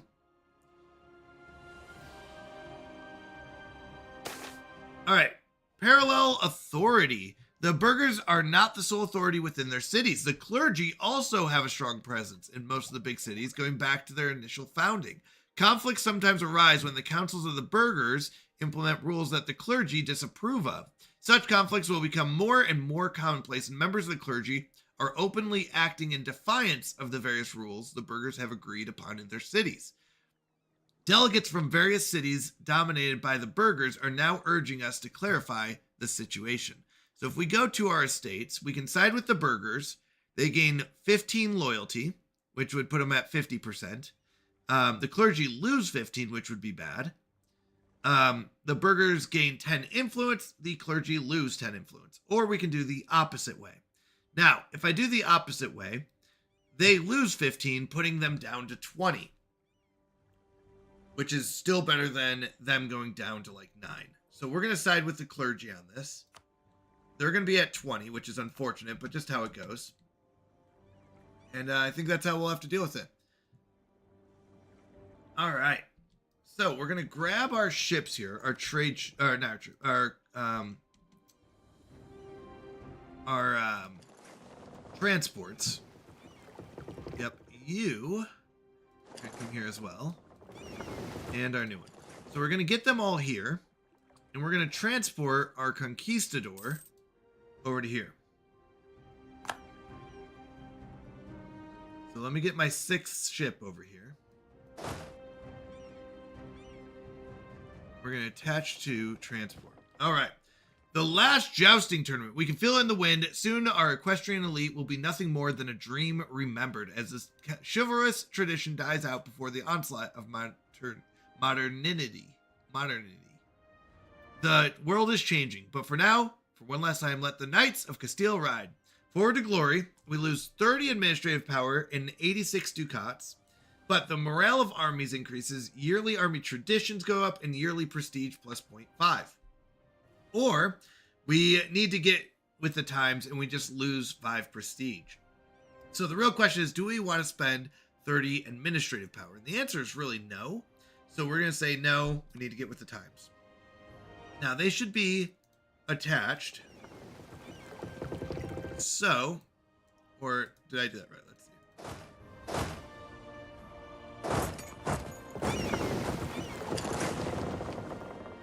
Wait, that didn't work. Nope. Because we only have 5 there. Let's try that again. We want all 4,000 to get on there. There we go. I think they're going on.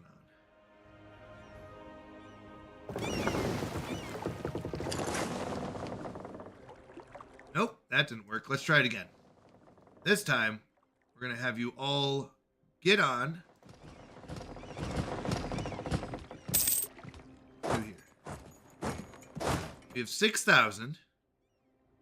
4,000, 1,000, 1,000. These should have picked them up. Are they on there? Let's see. Hold on.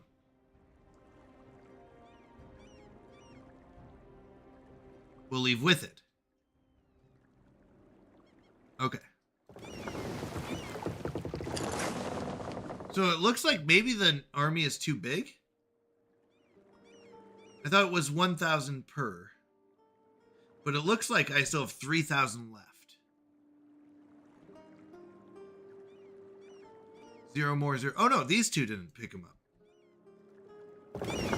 So we have 2 here that did not. You need to go pick them up. And you need to go pick them up. And hold on. If I do this, you 3, actually I'm just gonna move them up or over here for right now. Let's move them here. There's someone else here. You. It's going to go here as well. Let's see if we can pick them up this time. We've got 3. We want you all to load up.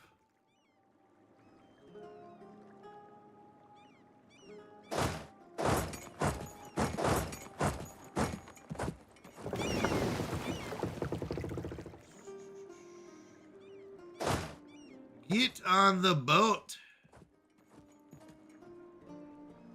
Okay. So they should be on the transport.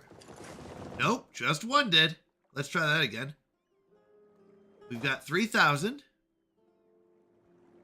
You attach, you attach. So you have to select each one individually.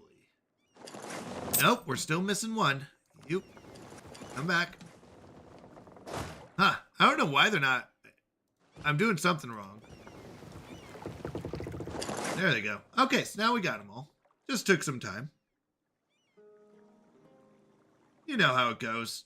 Getting on boats takes time. All right, so this is our conquistador group. So if we bring them over to Coro, they should be able to drop them off onto Coro because we've got a conquistador. That's at least the thought process. Now, these ones are healing up.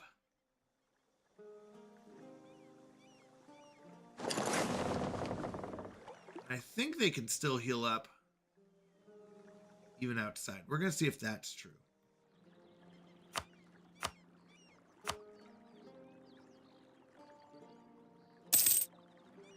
But they might have to be in a port in order to heal. That would make the most sense, but we're going to see if they can do it without it. So 51, 52, 60, 66, and 69. Got our transport going.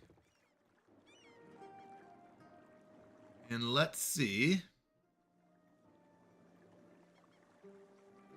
if they make it. Now, the quest for the New World. After the conquest of Granada, Spain was filled with veterans and warriors of the faith with nothing to do and many needs. Deeds and needs would be fulfilled as Cortez and Pizarro started out to conquer South and Central America. All these people became the hacienda owners and trader barons of the New World, bringing wealth both into their own pockets and the vaults of the Spanish treasury. New Reconquista, we need conquistadors. Gain 50 military power. We need explorers. Either way, I have arrived. we get a conquistador or an explorer. Thank you for the lurk, Creepy Pro. I appreciate it. So either way, we need one of these two, either explorers or conquistadors. Now, if we're going to be exploring land, it would be conquistadors. If we're exploring water, it'd be explorers. I guess conquistadors? I don't know if that's entirely true, but that's what the call is. All right.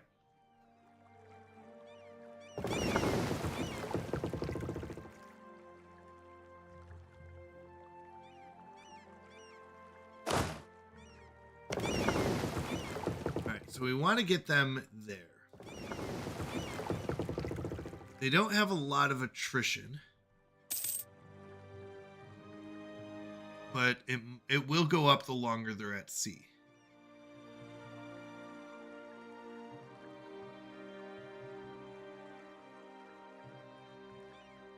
Oh no, there's pirates. Well, that's not good. Hold on. So, I'm guessing pirates are going to kill us. So that fact that we needed more was actually also true.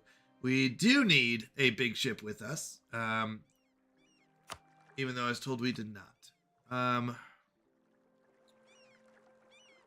Unfortunate. Let's see. If I drop them, can I move them?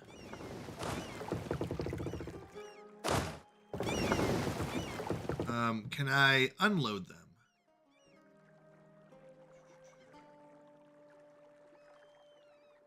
Detached blockade.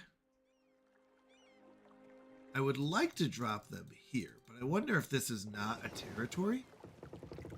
And if we can go up, and hopefully these pirates don't chase us. Oh, you know what? This became red while we were gone.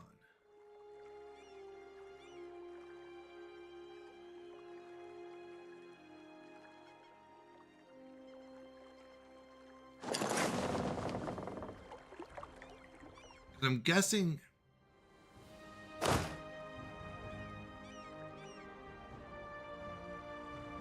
no friendly transports in port. Can I think I don't know if this is a spot I can go to. Oh, Borokoa is where we were going. Whoopsies. You're on the wrong spot, buddy. Not Koro. That's okay. We had to go up this way anyways. Okay, so we're going up here.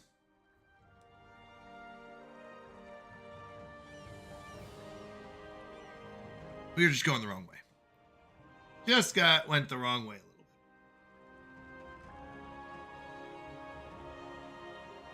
bit. So from here, I would like to drop them off here. How do I drop them off? We drop them off.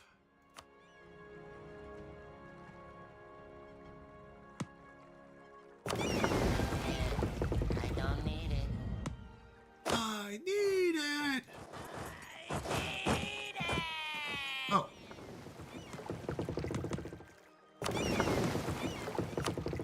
Let me get some water. Thank you for the hydrate. Well, we learned how this works. So,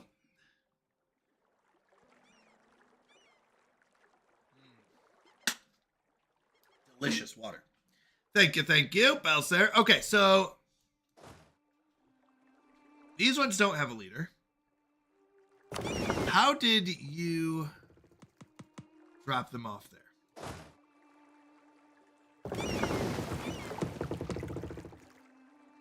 Unload. Transport them?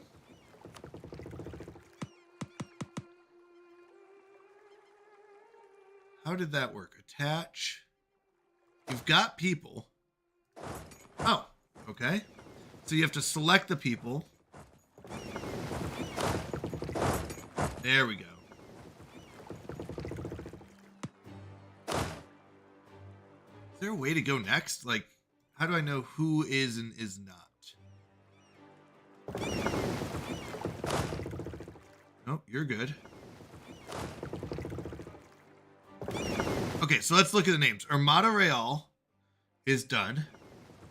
Flota is good. Flota Almeria. Oops. Armada Real. Okay, so that's 4. Almeria we said is good. Armada Real, Granada, Cadiz is done. These names are all the same. 4, 5, 6. Gibraltar I did not see. Let's see who's left. Okay. Let's see who's left off of that. 1, 2, 3, 4, 5. We have one more, but I don't know who it is. Okay, so they're going to land in Baracoa.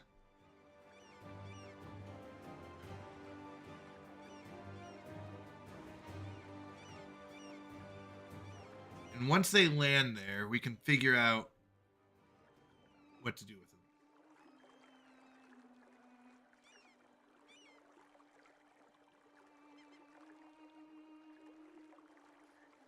Okay. So we got some more people walking in. We are fighting people here.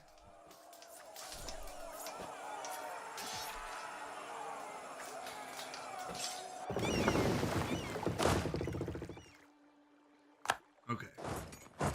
Now, once they come on board, do we have to fight people in each spot? Guantanamo. And are these guys going to have attrition?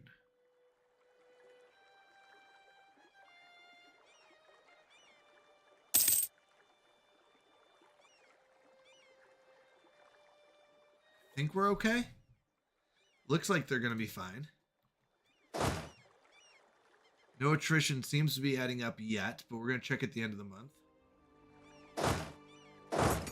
So we can go search around. I think that's what our goal is here. Get these ones back.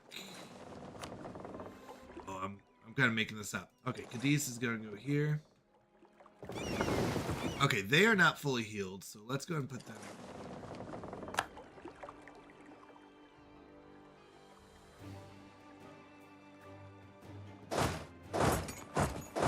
Oh, only the one. Hold on. Can we not combine them all into one again? Oh, we have to recombine them. That must be what it is. Okay. They do have a high naval attrition. They're going to die because they're not going to get back in time. Yeah, they would have to get to here. If they can get here, I think they're okay.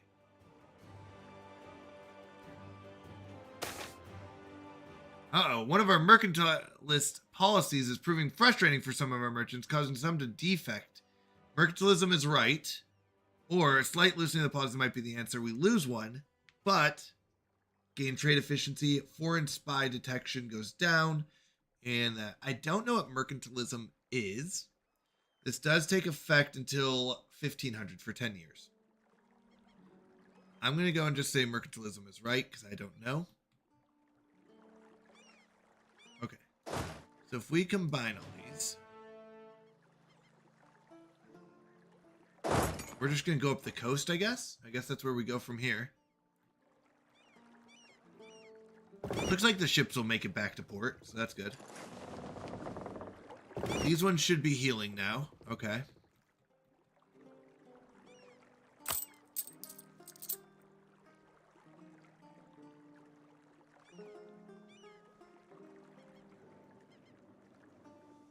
All right. Are you sure? Oh, that was you, Belsair? I was going to say, I really thought that was in the game. That's hilarious. I really thought that was in the game. Him going, are you sure? And I was like, I think so. That's so funny. Oh my goodness, that cracks me up. I really thought it was in the game, and I was like, wait, really? Did he just question me? So, these guys are exploring land to go... Okay, so these guys are exploring land, and our colonists are going to come over and colonize.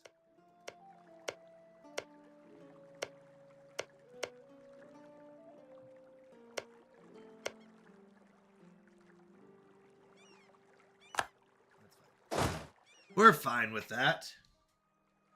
I love a well-timed messages. Yeah, it was as I was clicking the person to tell him to go somewhere, and I was like, I guess so.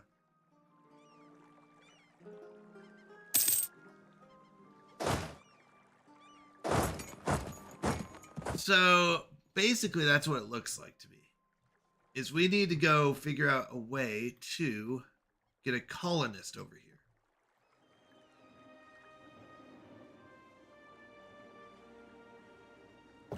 They're going to start healing, which they should be good now. These ones should be almost good. So conquistadors don't seem to get attrition.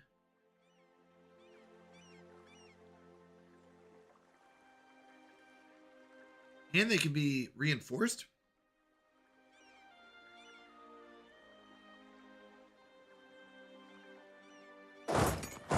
Is there like a go around attack natives? There you go. Burn colony. Wow. Scorch earth. Forced march.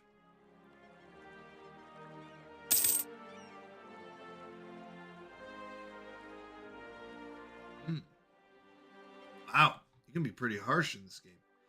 So it looks like we made it to Dominican Republic. It looks like. Is that what this is? Question of rights. A subject of ours currently holds lands to which we have a claim. If we were to claim this province for ourselves, they would undoubtedly regard us with contempt and distrust. On the other hand, they would be in no position to stop us from taking control of the area if we would wish to do so. So if we take the province, cede Terrell to Castile, and we lose Aragons. Now, do we need this province? Terrell is a 3-3-3.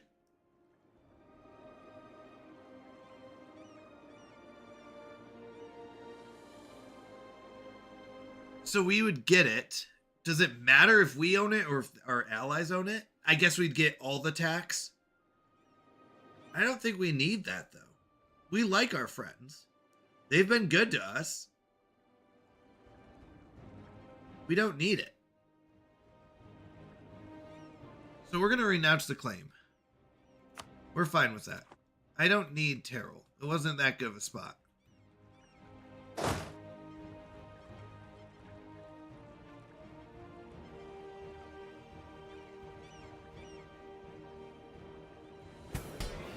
All right. So with that,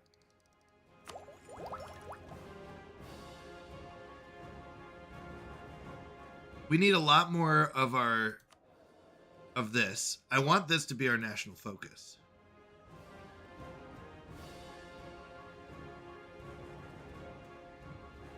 Because we need 400 of that, apparently. This one, I guess, is not as important anymore. Number of idea groups available.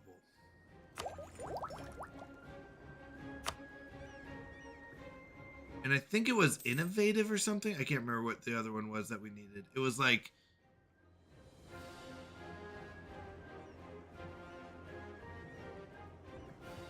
Feature the arts, prestige decay, idea cost goes down. That's kind of nice. I don't care about the possible advisor. Institution speed, monthly splendor, advisor cost. Yeah, this is the only one that really matters is the idea cost. Missionary maintenance, manpower of true faith. Oh, that's kind of nice. Missionary strength, tolerance of the true faith. Prestige per development from missionary. Opinion of the country from others of the same religion. And permanent casus belli against neighboring heathens and heretics. Actually, that'd be kind of nice. Economic. National tax modifier.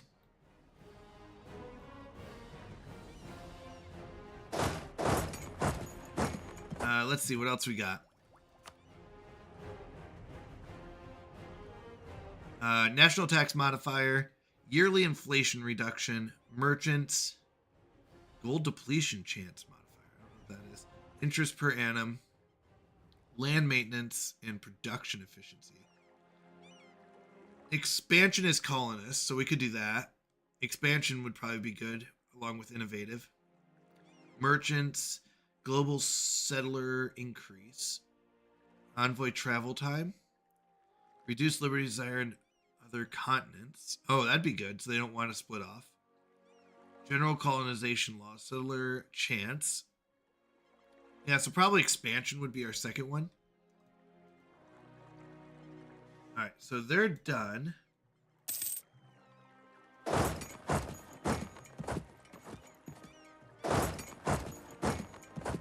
Okay, fair enough. They're done.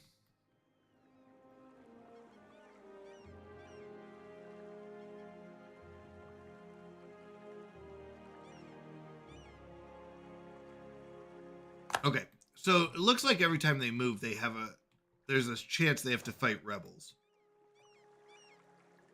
Interesting.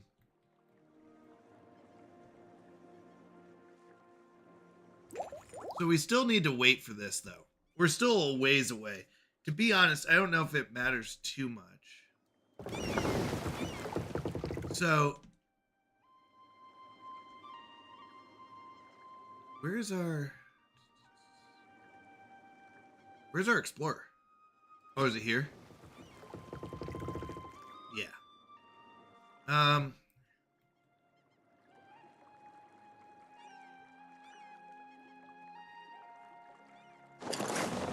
the problem is they can't seem to get that far. I want to just do something for fun. I'm going to go down the coast here. I want to see what's down here in Africa. I would have preferred, honestly, to go down here. This is just what I was tempted to do. I wanted to take out Morocco. I think I would have loved to take over Morocco instead of doing this stretch here. Just to see.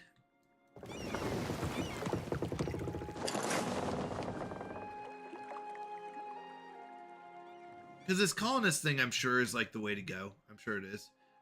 Oh, no! You gotta try again. Get this man a trivia question. Or this woman, sorry. Actually, Belle, I apologize. I actually don't know if you're a man or woman. I just always shout Belle, get this man. I think you're a girl, though. Is that correct? Or, I don't know. Is that correct? Okay. There we go. Get her a question. Okay, we're okay with them attacking. So it looks like, who's claimed this? Nice job. So Molly has claimed this. Female. Okay. Sorry. I apologize. I had no idea, so I just didn't know which one to go with. Get her a question is the answer there. Uncolonized. So we could come down here. We did find Molly. Now, attrition is still 0. Here, Coast won't do it. Thank you, thanks. I appreciate you being understanding. Okay. I'll be honest, I wish I kind of conquered Morocco instead of this colonist. I'm sure this is, like, totally worth it. Let's see. It doesn't say what the trade goods are, I'm guessing, until you colonize it.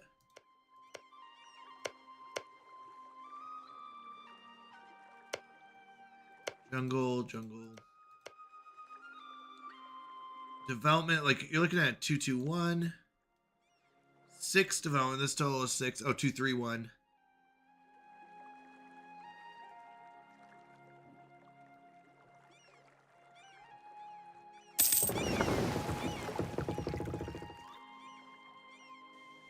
Oh, wait. Oh, this is the trade goods. So they have slaves there. I don't know what slaves do, but okay. Let's see what else we can find around the coast here. I was trying to see if they had like a military. 332. Okay, so they have 8 big ships down here. To be honest, we could have beaten that with our navy.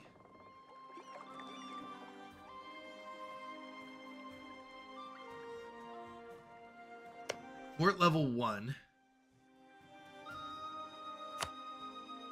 Wheat.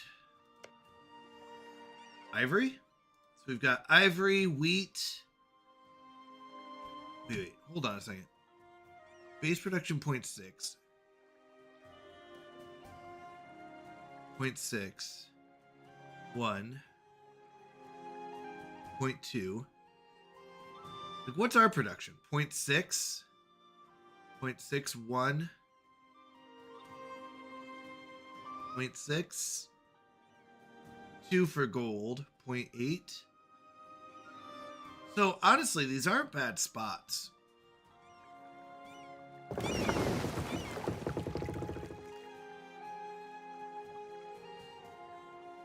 They're average, but I would have liked to see what we could do.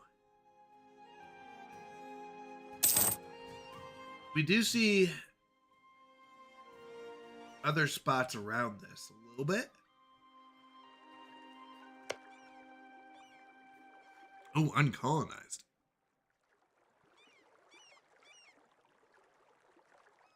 Ooh, very aggressive. 9% chance per month of a native uprising.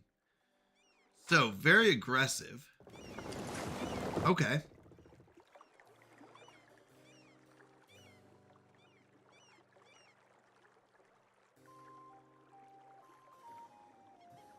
I just thought it would have been interesting.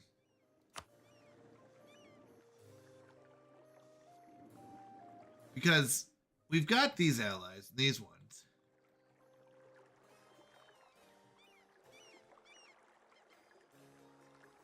What is that? Is that an alligator? Hold on. Is that an alligator tail? Am I crazy? That is most certainly an alligator tail.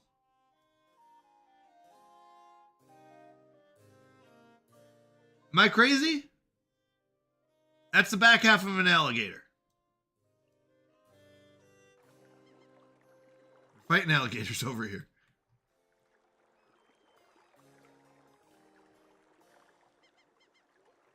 Okay. So.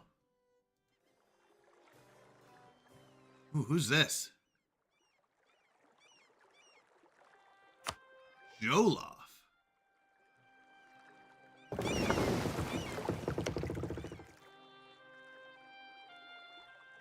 Grain Coast is interesting.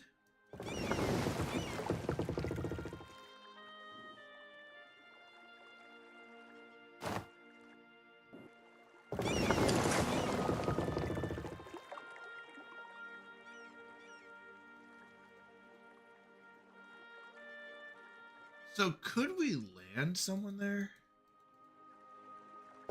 We've got these 6, right?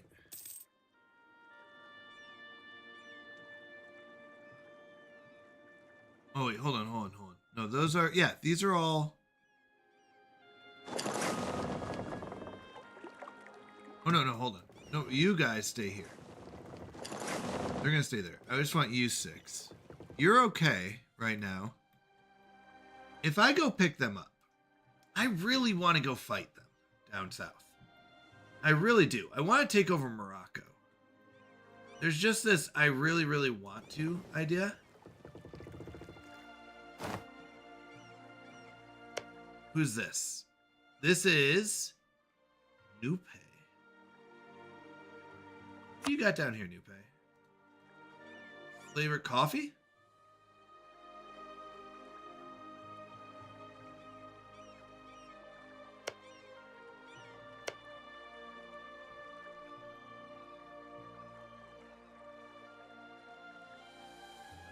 What if we went and freed all the slaves? That looks like Congo. But it's 11 light ships.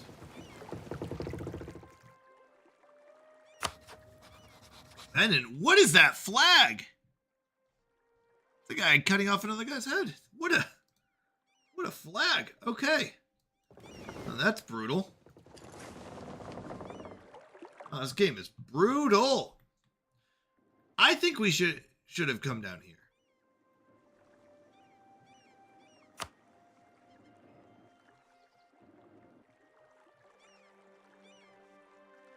I think we could have taken this all out.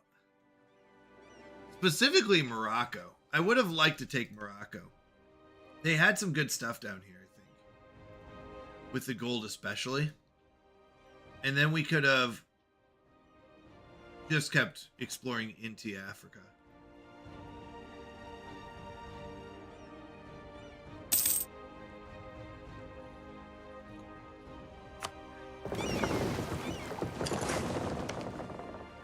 They do have uncolonized land down here as well.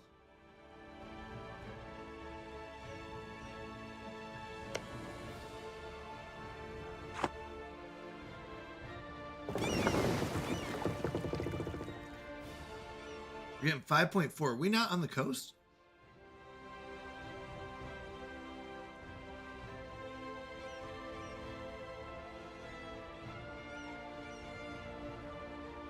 Maybe not a friendly coast or something? Or a coast with a port?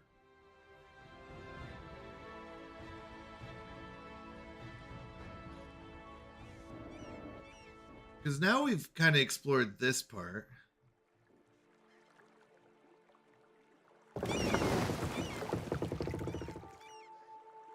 Who is this? Congo? Okay, no claim. No claim. That's fine. Alright, so let's head back. But I feel like we could have conquered Africa. I feel like we had the strength for it. Even if we are behind on tech.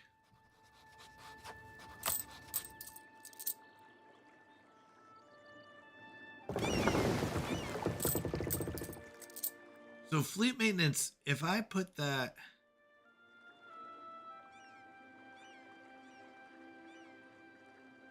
If I put that down, we're not fighting.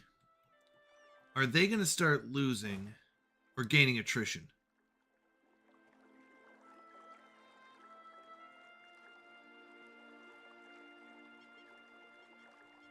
I don't know how they're getting supplied, but apparently they're getting supplied. I don't think they will.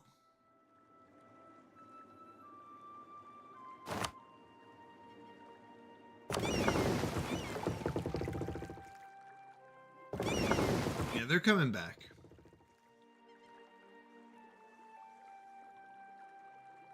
It looks like just time from sea does tend to...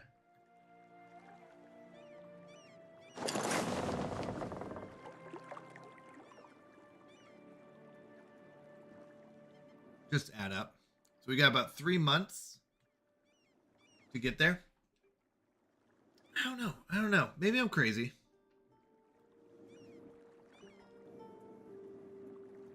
Maybe Africa isn't as good.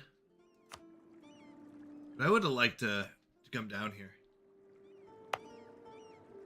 Kind of take these spots. Our colony, we don't have a colonist. It's just sitting there. I would have liked to go for Africa. They're just sitting here. Here's our explorer. He's kind of done. We don't have a colonist yet. I think I should have gone for Africa. Yeah, I should have gone for Africa. I don't think I should have gone across the seas. I kind of disagree with that decision. I think Africa would have been better for us. Yeah, 3 gold in Guinea. Yep. Yeah, I should have gone south. I don't think it was worth putting effort into this. This whole like go for colonists, wait 10 years, get a colonist, go over there. We'll see. Maybe it's worth tons. Maybe there is tons over here I'm missing. Yeah, you got to get a colony, I guess. We'll see. I think by now I could have taken at least these. Yo!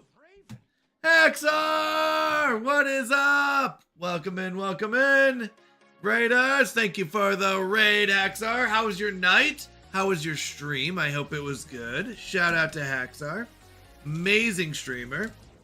Were you playing Dune tonight or were you playing some Ark? Dune, let's go. And if you need a raid and run, need to call it a night, totally understand. How, it was good. Life is chill, a bit of both. Nice. All right. I like it. I like it. All right. Well, I hope you had a wonderful night. And everyone, go give Haxar a follow. He is fantastic. He really is. We are playing some EU4, Europa Universalis. I am pooped. Nighty night, my dude. Much love. Much love to you as well. I hope you get some good sleep. Yeah. I guess we need to have a colony, apparently. We're learning how that works. Bonnie. You've completed some Bonnie. You have has been discovered by Castile. So I don't know where Bonnie is. Bani. Apparently it's not here, though. No, Bonnie's not here.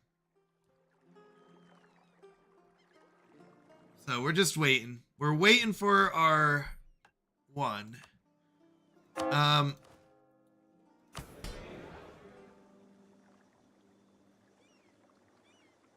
This would lose us 10.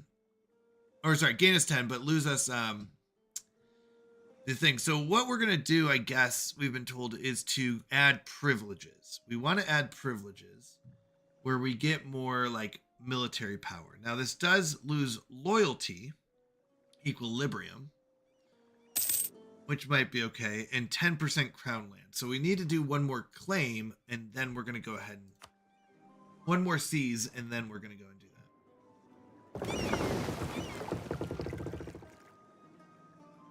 Oh, those are my light ships. These must be my transport. So they're healing up. Oh, these are transports. Veneration of the Virgin Mary.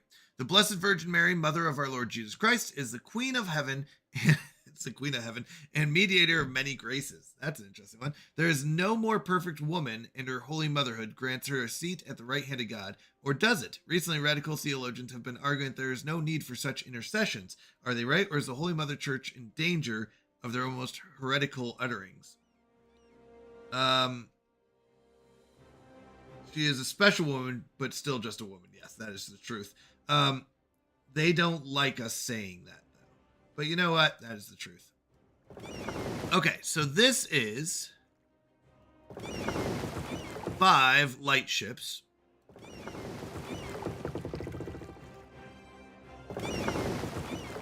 These are our transports. Our light ships are going to heal back up. After they're done healing, we're going to go... I don't know if we're going to go exploring again or not. Yeah, I really think Africa would have been good. Tell him, Mountie. Who's going to tell him? The Holy Theotokos. I've never heard... Like, some of these I just haven't heard of, so it's that. A king, the rumor is spreading that Portugal is preparing an attack. Okay, that's fine. Portugal, you can go and attack. So, we do want to summon a Diet and make the burgers happy. Oh, actually, no, it doesn't even matter which one we choose now.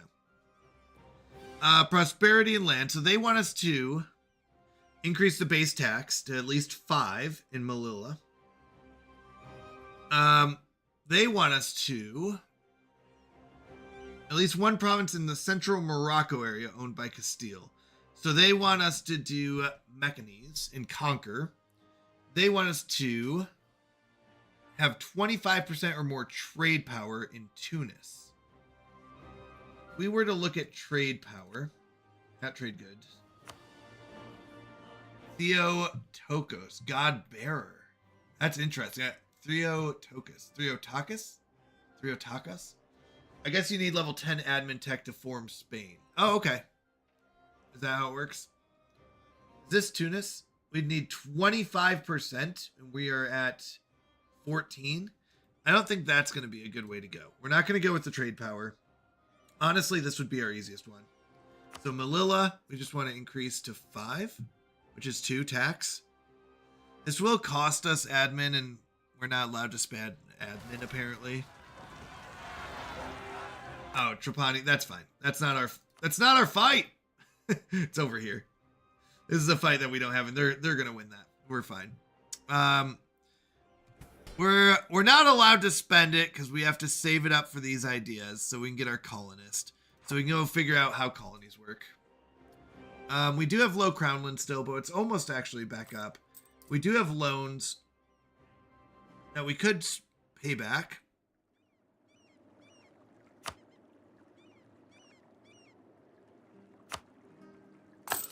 So now that we pay that back, we get our money income each round.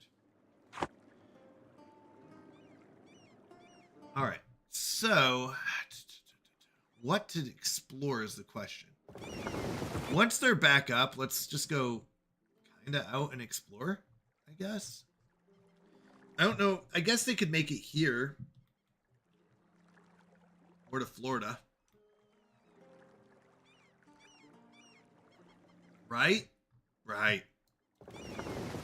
And we could bring our transports over and move them up to Florida. I don't know where Bonnie is. Is Bonnie south or north? Who knows?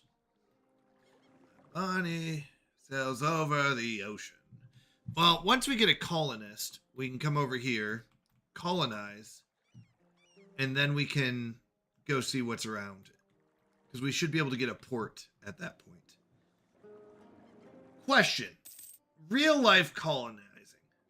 Can't be this hard. Go send a few people. Just go send them on a boat. You don't need like a trained colonist, right? You could just chuck a bunch of people on a boat. I'm sure they would survive. How hard could it be? Like a trained explorer, sure. I don't know about a trained conquistador to explore land. I feel like exploring land can't be that hard. I guess you don't want to get lost, right? colonizing? Do you have to train a colonizer? In real life, is it that hard? Go live off the land.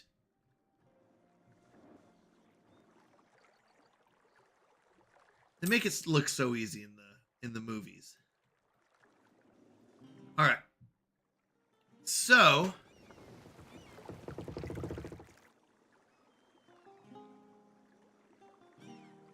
once we get our colonist, 400, we're at 339. We're getting 10, so that's in 8 months. We have our explorer.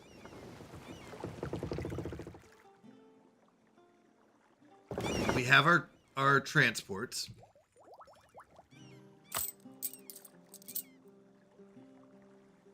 We do have heavy ships, which apparently we don't need. What is that thing? Hold on. 3 galleys? They just look massive. Hold on. And 2 transports. Why does that look so massive, Lithuania?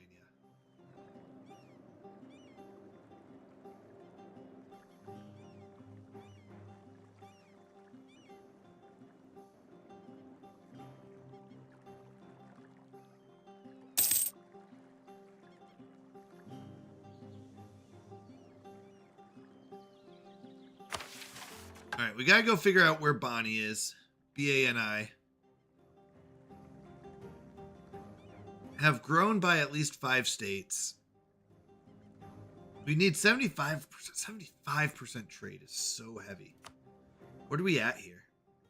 58. Who's the second? Portugal? Yeah, I do want to get with Portugal.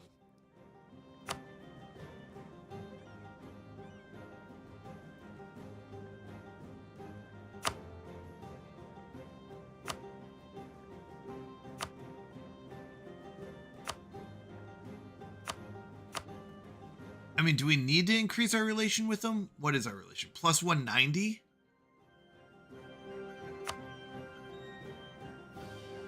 We do not have the same ruling dynasty as them. They must have no legal heir or an heir with a weak claim.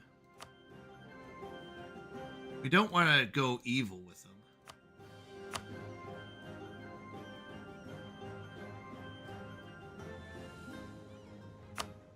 What are subsidies?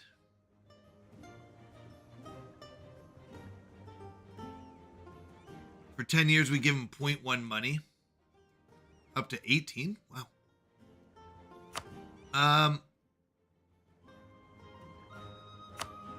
What about access? Request fleet basing rights in their ports. Why not? Oh, they will charge us a fee of 1.3. Oh, then we don't really need that. Take on foreign debt. We can't pay their entire debt. Okay, so they've got 509 debt. I wonder if we paid their debt, would this help them? 12 months of their income would be 185.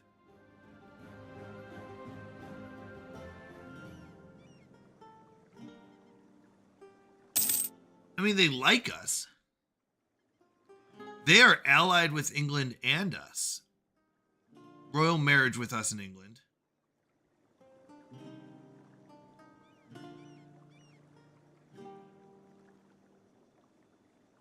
Be embargoed by Morocco. Embargoing Morocco. Oh, actually speak. Oh, no, we can't. Okay.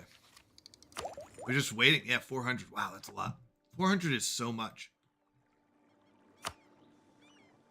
So we want the 75% ownage here. We have 58. Portugal has a majority. In fact, we would have to take part of Portugal's.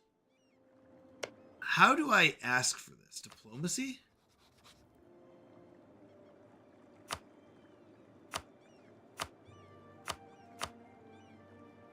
Like, hey. Yeah, I have 58%. I don't know. Was it 24? 198? Current trade power 300. Why, is there supposed to be trade pirates or something? We do have our... What do you mean it's because... What? Oh, the no piracy?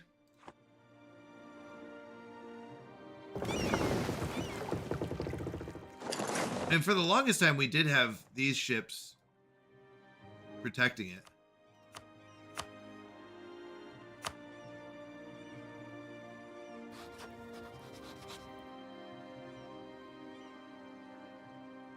In real life, it was always raided by pirates. Yeah.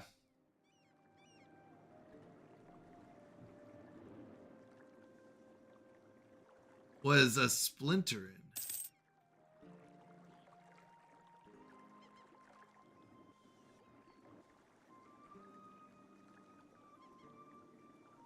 One heavy ship.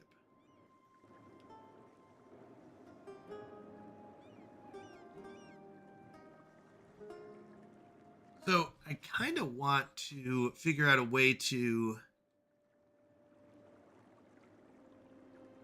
lean towards us. Oh yeah, Moroccan pirates. Yeah, very interesting.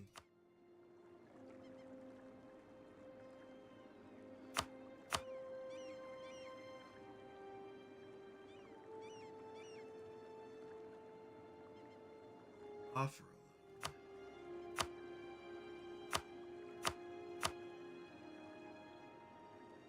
Really? I didn't know that. Dutch, huh? So how do I...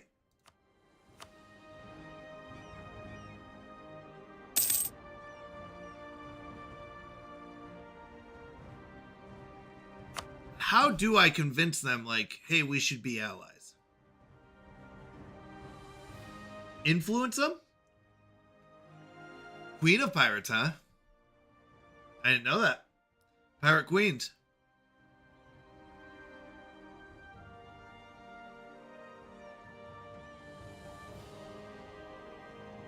Click Make Ally.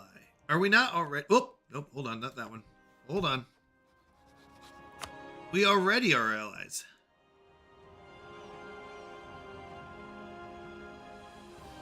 Oh, here we go. You must have at least 50 aggressive expansion opinion penalty towards a country to join a club. Oh no, not this one. Well, I want us to do what I did with Aragon, where I'm the senior partner, they're the lower partner.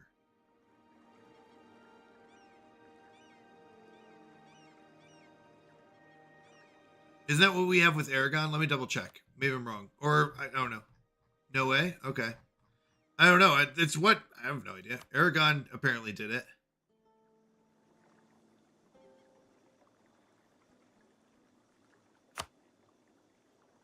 Maybe a mission or event? No, there is a way.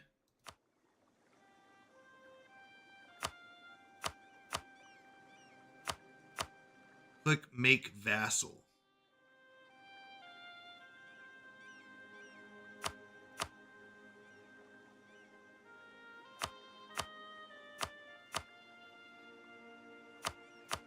Make vassal. Let's try it again. Offer alliance form.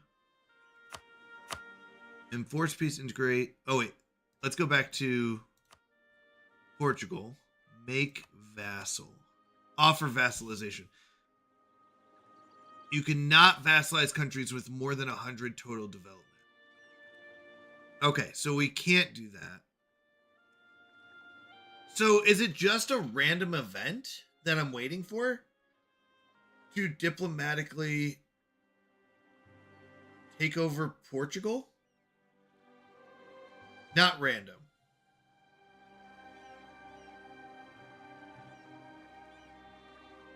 Or mission.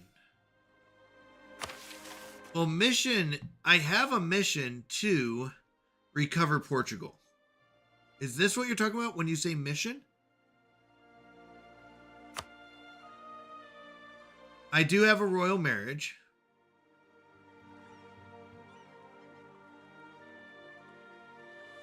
And king dies. And you form union, but it's rare. Yeah, so it is fairly random then. It's not completely random, but it's waiting for their king to die. Check on mission. What should you do? You cannot complete this mission. All areas in the Barras area and Alentejo area. Click on the question mark.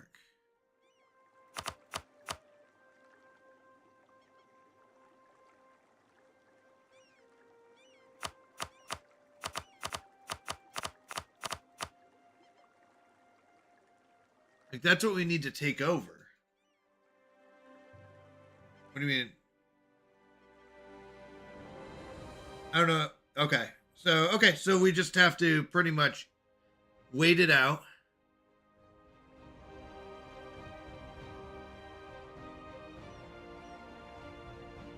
Okay, so how do I form Spain then?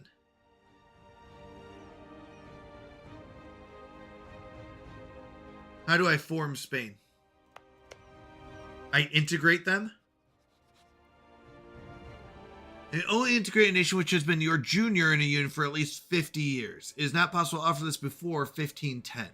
Okay. You need at least 190 relationships with the country. So we should start doing this. Okay, so let's start sending our... We do have one extra diplomat.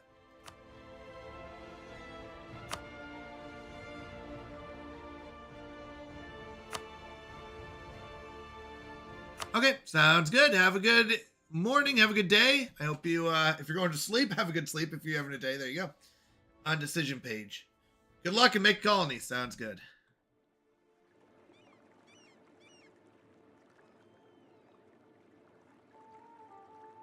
All right, so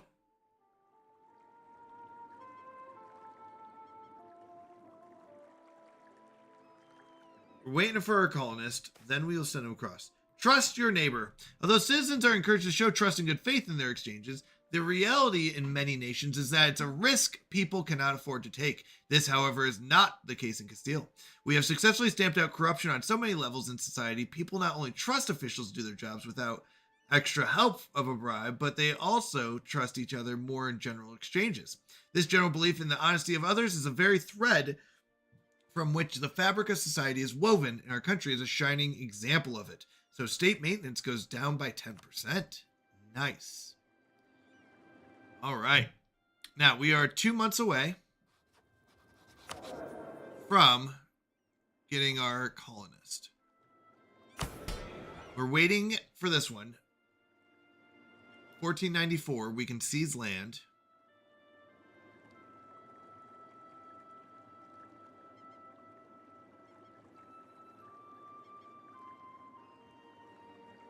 National tax modifiers minus 10%. I did want to see something real quick. If we go to EU4, Crown Land, what happens if we get a good amount of Crown Land? What if we went really, really high? They don't want to sell titles. Sell titles will give us a bunch of money. But if we do, it goes with absolutism. Autonomy goes down. Taxes don't get affected. Liberty desire doesn't get affected. Absolutism goes up. Max goes up and absolutism. Reform progress growth is really what you're investing in. If you go really high, you're going to get reform progress growth. Now, if we look at this, how important is reform progress growth?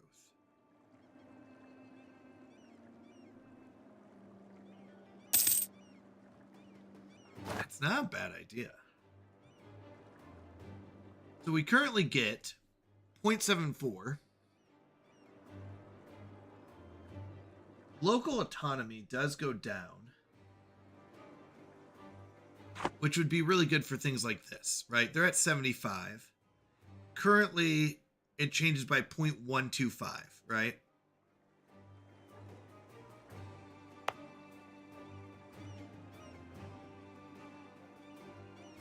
38 is pretty good. Like, if you look at these ones, they're around 48.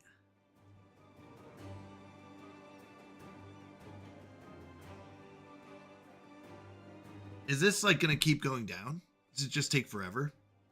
Because we're losing trade. Like, we're basically losing money. Trade modifier, production efficiency, tax modifier. We're getting hit hard from autonomy. Right? The ones that we start with are at 0. But really, the autonomy on these newly taken spots is still at like 50%. This one's the lowest at 38, but 75? So I'm wondering if there is a strategy. Okay, so let's go ahead and do this. We get a colonist. All right, colonist +1. So let's get our colonist that we just earned.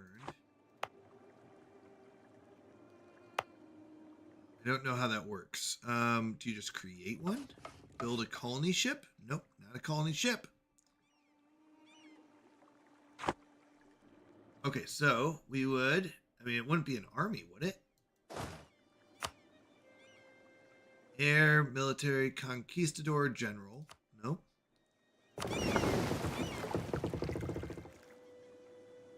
What are our thoughts? How would you build a colonist?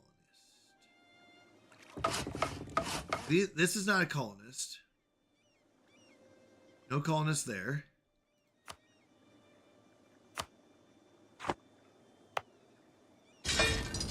That knight's infantry. That's military. Mercenaries. How to get... Are you a colonist? Nope. Alright, let's... Or do we just have a colonist? Ah. So he's already there. Can I just click here and say colonize?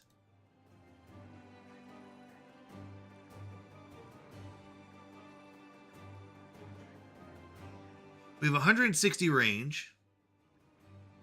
This province is too far away. Barraco is 350 from unblocked. So we can't go there.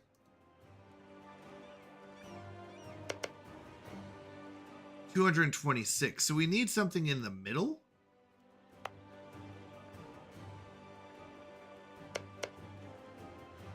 $184. I miss Zebra Streaka. No. What's... Oh, wait. Zeb Streaka. Oh, Zeb Streaka the Pokemon? I'm sorry. I was like, Zebra Streaka? Oh, no. They'll be back. They'll be back. Okay. So we have a colonist. They can only hit a certain range from our colonies. So we'd have to find something that's uncolonized, right? So if we go to our colony view,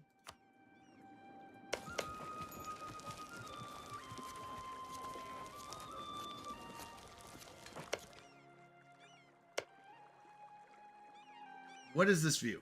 Do they tell me the colors?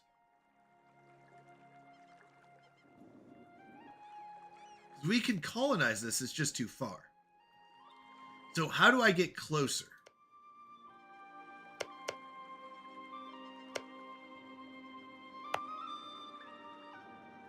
How do I get closer? I am back. Okay, cursive. How do I get closer to colonize? So I didn't realize there's a range. Our colony range right now is 160. This is 350 away. So I cannot colonize this. So it's not a colonist where you just have a guy.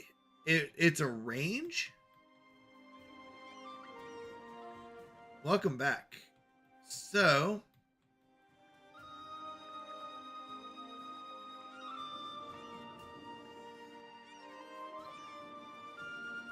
Okay, so we either have to increase technology or exploration ideas. So we can't just go send a colonist. Got it. So getting this colonist wasn't the main thing. Oh. We can get advisors, specifically a diplomatic advisor. Okay. So, that is how colonies work. This is too far.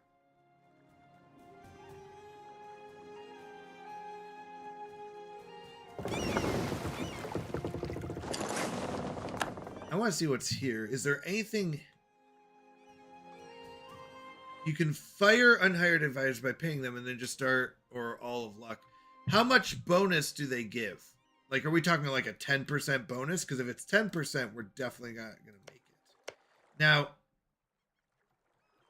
actually, what I would like to do is get the guy over here, but this is still going to be too far away. This is still 226. So even a 10% bonus is still only 16, 176. Antilles. Don't know where that is. Oh, here we go. Antilles. Okay.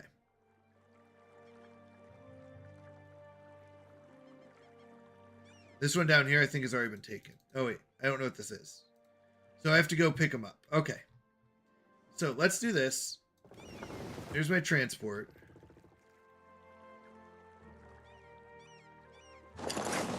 Go pick them up.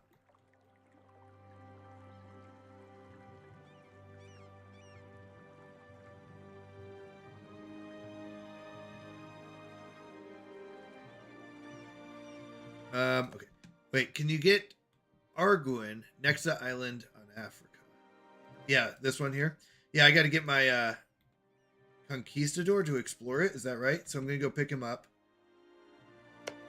They picked up that one. No, Arguin. Is that not Arguin? Bay of Arguin. Where is Arguin? Bay of Arguin? This is not Arguin. Okay. Northeast. The Cape Bohador?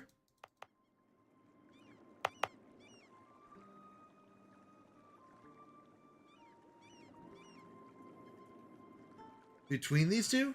Have arrived. Hello, Little Hill. Welcome in, welcome in.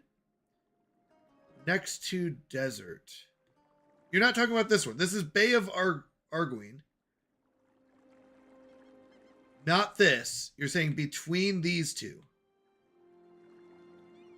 There's nothing here. Oh, you're talking about Arguin itself? Oh, you're talking about Arguin itself. The bay. You're talking about the territory. You're talking about the territory of Arguin. I'm sorry. Not the bay. I'm sorry. I thought this was Arguin. So, if I colonize this, then I will be closer. Okay, so...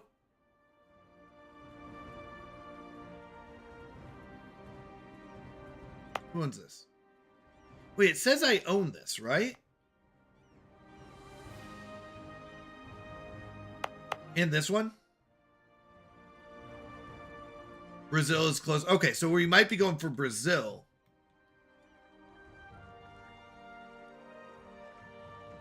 So this is... Arguin is closer than this. Colombia is good too. Okay.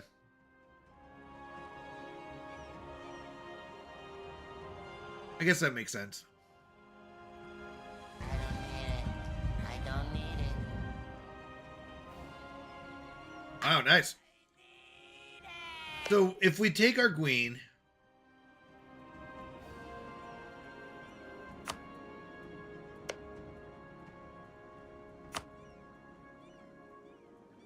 I am wearing a suit with a tie while eating liver casserole. All right. All right, so we're going to take Arguin.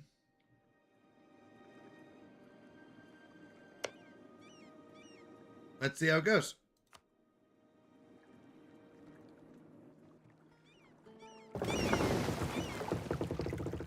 So we've got our light ships going up here just to see what's up here.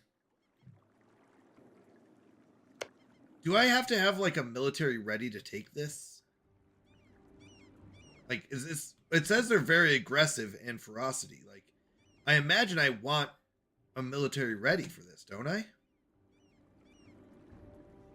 It's tasty.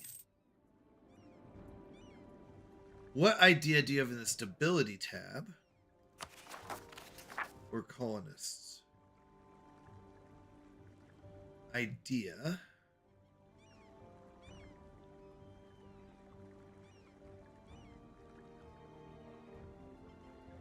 I'm not sure. Where do you see that? Okay.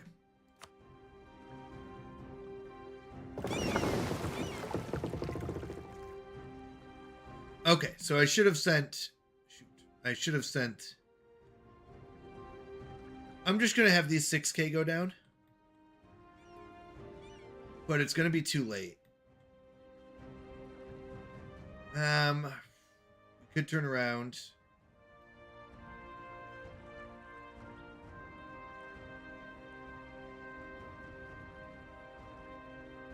We're just going to move forward with it and see how it goes. We'll see how it goes. Oh no, Belser! Aw.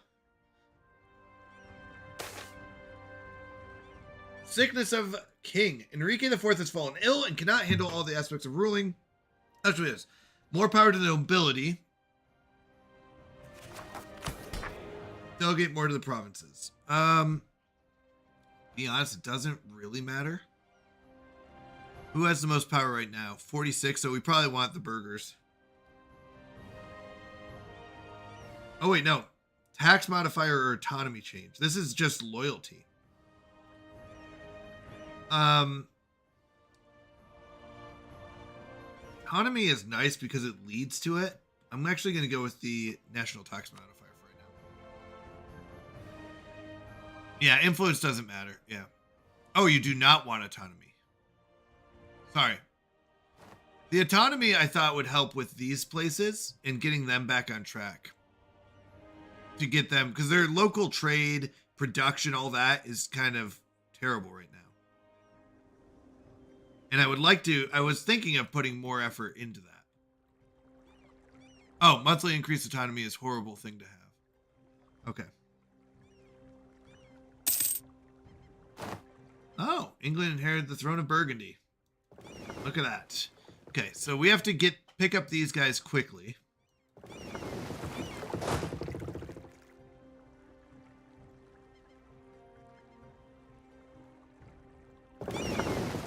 Oh wait, hold on. These guys should be done. I want you all just to come down here. Yeah, that's fine. And then kind of see what that path looks like. Yeah, a lot of unrest. Yeah. Okay. Can they not pick up? Wait, it's got syrup and raisins. What did I miss, Belser?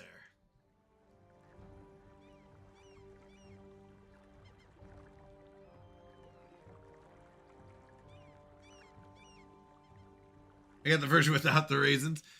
So I cannot pick up these explorers on these transports because there's no port. Is that how that works?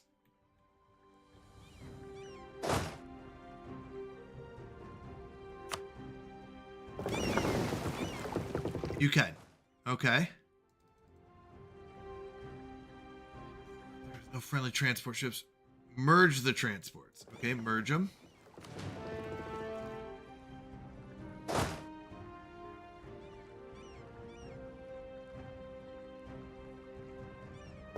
They're merged.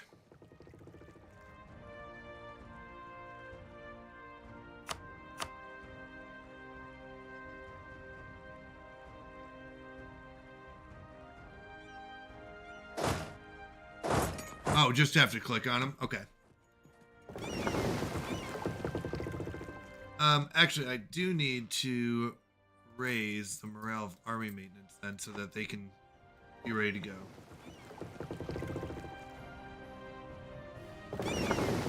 So once they're there,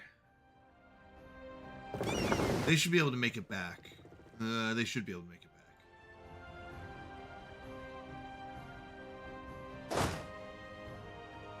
Go! Walk onto the ship! All right, now we gotta take them over here.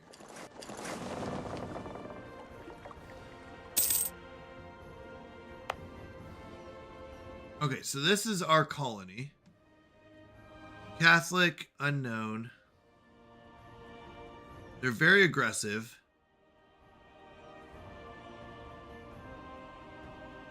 Very ferocious.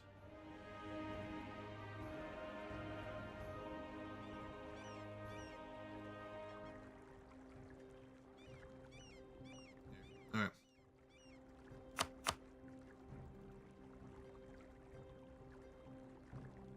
All right. There we go. Okay.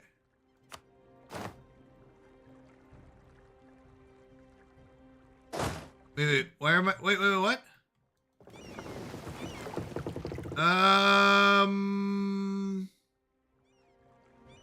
Guys?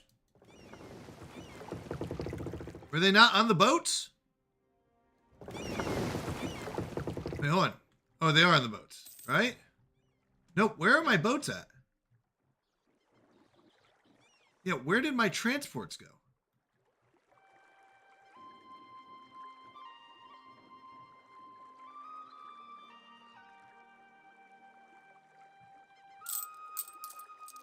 Do we have a Navy's tab?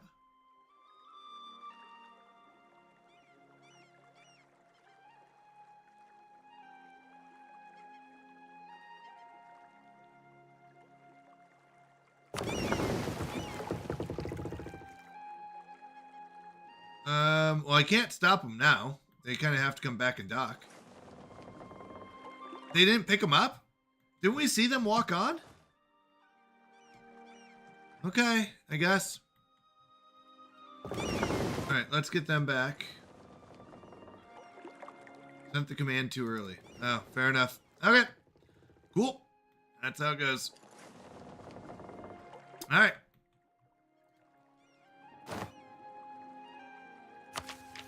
We can invest in new technology. I guess that's what we do every time we can.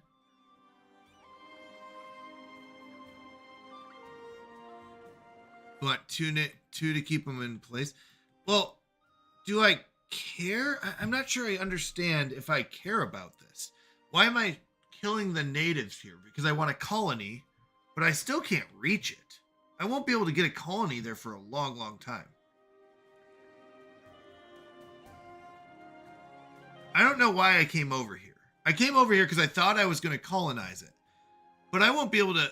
Oh, an Arguin. Yeah, I'm going to just move this whole thing over. All of these guys. So I don't see a reason for them over there. I'm not sure why I went over there in the first place if I can't reach. Right? Like, there's no... I don't see a reason to go... Yeah, we just lost that, didn't we? Yeah, that was bad. Okay. So we need to have... I don't know if I agree with my idea of, or the idea of sending it over. I'm not sure why I explored over here.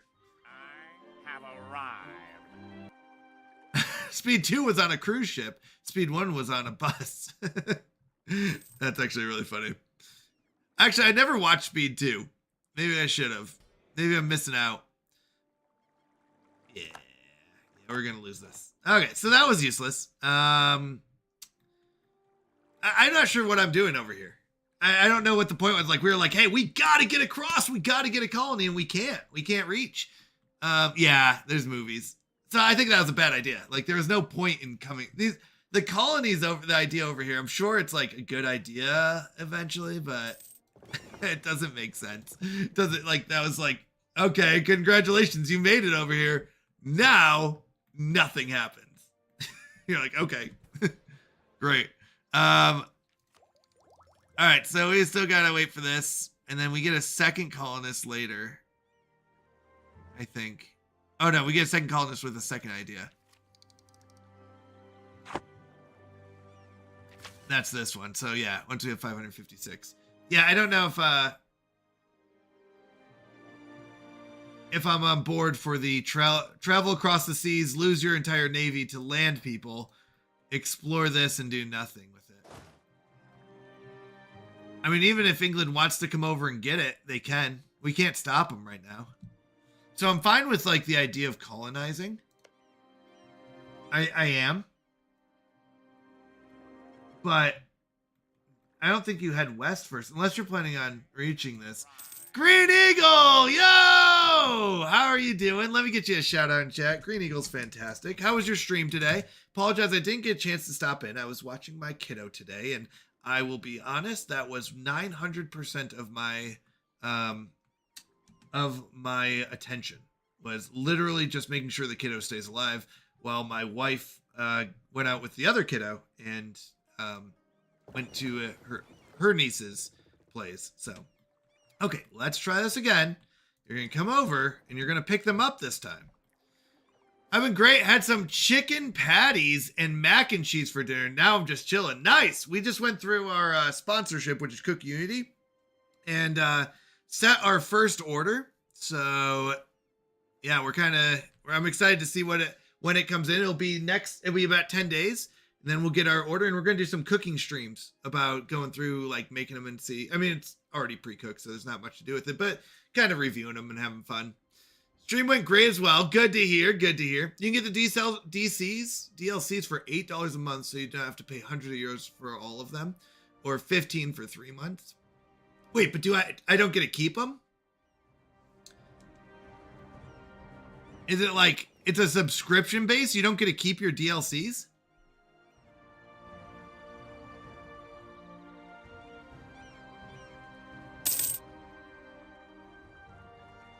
Like Netflix? Oh, I don't like that idea.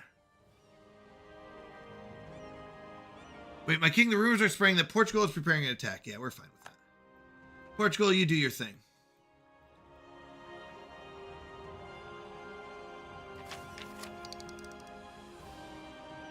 All right, 3 more months we'll get that. Oh, no. No, what? Life has been good. I will say this time of year, like this season is always super stressful, right? It's always like a go, go, go kind of thing. So this year, just as much as, previous years and stuff like that. So I don't know, been a little stressful. Working 3 jobs is also taking quite a toll. It just feels like life is busy right now. And I get it. There's that season of your life where you just stay busy, busy, busy. But yeah, well, I mean, I don't know if you want to call them full jobs. So I have 3 part-time jobs. I don't know, or 2.5. I don't know if you count streaming, but here's basically what it is. I do 24 hours at my dev job, my tech dev job, do 14 hours teaching, and then I do about 24 hours a week in streaming. Now, I don't know if you want to call streaming a job, so that's why I call it like 2.5. But yeah, it's just a lot of hours. It's a lot of hours. But I think come January, I'm going to take a step back on my dev job. I'm going to keep the hours in the streaming. I really enjoy this. It really is so much fun. So I don't know. It's just life is busy. Just busy. And then there's like family and kids and all that fun stuff. So it's just a lot of hours. That's basically what it is. Just a lot of hours. With all the good stuff I've been able to thrift for pennies on a dollar. Nice. That feels good. That feels good. Okay, competent cousin. Reforms have been taken. Useless ministers and advisors fired. You're doing fine. That makes me laugh so hard, Belsair. You're doing fine. Just became a full-time streamer. Let's go. All right, is that what you've decided? I mean, I will say, Green Eagle, you are a fantastic streamer, so you deserve it. Good for you. Good for you. The Army and Navy have never been better. It seems that our cousin is serving our subject state well, ruling with a firm hand and making competent decisions. All right, get our 10 prestige. We're up to 65. That's good. Disagreeing advisor. Ignacio, our traitor, has been a faithful servant so far, but now he seems to have let his prominence get to his head and has become insolent. He dares to denounce our great king's policies and recently did so in public in front of foreign ambassadors. Even if there might be some grounds for these criticisms, we shouldn't let open disparagement of the king become a habit. Good point. Gives us diplomatic power. Off with his head, we kill him. Scary game. Yes, Dead by Daylight. But you know what? I will say it's a good one to watch with Green Eagle. It's fun. It's fun. Green Eagle makes it fun. Green Eagle's so good at it. Green Eagle is so good at Dead by Daylight.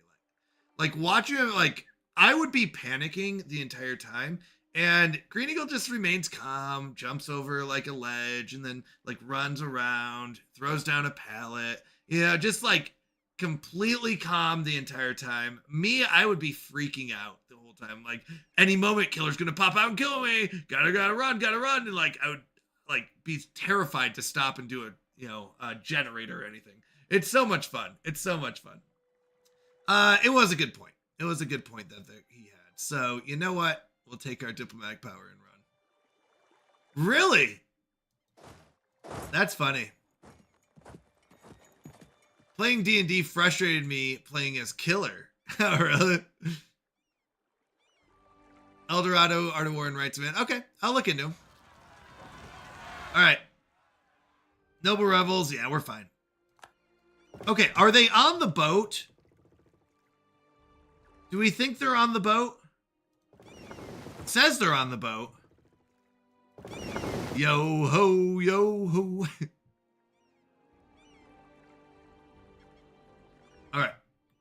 So we're going to go ahead and land them here. Let's see if we can do that again. Are they on the... I was going to say D&D was a funny thing. I was like, okay, but maybe. I see it more of a chase me game. Yeah, you do a good job at taunting them. The doctrine of particular judgment. As we know, when we die, God judges immediately and decides a soul's fate until it awaits the last judgment. However, a monk has started a doctrinal dispute that verges on the edge of heresy, claiming that there is no purgatory and saying that prayers for the dead do not assist their passage into heaven. These disputes are threatening the very unity of the church. Probably a heretic. Or, sorry, there's nothing you can do for your dead loved ones. We lose 0.5 reform desire, gain 5 unrest in Avila, which is at currently -10. I'm fine with it. Probably nothing we can do for him. Nice! Yeah, so Green Eagle's been going through the Psalms. I'm taking my time and not rushing through it. You know what? You are absolutely correct. Going through the Bible, I've learned, is not a speedy process. It really isn't. It is a long-term process and a long-term decision. Yeah, it's really important. I will say, I feel like I get the most out of it when I am like thinking about what's being said and taking it slow, not even doing like whole chapters, but like just really a few verses at a time. V in Spanish pronounced as B in the beginning of a word, soft B elsewhere. Yes. Wait, yeah, V in Spanish is pronounced as B. Hold on. In Spanish? V in Spanish? No. Hold on. Really?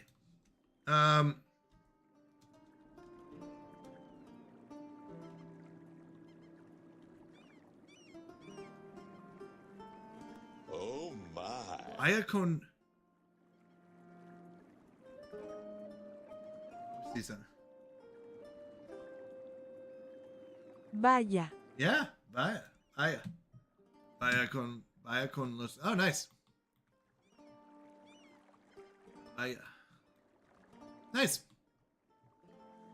Oh my.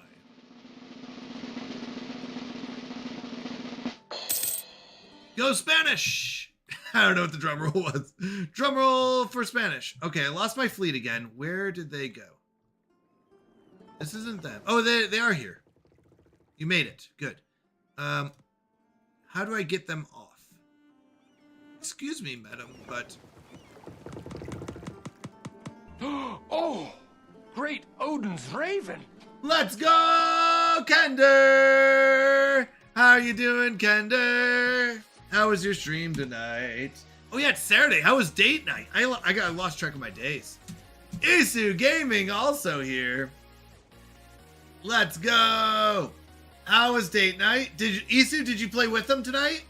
Or was it Bob? Did you guys play with Bob? My night's going great. Great Odin's Raven. What? If you never, it's from Anchorman. He goes, Great Odin's Raven. Played with Bob. What'd you guys play tonight? Catan. Yeah, probably a heretic. Yeah, that's probably what it is. Great Odin's Raven. What'd you guys end up playing? By the way, if you haven't followed Kendra, I highly recommend it. She's a lot of fun. Tuesdays and Thursdays, she plays Timberborn. Saturdays is date night. Zach is snoring already. He rayed out and he's passed out. Oh, Carcassonne. I like that one. I like Carcassonne. Carcassonne's really good. Carcassonne is a lot of fun. I have a hat like the albino penguin, but in darker brown. Wait, what? Never seen an Anchorman. Is it worth a watch? It's a stupid movie, Belsair. So it's one of those movies where it's like, oh, Carcassonne Church last Friday. Oh, I do love Carcassonne. Anchorman is one of those movies where it's like, I think it's hilarious, but if someone were to come to me and was like, this is the dumbest movie ever, I'd say, I agree. It's not, it's just stupid humor over and over again. It's not like, it's kind of like Dumb and Dumber. If you've ever seen Dumb and Dumber, where you're like, you go through it and like, it's just stupid things. So that's what it is. I don't even know if I'd say it's like, so I'm gonna love it. Good. If you love those type of movies, I would say yes, you would love it. But if you're like, I want some you know, something to go with my movie, like some kind of storyline or something, yeah. So you saw him crash. Wait, did he fall asleep during the game? Oh wait, let's try that again. You all go here. There we go. All right, now then we're gonna colonize. Let's try it again. So they're gonna come on land, fight off the bad guys, and then we're gonna take it. At the end of the game, oh, was near the end, passed out after his last tile. Oh, that's funny. Who won? A permanent solution. He was tired. Oh, the Ottomans. All right, here's your bad joke. You ready? Wait, hold on.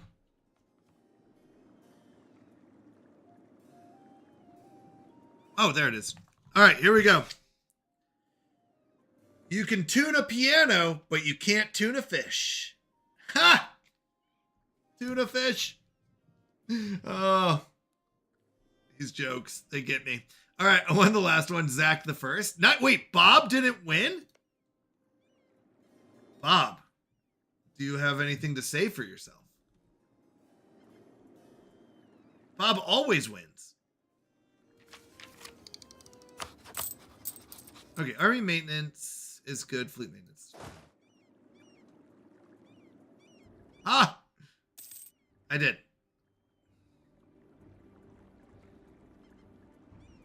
Actually won for once, huh? You let them win?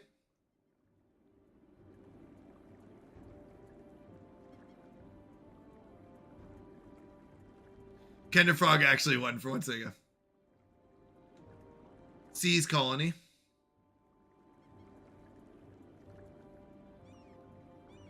Seize permanent ownership of this colony or native city for 25 aggressive act will, or for 25 military aggressive act will upset other country at a base of 0. Yeah, Melly played very well. Oh yeah, Mel even got over 100 and still didn't win.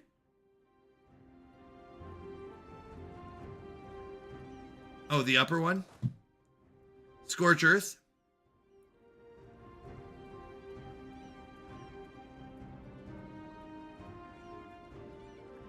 Or the Burn Colony. Attack natives.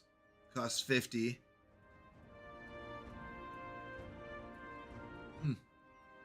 Enforce march. Okay.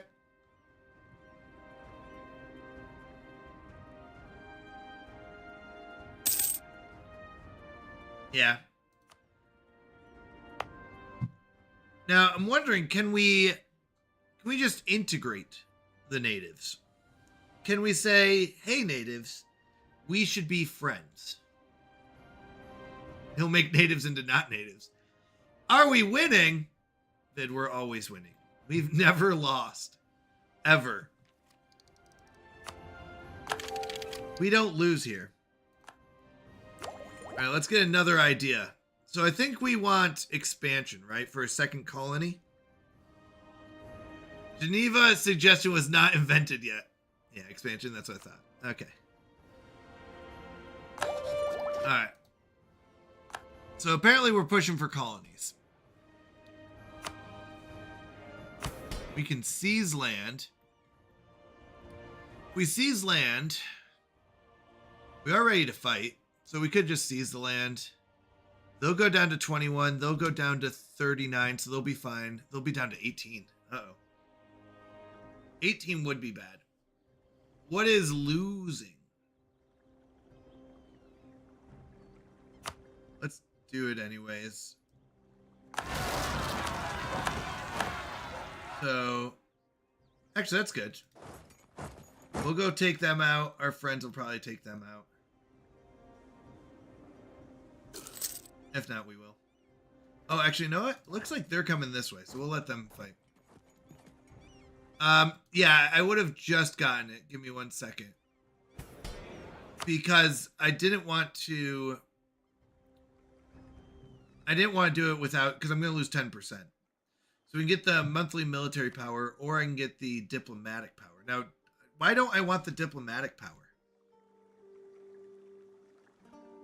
Because I could split it. I mean, our friends are going to help us anyways. What is that red territory to the east? That is our friends. They're our allies that we are partnered up with. Or are you talking about this one up here? The one up top is England. The one to the east directly is our friend.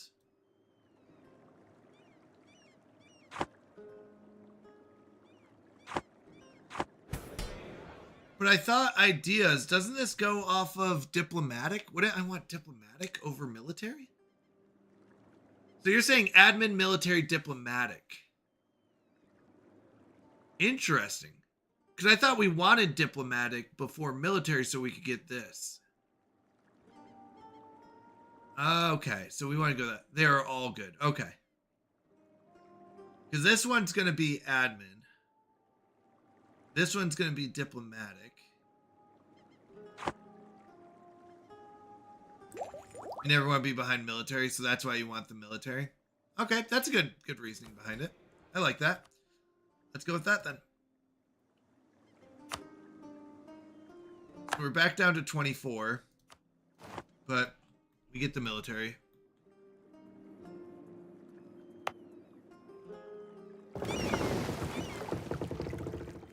So does this now have a port? Yeah, it just is on this side. Okay.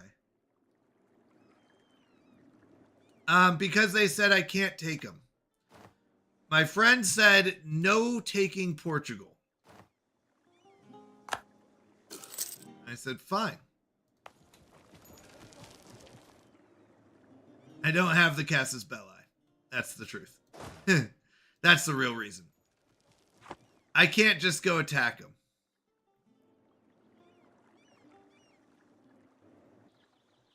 Yeah, they got Burgundy. But you said France will fight them, won't they? So I don't see England. Is England going over here and colonizing? Because it looks like England is coming this way. At some point. So at some point, England is going to come over this way.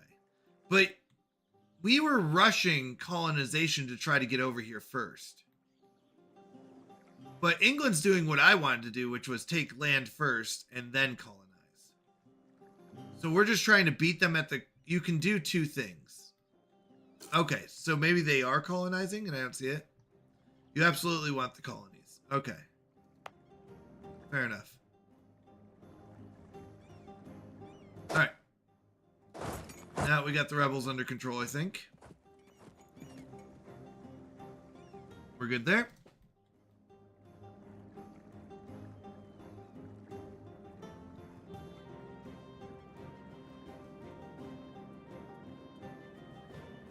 Colonizing made Spain the strongest nation in the world. All right, for 150 years. All right, so we're going to try to get these back under control. I just want to see something real quick. Does that affect this at all? It wasn't this, was it? No, what was it? It was, oh, unrest. It was unrest that it caused issues with. But unrest we're still fine. Yeah. It was just unrest earlier when they were new. Okay.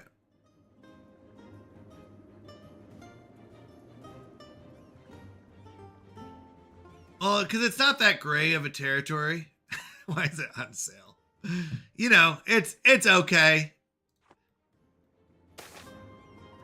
Immoral prices. Grain prices are notoriously unstable. Anything from the weather where it is grown to instance hurting its distribution can suddenly cause the price to rise significantly.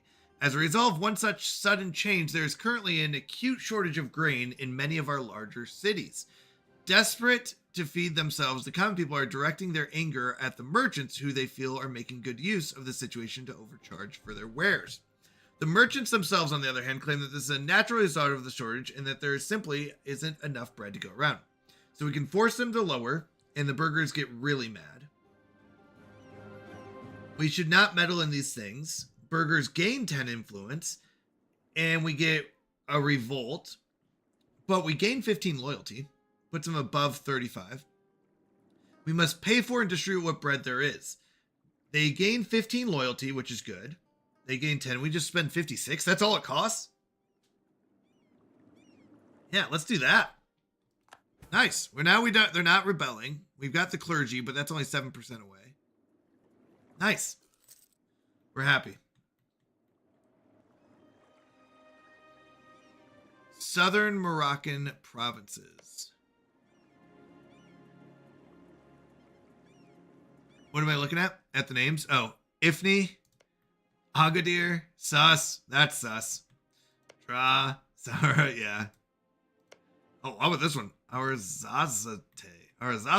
Haha. Sus. Haha. That's funny.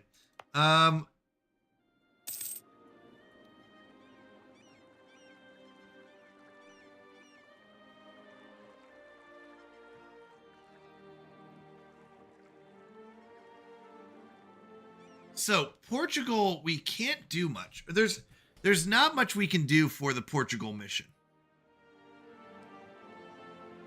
This one we just gotta wait it out.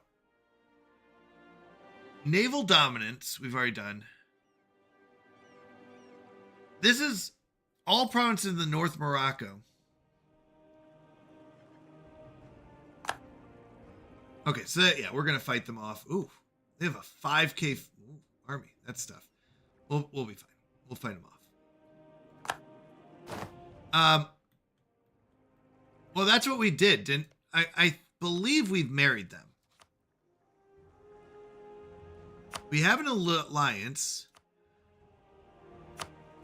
How do you know? Is that what an alliance is? Oh, yeah, we have royal ties.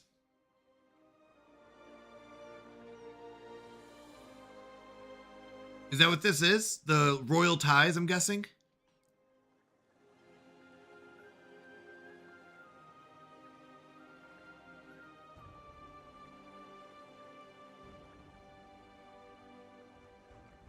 What do you mean? Yeah, we could beat Morocco alone, could we? Yeah, okay. Yeah, we could beat Morocco anyways. Now, the problem is we don't own this spot. And I don't know how to get it from them. Like, without war, is there a way to, like, get this spot? Because I need all of North Morocco for my mission. For the Continua Reconquista. Oh, wait.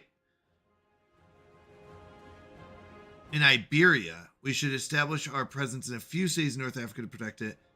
Oh, North Morocco. Yeah, this is considered North Morocco. So, how do I take this other than just taking Portugal? I don't know. Castile gains claim on garb. We get missionary strength, morale of armies, papal influency. I was just told to go for these kind of things. Mid rewards? Okay. Galley combat ability, naval maintenance.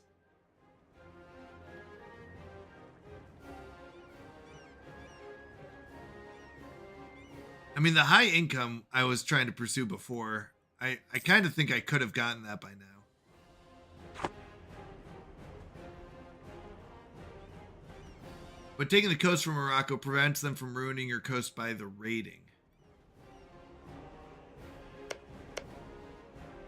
But we'd have to take all of their stuff, right? We'd have to take their whole coast. I was thinking it would give us a lot of trade. So I was looking at the trade. We'd get all the trade basically down here too. Which we don't have much of. I mean, we have, I guess, 11%, but we'd like to take more of this.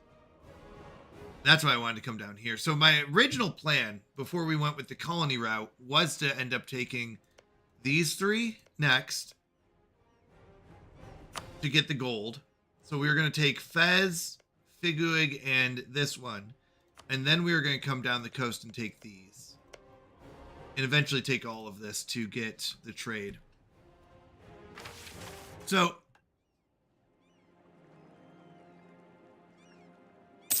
I'm not, I guess these are worth kind of going for.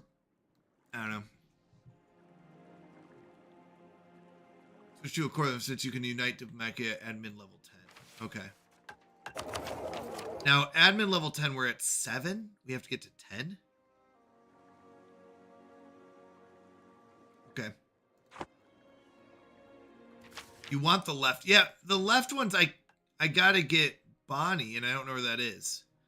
And I can't get over there. So I can't get over here to figure out where Bonnie is.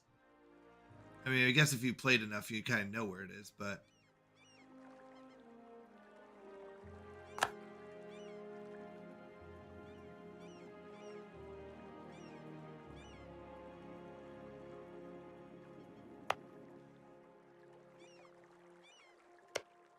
Oh, Portugal took this one. I know, Arguin took this one. Dominican? Yeah, it was still too far. Oh, is that where it is? Is it in the Dominican here? No, wait, hold on.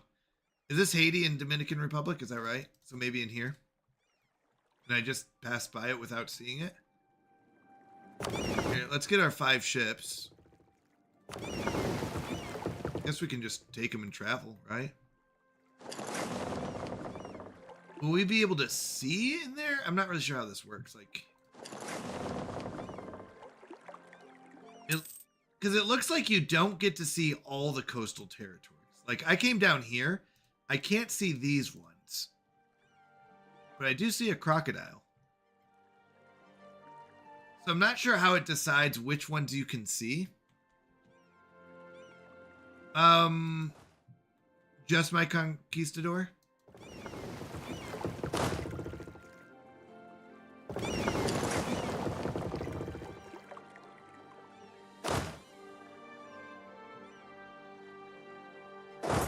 Well, I'm not gonna slay the natives. I'm sorry. I like to role play these games. Not gonna kill the natives. So if we want to, I could just make a new. I could either split this one, but 6K seems to be a good number. They come out at like 5,000. So don't want to do that one. I was thinking of splitting this one, but I don't know. I guess I'm not at war as much as I thought I would be. Like, you did say, like, hey, watch out for England and watch out for France, but I don't really see that being a problem here. Like, they haven't really affected me as much. So maybe I'm missing it. Like, maybe I was like, oh, I missed a part where they were supposed to, like, come get me. You get a 50%. Wow.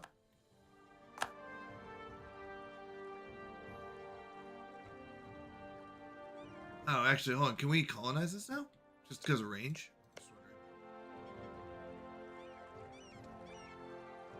240. Can we hit this? Yeah, so we could have hit this one now.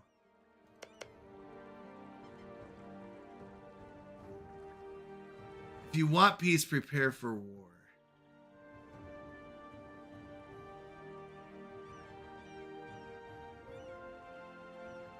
Three regiments will easily beat the natives. Okay. So we're gonna send. I don't know if it matters. We want this one to be our conquistador. Oh, we actually have another one.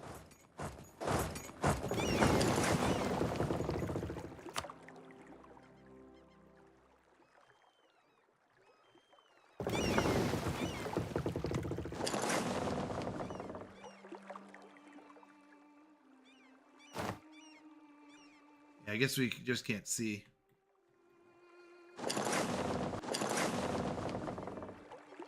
Actually, if we're going up that way, it'd be faster just to port here.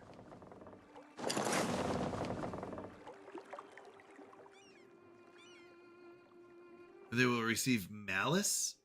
Okay. So we'll just send this one then.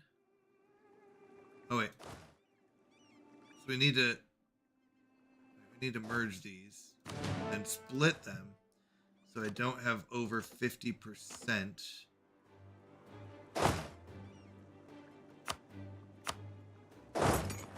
Okay. We couldn't reach the New World. Under the skull. Oh, split in half? Okay. Apparently there's a range on how far you can reach.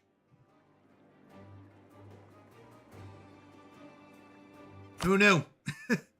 Who knew?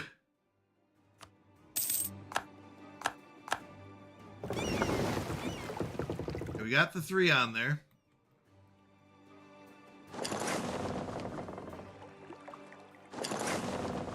This doesn't make much of a difference.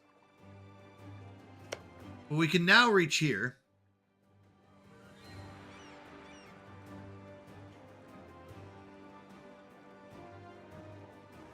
Yeah, Vid, I'm kind of with you. There's a lot of details.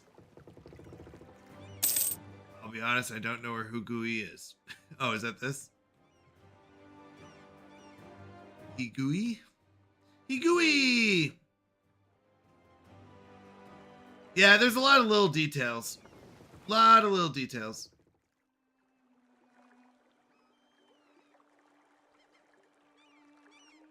Oh, you're good. I got you.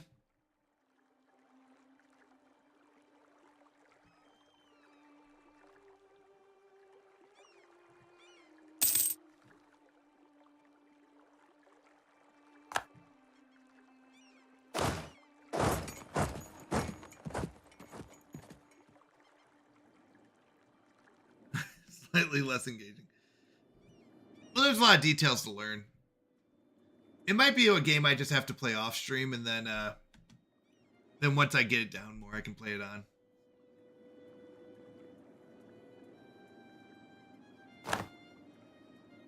That kind of thing. Well, if I go faster, I don't know what's happening. So the whole thing is I got to play at least a round or two to figure out how it works. I mean, if I don't, then I don't even know what's happening. I mean, we can go full speed if you guys want. I have no idea what's going on. Cardinal policies update, upset nobles.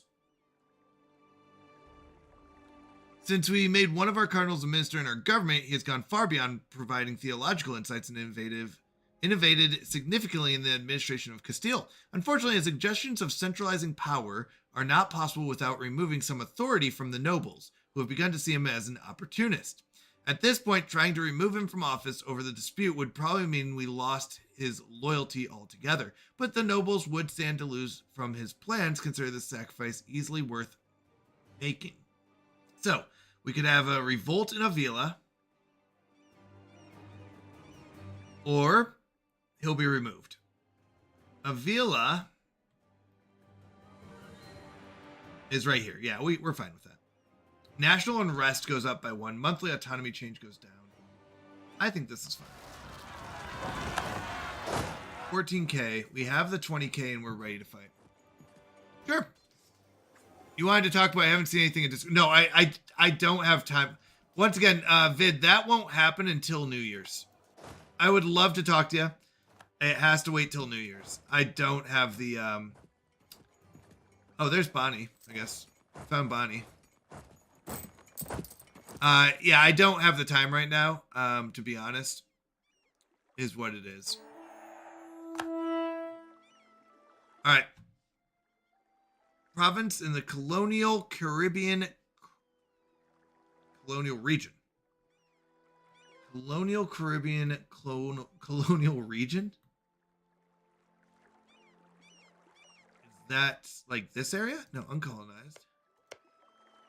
Oh, colonial Caribbean. Okay, so we just need a colony over here. Okay. Is Clyde nearby? Who's Clyde?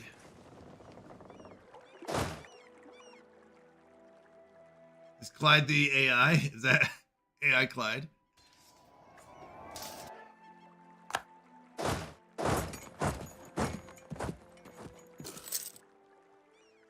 You found Bonnie. Oh, Bonnie and Clyde. Nice job. Nice job. Once you get 5 provinces cored in the region, you will form a colonial nation, which will then slowly start to colonize on its own, and Pope will grant the region to you. Maybe move conquistadors South America while you have the transports near. Okay. Well, there were pirates down here. Are pirates going to kill my transport ships? But maybe they've gone. I don't know how that kind of works. No pirates here. Okay. And the Galician people. Ramon Cortez is a powerful landowner and a political influencer among our Galician subjects. We have long had a working relationship with him. He has always been quick to know what it is that the state needs and what it could perhaps do for him in return. His name is often mentioned when discussing candidates for our Council of State. While he would in many ways be a good fit for such a position, it would undoubtedly also greatly increase the influence of an already powerful man and his clients. So, we can lose 10 prestige, which we're down to 51. We get our Ramon Cortez. He's a skill 3 diplomat. Diplomatic reputation. So is that this one? Wait, hold on. Diplomatic is administrative. No, it'd be this one. So he's a +3. This advisor is 50% cheaper, but we already have Ignacio here, who's already 50% cheaper. Or if he's a local leader, local development cost, local tax modifier, local manpower modifier, and state maintenance. I think we keep him in there. I don't really need him. Diplomatic reputation +1 doesn't really matter to me. Oh, we're about to lose this. Shoot. I meant to send them back. I should have sent them back.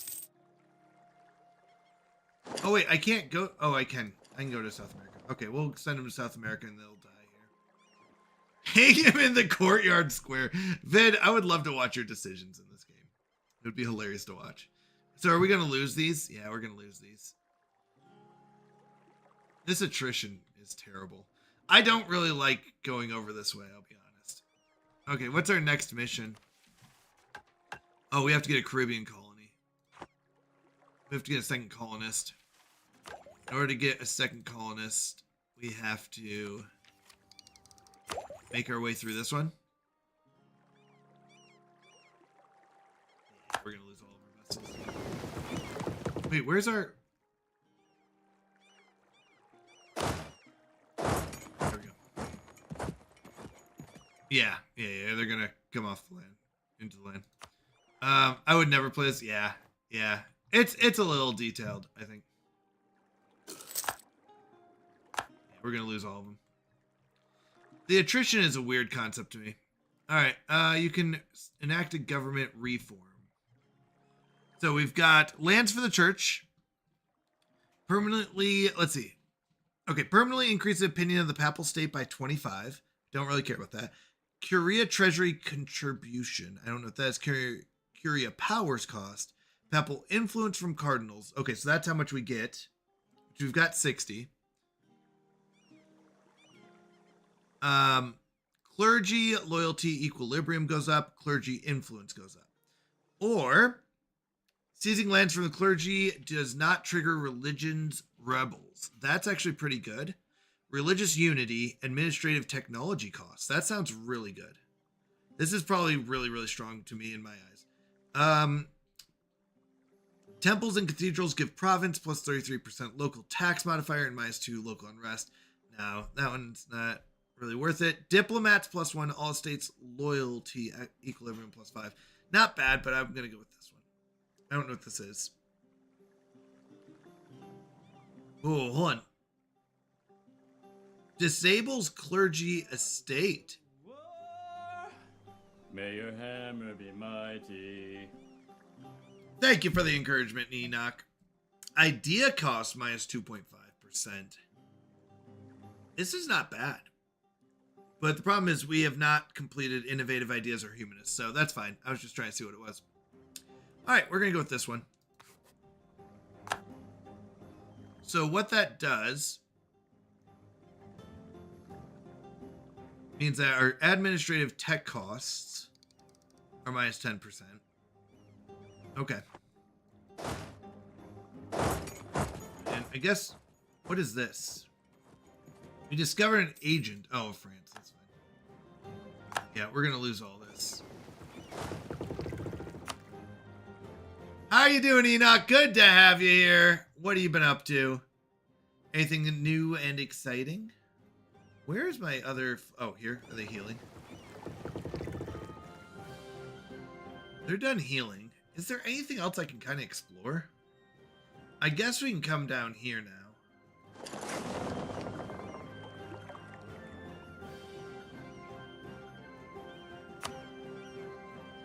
All right. Disloyal states. We don't really care if they're disloyal anymore, because they're not going to do anything about it. I have arrived. All right, export licenses. Thought I'd come check out some Canadian American action before I play some Zelda. Ooh, Zelda's fun. Instead of paying cash to the nobles, another option is to grant them privileges to collect special revenues, for example, from foreign trade, from which they can make a healthy profit. A proposal has recently reached the king's ears to grant several noble families export licenses for our trade with Aragon. Doing so would please them greatly, but the commercial classes may view the matter less favorably. So, the question is, do either of these need loyalty? Nobility doesn't need more loyalty. We've already got their loyalty. So, the burghers need more than... We gain 10 legitimacy as well. But our national tax modifier doesn't go up. They don't like us as much. They'll be fine. They love us. They're gonna love us. They're not from the better Canada. It was stressful, but blessed. Oh, wait, sorry, my best friends from the church are all Canadians. It was stressful, but blessed. Hope your day was good as well. They're not the better Canada, though. 2 to 3 hours. Mass time. So, what is this? Portuguese state, then? Can I just tell them to explore? Just go out and have fun. Right?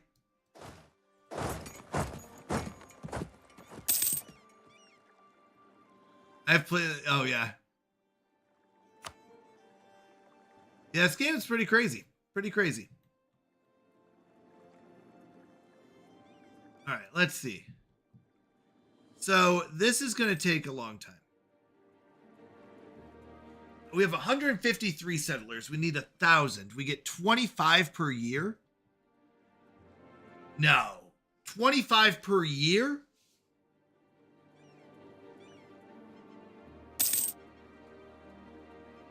This is crazy.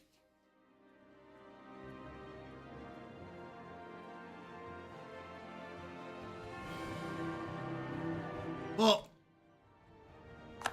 one second. we're gonna pull out the calculator, people. It's calculator time. So in 1,000, that'd be 40 years just until this becomes I don't know what, a state? A city? Yep, we got a new pope. New pope, new pope.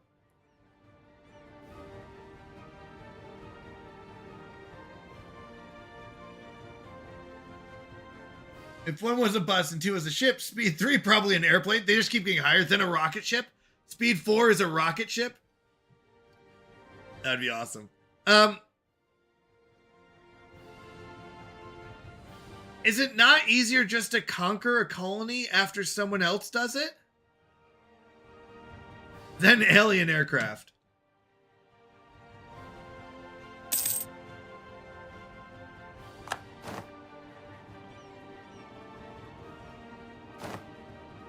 It's hard to beat other European states.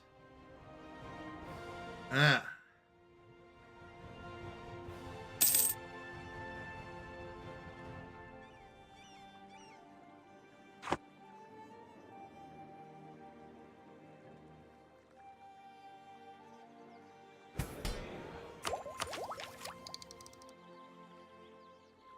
How far behind are we on tech?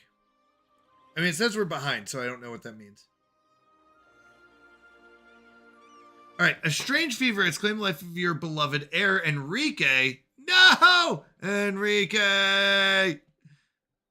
As the court sheds its clothes for blacker garments, it strikes you what a frail and transient thing life can be. Just as your thoughts are about to turn to the eternal, a young maid catches your eye.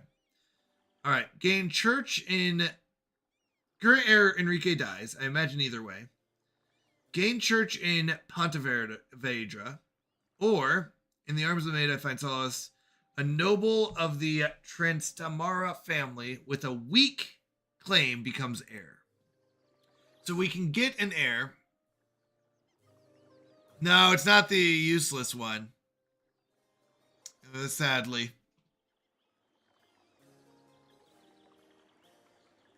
If you marry Austria, you can Habsburg. Wait, weak heir. Is it horrible revolt? I don't know what that means. So don't marry. Don't claim this one. Because I don't know where Trastamara. I'm guessing. Oh, okay. If you do not have an heir and are married to Habsburg, and I die, don't they get my territory?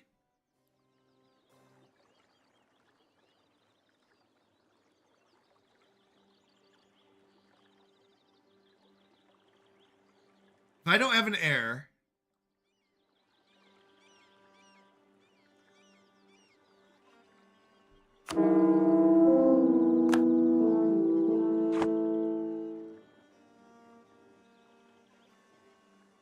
you have to have the same dynasty. So we're going to go to Austria.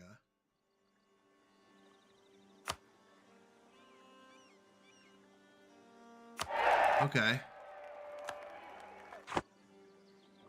You have to have the same dynasty and no heir when you die. That's interesting. Austria is the emperor of the Holy Roman Empire. They're much stronger than they look. Okay. I don't know. I mean, I don't know what that means. Oh, whoopsies. Please come back. Oh, my goodness. Oh, dang it. They're going to die. We're going to lose at least 2 of these ships. Yeah, my bad. I forgot about them. Alliance, sure, we can accept that. I forgot they have to come back. Their ships.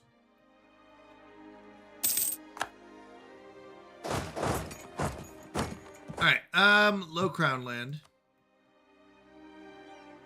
Yeah, sorry. I'm not used to it moving this fast, so I forgot that they were down here and then never picked them up. The new techniques in our production are rumored to be flawed, and several leading nobles argue that we should discard them and go back to the old and try it true.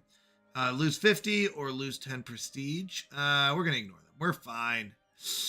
Although 38 prestige, I feel like this is bad that we're going down this much. How do we gain prestige?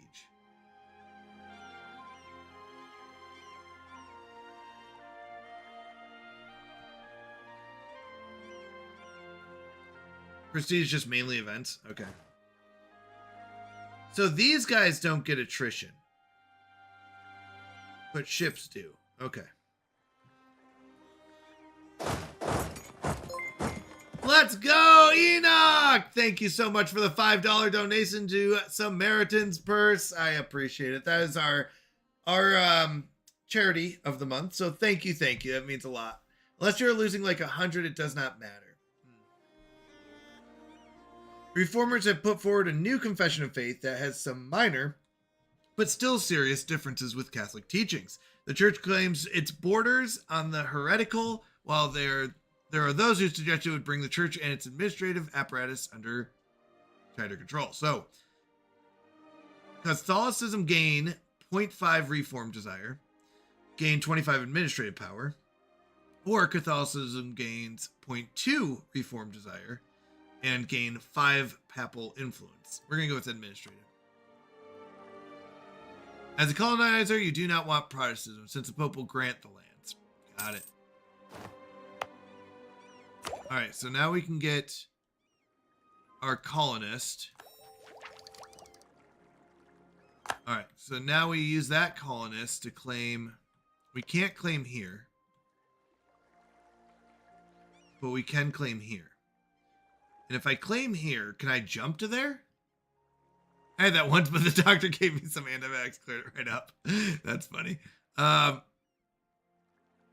I jump to here from here?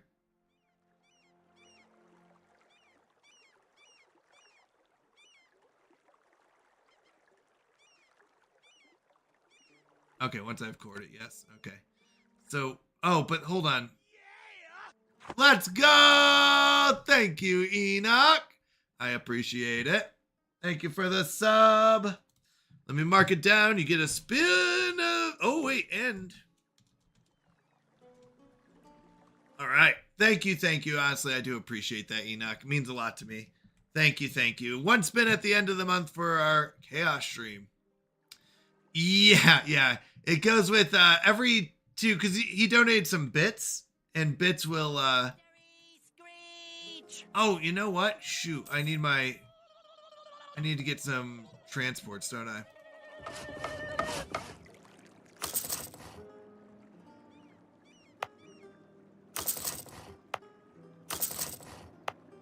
I just need 3. 3 should do it.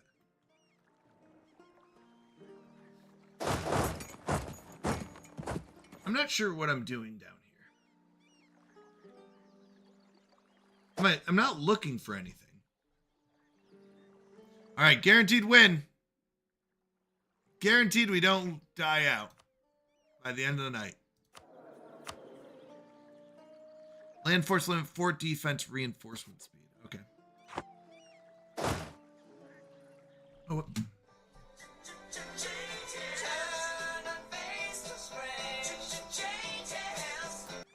All right. What emotion do you want? We've got blushing. We've got awesome.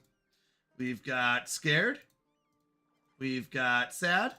And we've got angry. Rah! Which one do you want? You get to choose.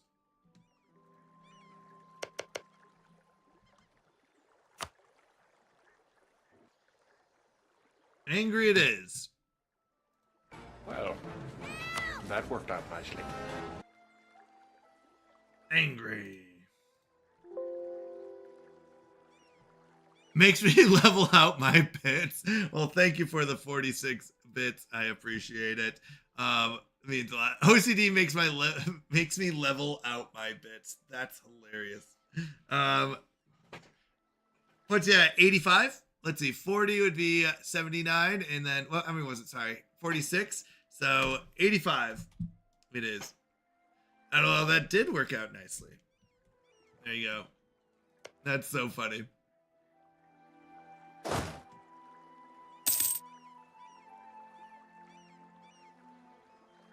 It mostly makes it. That's okay. You're at 85 total. You're at 85 total bits donated. So it is a good solid number. I accidentally did 46 instead of 45. Then it just gets out of control from there. It looked even though. Uh-oh. My king, our people are losing confidence in your government, leading to a stability drop. Well, that worked out nicely. Aww. Thank you very much for the 15. I appreciate it. Oh, you're the best. You're the best. Thank you. Thank you. I appreciate it. Hey. All right. Enrique V von Habsburg will now rule our glorious nation. Wait, so did we just lose? Did our king just die?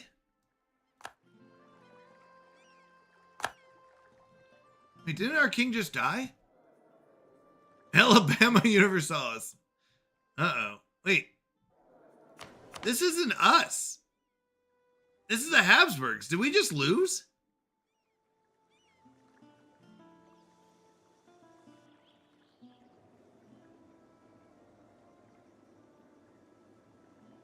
You can get Habsburg. Oh, wait. I'm confused. So, is this us? Insular. Oh. I see. Morale of armies goes down. Well, that's not great. Carib people enter our colony. As our colony in Guadalupe has continued to grow and develop, we have begun to encroach on the territory belonging to the people referring to themselves as the Carib. They send jeers and insults in their native tongue, and they have even started raiding our settlements. Once one of our own men with a sympathy for these savages has learned the Carib language, and he tells us that they are claiming our colony in Guadalupe is encroaching on their ancestral land. Apparently, the demand that we grant them concessions or war will be inevitable. So erase these savages, gain 200 population. Natives in Guadalupe lose 300 size. Selecting this option means they will treat the natives ruthlessly from now on. It'll increase the frequency of their raids, but also allow your colony to grow faster. Gain 50. Wait, gain 50 ducats. Gain 1 base tax. We will trade with the natives and profit from it. Gain 5 prestige, which I don't know if we care about prestige or not. Guadalupe gets native colonial integrations. Local settler increase plus 25. We are adopting a live and let live attitude to the natives. We will have a higher chance of assimilating them. The trade isn't bad.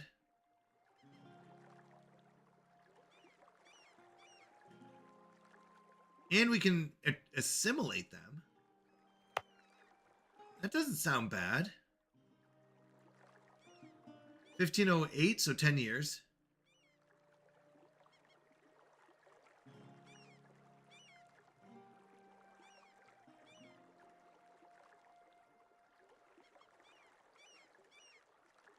Trading is a bit. Like from Star Trek? Apparently. Let's do that. Live and let live. We get 60 per year now, instead of just the regular 35 or 25 that we got over here at least. All right, we're fighting over here apparently. Okay, royal marriage. Yeah, we want to go ahead and we'll marry them. Provincial unrest. Wait, noble rebels. Why do we have noble rebels? Wait, what?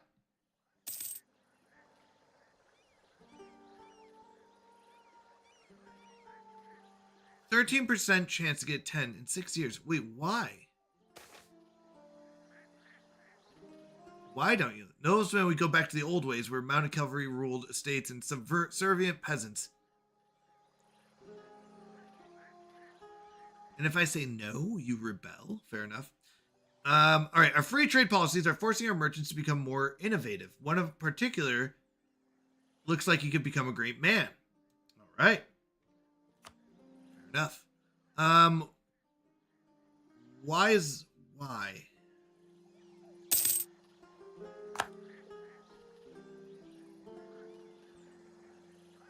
Is this just in general? Because they're not angry with us. The nobility is not angry.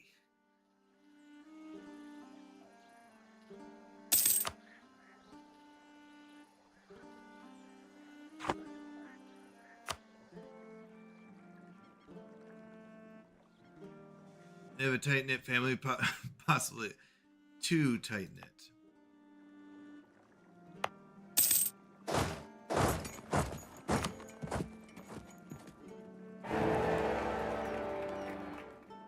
Electors have elected, okay, that person. So Pope changed. All right, so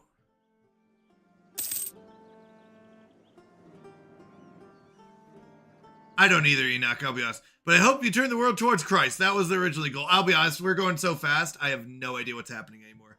We married Austria. I guess I'm still ruling, but I don't know if I'm still the ruler anymore. Where's the genetic diversity? We are trying to colonize this spot and this spot. This one we are, I think, friends, but I'm not sure. I have these guys stuck over here because we have no ships to get them across. So I've kind of lost track of what's happening anymore. We keep getting uprisings here. I have no idea. How do I check that? Did they lose Emperor? Oh, one of our advisors died. So we can replace him with a +2. This one's cheaper.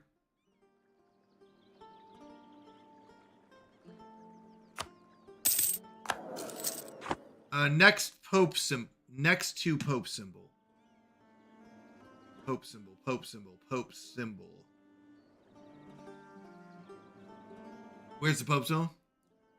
It's like a very detailed one, Enoch, but I'll be honest, at this point, I've lost control of what's happening. Next to Pope symbol. Oh, this one? Holy Roman Emperor? Moritz the First is the emperor? I'm not really sure. Electors? Yeah, we started speeding up and I lost it. How in the world did Austria lose emperor? I don't know. I have no idea. I don't even know when they lost it. So this is the part where, since we're going, like, I know it doesn't seem like we're going that fast with 3 speed. I have no idea where we're at anymore. I don't even know what we're going for. Oh, we have an idea. I think this is good. We just click this. Oh no, this one. I don't know what's happening. I have no idea what our goal is. I don't know what we're trying to achieve. So originally my goal was to take over Morocco, and I understood my goal there. I understood I wanted the trade. I understood the conquering aspect. I don't know why we're in Arguin. Well, it sounds like, well, Cursive, you guys have really been pushing for colonization. So I was really trying to push into Africa. My original plan was to push into Africa. So that's why I wanted to come down here. I wanted to take this one for the gold. And then I wanted to kind of conquer this way. And you all said, no, you got to go towards colonization. I want colonies, colonies, colonies, because you're Castile. You got to get, Portugal. You got to do this. So it sounded like it wasn't, it is very on the rails. Because of the best choice. But I don't know what that means. So I don't know what the colonies are going to do. So I understood when I was trying to handle the internal, micro. That was pretty bad. Hello, but I'm not sorry. Have you thought about apologizing? I have no idea what they do. That's what I'm saying. Like, I have no idea what colonies do.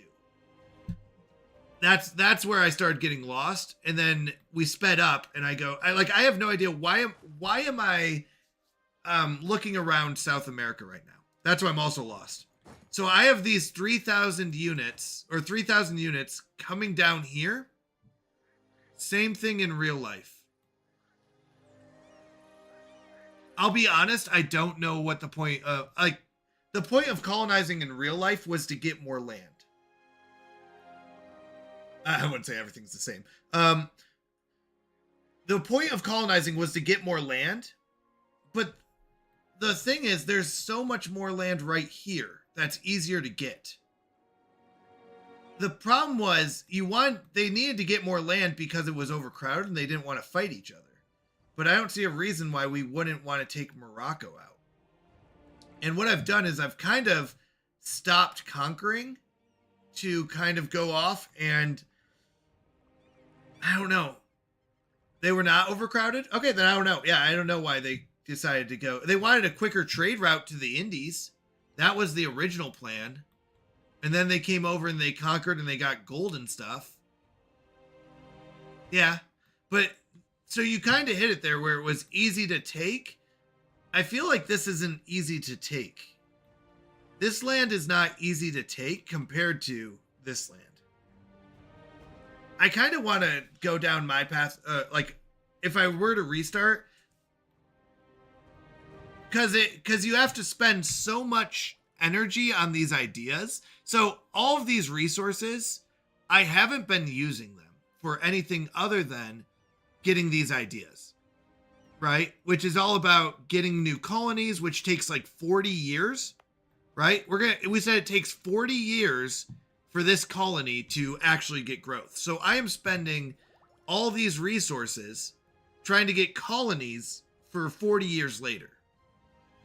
And I feel like in 40 years, I would be able to conquer and be able to take this land and be able to do something more powerful, like take Italy or fight off England and France later on. Because the land would provide the income, I'm guessing. The land would provide income, and the income would provide, power. That's usually how most games go. You will have the ideas finished by mid-1500s. The ideas. Right, but I'm putting the ideas into colonization. Right. But I'm putting the ideas into colonization rather than these other areas. So if we looked at the other areas, like innovation would have sped up my my idea cost. I don't know about prestige decay if we care about that. Technology cost would have been cheaper. And I think there was another one. Oh, war exhaustion wouldn't have been bad. But like this one is one that I probably would have leaned more towards. More tech related, right? Because that's where I thought we were going to be heading, but we're heading towards this colonization. I don't know where that's going. So that's why I was saying, like, I really don't know what's happening anymore. I think I'm just holding off for these colonies to eventually happen in 40 years. And then after 40 years, I spread to this and try to figure out like what I have. Take over Antarctica. That's what it's about. So I'll be honest, like I've lost a lot of ships. I've lost a lot of time. And as of right now, I don't feel like I'm getting anything back for that with the colonization. That's where my questions are coming up. So my question is, when do the colonies start paying out? And why is it worth waiting 40 to 50 years plus all of our resources to get those resources versus taking over Morocco, which I think is an easy target, and going into Africa, which I've heard has a lot of gold and probably seems to be just as easy of a target, at least at this level.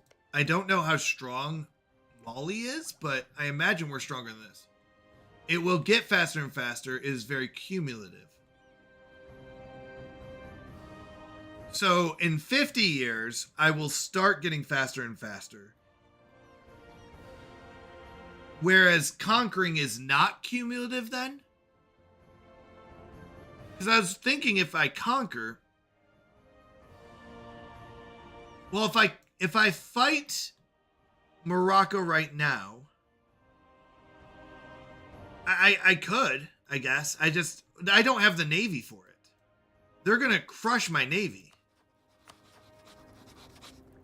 Oh, those are 17 light ships. North America lands are poor, high attrition regions with Islam, which is hard to convert. Right. But you do not need a navy. You just need an army because you can walk over. What is this? A cog? Oh yeah, we had a cog. I had another one. Oh, here. Yeah, well, that's what I was thinking. Yeah, they were helping me last time. Same with Aragon. So we were conquering this last time, and I was just planning on repeating that. But the problem is it costs these resources. So if we're going to be conquering... Morocco, I need these resources. Not going towards this. Not going towards these ideas. You can give the lands to Aragon, so you not have to use the admin points for it. I also don't understand what my relationship with Aragon is. Do I get stuff from them?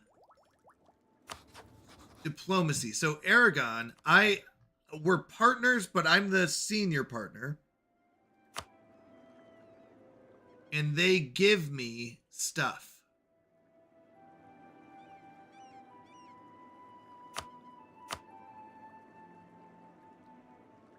They give me stuff because I'm a senior partner.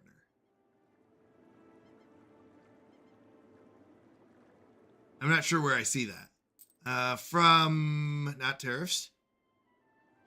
Subjects. Nope, not subsidies. Vassals. So I get 0.07 gold from them. Your king is the king of Aragon too. But I can't make decisions for them. Can I? Oh wait, I can make decisions for them. Personal units do not give money, as far as I remember, but they will fight for you. So when you say I'm the king of Aragon too, am I collecting money from? Okay, so once I get to Tech 10, I get their land. So I'm not getting anything from them right now. Just except for when we fight together.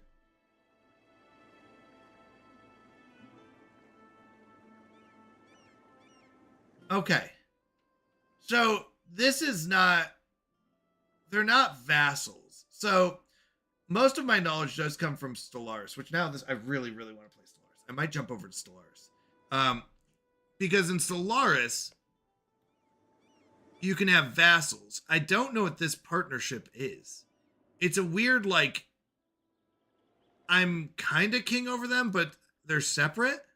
So I'm really not getting anything from them. So I'm not really the king over them. They are their own kingdom. But when their king dies, we get it.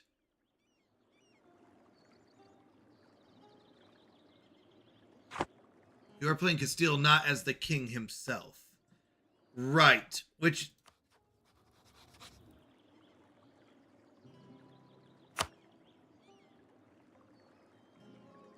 Wait, I'm not playing as the king himself. Personality human. Oh, I see. Who's playing it?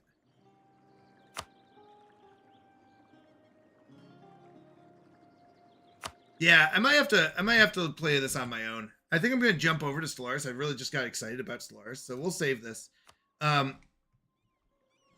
Yeah, it's kind of when I'll play on my own. And I'll have to learn the mechanics on my own. That's kind of what it'll come down to. Yeah, and probably watch some tutorials. Yeah. Yeah, it'll kind of come down to I'll have to know more about it. Playing new games is fun, but if they're too complex, it's hard to learn on stream, and it's hard to understand what the mechanics are, because I like to go slowly. So yeah, it's a good game. It's a good game. I'll play it on my own and kind of figure it out. But let's go with this. Belser, I apologize. Did I miss? Did you say angry? Did I hear that right? I realized that was a while ago. No, I didn't lose. We're just going to jump over to Stellaris because that one does take a lot of like complexity. And as you said, kind of vid where it's like, it's not fun to watch that on stream. It's not fun to watch that. Someone learned that on stream. Belser. Did you switched my emotion? What emotion did you choose? Did you choose anger? So you said VTube. You changed the VTube emotion. And there was blushing. There's awesome. Oh, you said awesome, didn't you? Did you say awesome? I forget which one you chose. And I realized I was stuck on anger. Oh, no, you wanted anger. Okay. Anger. Rah! I could be angry awesome. Angie. Rah! Okay. Here's a game I do know one or two things about. All right. It is quite on rails from the start.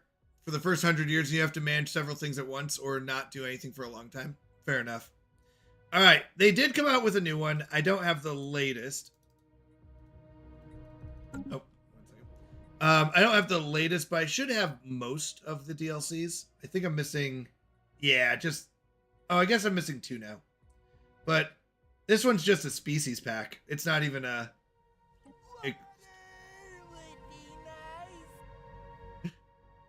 That was a good one. Water would be nice. So this is the only expansion I'm missing. I don't need it. I need it! Thank you for the hydrate. All right. Let's create a new one. What kind of empire, what kind of people are we going to be? So I usually like to start with an idea of what kind of... I've never played Total War, but it did look fun. Thank you. All right, so in this game, we can kind of be whatever we want. We did go through the as evolutionary predators, where we ate other people and adapted based on who we ate. But I think there's a couple other ways to go about this. Now, we have to think about what we want, what kind of government we're going to run is not a bad place to start. For example, do we like others? Do we love other people? Do we hate other people? Do we want to fight them? Or do we want to make peace with everyone? Are we really about science or are we really about religion? Are we authoritarian or is everyone equal? So these are the kind of decisions that found our society, our species. So what do we want to play as? We can be as evil or as friendly. We could be traders, trading. Like we could be a megacorp. We could be robots. We could be a hive mind. This is a new playthrough. We could be imperial, dictatorial, oligarchic, democratic. Do we want to be... What are we thinking, chat? Friendly, evil, take over the galaxy, eat everything? Eat planets?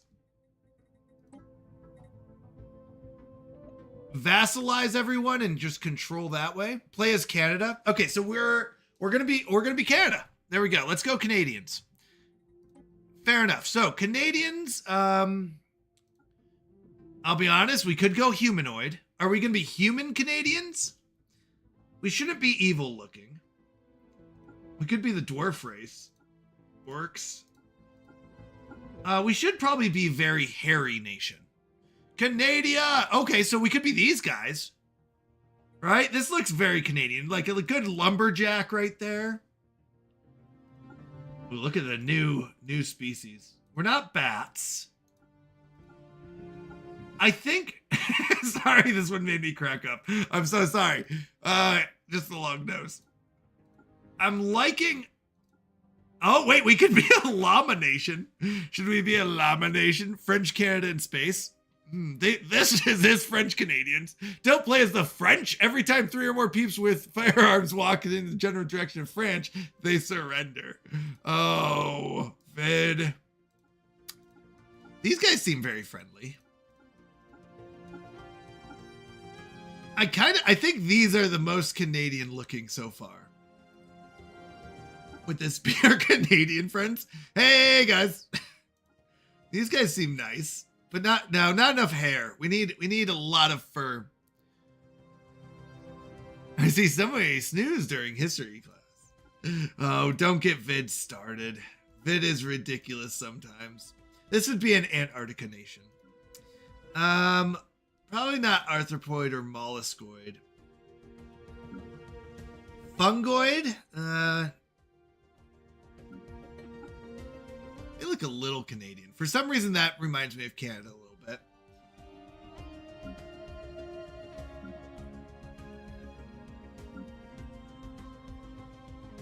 Probably not aquatic, not toxoid.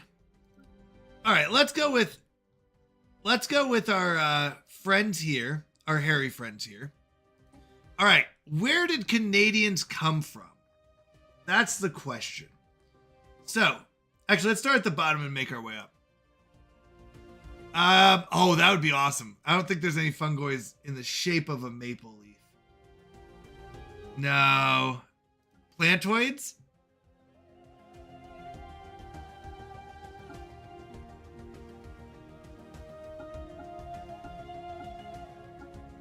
There's pretty ones, but I don't see any Canadian.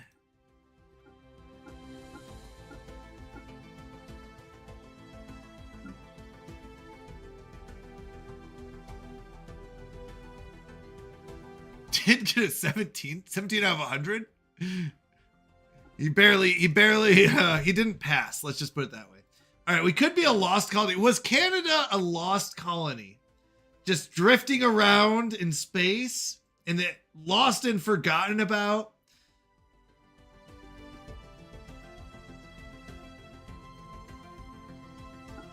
Are we a Canada's not really a galactic doorstep. They're not like the center of it. A unique synergy with spaceborne fauna. Actually, this would be pretty Canadian. History is my hobby. There you go. We could do fruitful partnership and just make friends with all of the space fauna out there. I don't mind Lost Colony. Tree of Life. No, that one's like spreading out. Syncretic evolution. We evolved alongside a second species. I wouldn't say we're mechanists. Hard reset is not really what we're going to go with. Resource, no, we're not machines. We're not clones. Post-apocalyptic, no, Canada's not post-apocalyptic. Well, Canadians don't eat everything. Life-seeded? Oh, wait, hold on. Should we be a paradise? Is Canada a paradise? This civilization's home is a paradise, possibly designed just for them. I wouldn't mind going down that route. French Canada is a paradise. We could be life-seeded. Calamitous birth? Not native to their homeworld. These lithoids arrived when a meteorite slammed into it. Doomsday? Our planet blows up. Hegemon? We could do a hegemon. Canada is not a paradise. I mean, I'm just saying it could be. Could be a paradise. Established early contact with their immediate neighbors. And we became very friendly. Common ground. Same idea. On the shoulders of giants. The other Canada is hardly Canada. We could be on the shoulders of giants, referring to America. Civilization has hidden boons in their solar system, placed there by in a distant past by a mysterious benefactor. Just kidding. That's not referring to America. A fallen empire has meddled in our structure. Void dwellers. No, we're not void dwellers. Shattered ring. Remnants. Necrophages. Ocean paradise. No, that'd be like Caribbean. Here be dragons. Is there a secret dragon in Canada? That could be America. We could call the dragon America. Imperial fiefdom. Sudden and brutally subjected. No. Teachers of the Shroud. No. Slingshot. No. We're not subterranean. I'm off to destroy Canada. They've had it too good for too long. I'm off to destroy Canada. Have you heard about their medical practices? Takes 14 months to get an aspirin or 13.6 minutes to get the main treatment. Oh my goodness. Could still be considered a paradise. All right. Progenitive hide. No. Knights of the Toxic. Overtuned. We could say that they're overtuned. Or their leaders are Fid. No. Fear of the dark. Vid. What about that one? Would you say they're scared of the dark? Thank you, Balsara, again. I appreciate it. Oh yeah, I gotta get the pasture animals up. I forgot about that one. Thanks, Cursive. Broken Shackles. They used to be, British and they broke free. Are we gonna go with that storyline? All right, what do you want, Vid? Let me see what we've got. All right, I'll give you someone Cursive in a moment. So, wait, sorry, not Vid. Cursive, what kind of animal do you want? So we've got rabbits, we've got corgi, cat, hamster, fox, parrot, alpaca, red panda, deer, or regular panda. Two to be scared of the dark. Broken Shackles, payback against Britain, under one rule. Unified by a single leader. Rift World. Will allow them finally reach out and discover. Belser, how is your bird? Let's see. Oh, 1 second. I gotta X out of this one. Hold on. Come here. Birdie, birdie, birdie. Wait, is it this one? Oh, it's not letting me click on it. I'll be honest, this game is starting to bug out on me a little bit, where I can't do certain things. Like, I can click on them. Not because of this, right? Oh, it's like it won't stop clicking.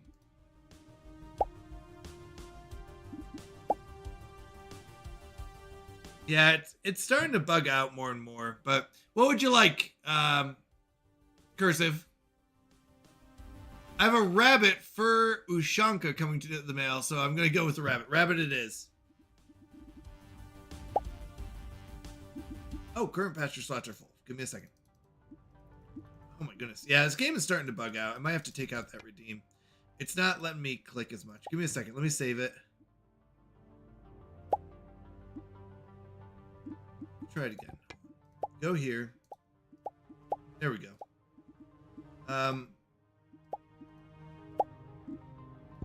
Need to go to the house. We need to get another spot.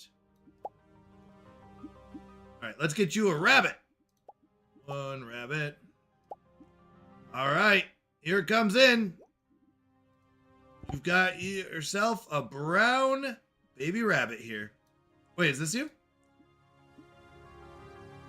Yeah, I just can't name them, so sorry.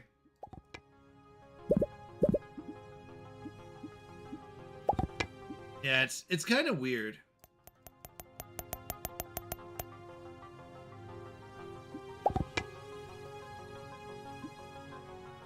Yeah, it's not letting me type. I've had some bugs in it, so. Hunting for wabbits. But your wabbit should show up on the screen and hop around. All right. Cybernetic Creed? You'd call Canadian cybernetic? Arc welders. Now, I want to call them arc welders or Rift World. Synthetic fertility. Once a thriving society, a novel genetic disease has left the species unable to reproduce. That's not Canadian.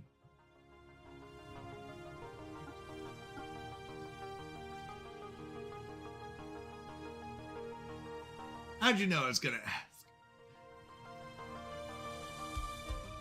Wait, you need to stay away from the ghost pepper maple syrup. Your face is red. Ah! is that Russian hat. Oh, is that what it is? Let's see. Hold on. Cybernetic Creed. Empire pursue a divine calling. The fusion of exalted body and holy cybernetics. Storm chasers. Primal calling.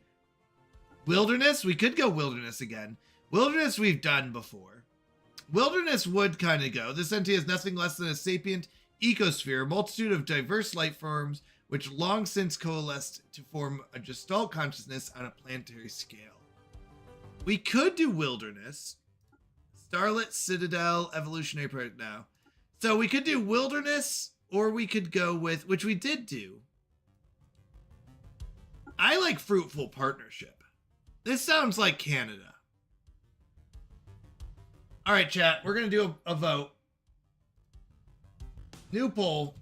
Which origin are we going to go with? Wilderness, fruitful partnership, or we can do paradise.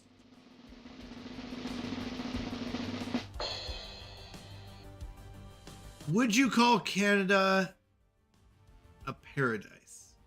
Life-seeded is what it's called. Sorry. Life-seeded.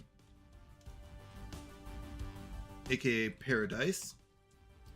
Hegemon or common ground? Hegemon.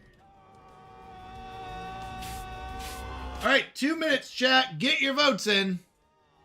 I should probably head to sleep. Nighty night, friends. Have fun. Thank you, Balser, for joining us. I appreciate it.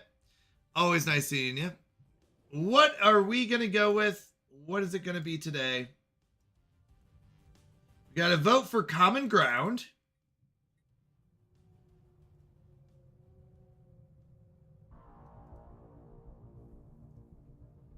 We have a vote for wilderness. 4 votes for common ground. 6 votes for common ground. Common ground might be the way to go.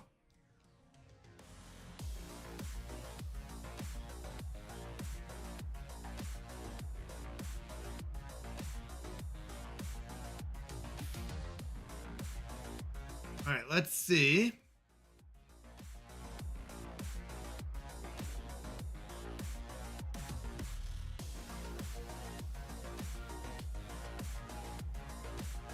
So common ground is the one where we are early contact with our immediate neighbors, finding strength in their differences. They decide to face the future and whatever might bring it together. Fair enough. Might fit the Canadian culture, I guess. Yeah, there you go. All right. Let's see what we got.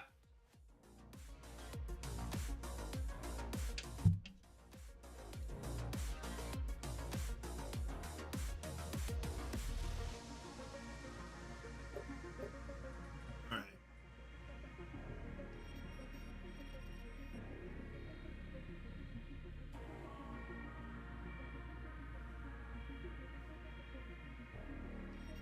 No paradise, huh? No fruitful partnership, no hegemon. Looks like common ground. All right, common ground. So our government ethics. I wouldn't say Canada. We could go fanatic pacifists.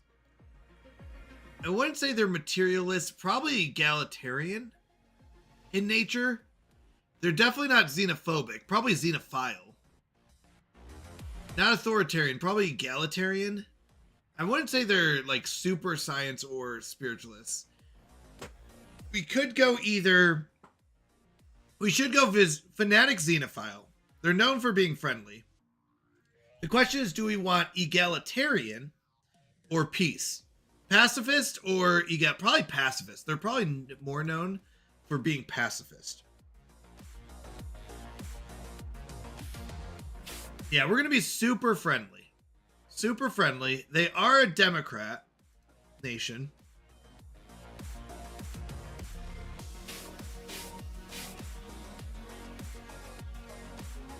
I mean, we could go egalitarian.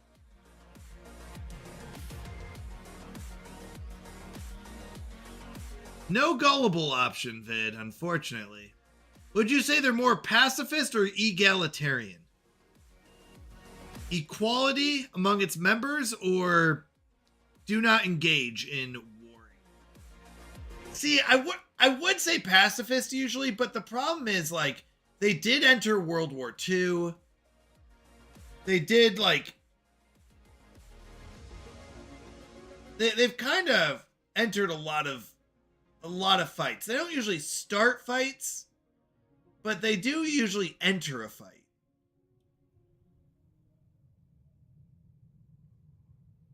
Yeah, they did. They took a whole beach, Vid. Maybe even two.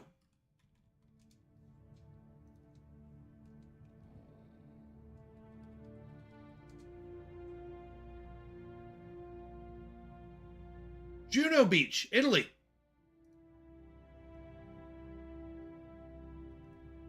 Becoming an industrial powerhouse, producing vast war materials, building the world's third largest navy and fourth largest air force, playing a vital role in the Battle of the Atlantic and training Allied airmen through the British Commonwealth, solidifying the global standing and supporting the Allies significantly.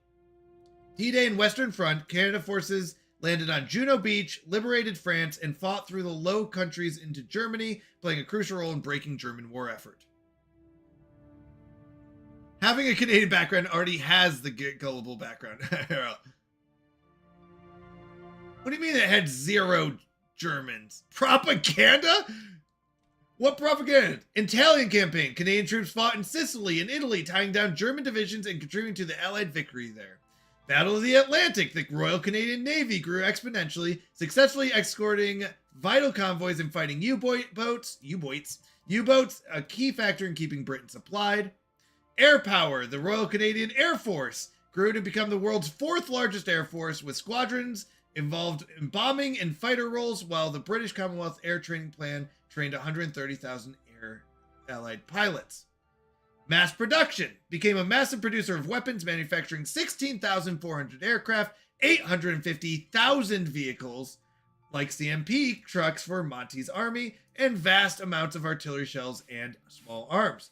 Canada provided significant interest-free credit and supplies to Britain in the early war years, keeping them in the fight. Scientific advances. Canadian scientists developed key technologies including anti-fog windshield fluid and improvements in synthetic rubber while contributing to the Manhattan Project from the Montreal lab. Total war effort. The war effort transformed the Canadian economy, boosted its global status, and involved immense civilian mobilization in factories and shipyards. They didn't just show up, Vid. Canada played a major role.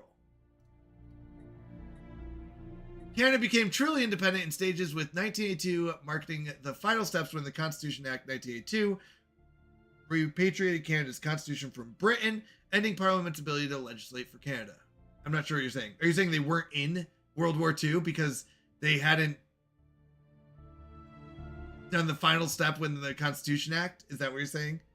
They haven't officially been a country? What do you mean they didn't do anything? Are you saying because they weren't a country?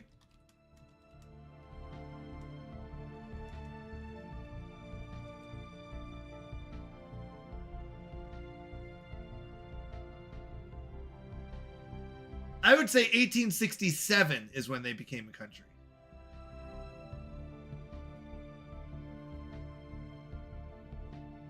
They were a self-governing entity within the British Empire.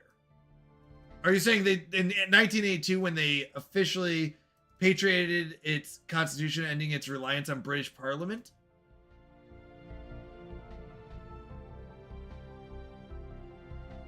All right, fair enough. Fair enough. So, if that's the case, yeah, I don't think you judge it based on their money, though.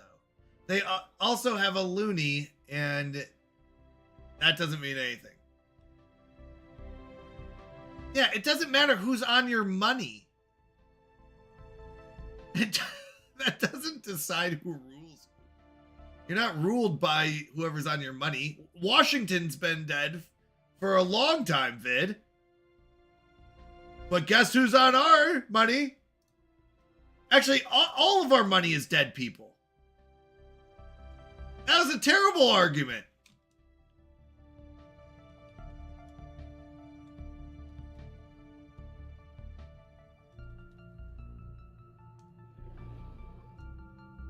In fact, we have people who weren't even presidents. Our biggest denomination of $100 bills, well, or our $100 bill, wasn't even a president.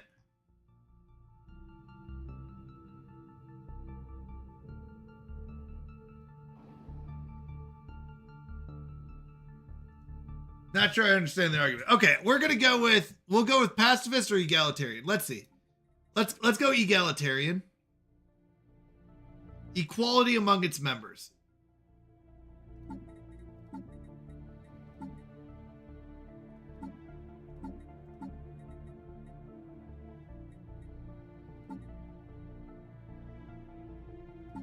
We can go egalitarian. All right. I want to call them anglers. The U.S. has a law that no living person can be on any currency postal.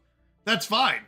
I mean, that's fine. I'm just saying the logic that the queen is still on their money does not make any sense. I'm not sure the argument there. And that she's been dead. Okay. Astrometeorology, no. Beacon of Liberty? Would you call Canada a beacon of liberty? No, that's America. Okay, let's see if there's an online one. Let's see. Stellaris Canada build.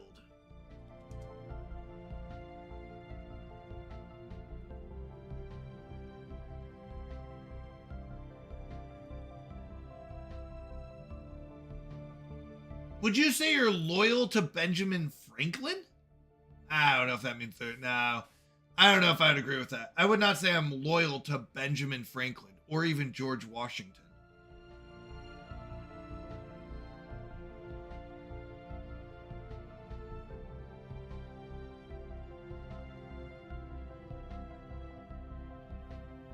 I want a Canada.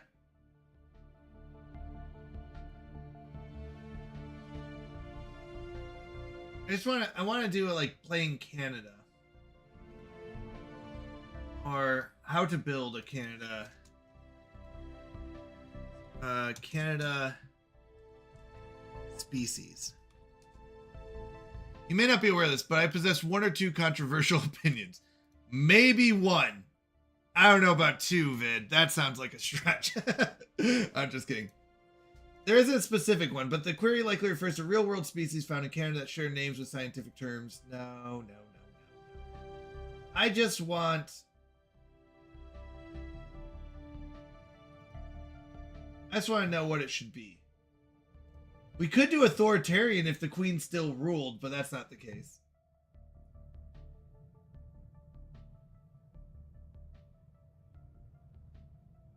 We could do parliamentary system, but no, the truth is they're not run by is Canada run by a parliament? They are, right? Actually, hold on. They're a parliamentary system, right? Yeah, Parliament of Canada. We could do parliamentary system. I wouldn't call them cutthroat politics. I wouldn't say they have cutthroat politics. I also wouldn't call them fanatic materialists. I mean, it's a good... Oh, that's Space Britain.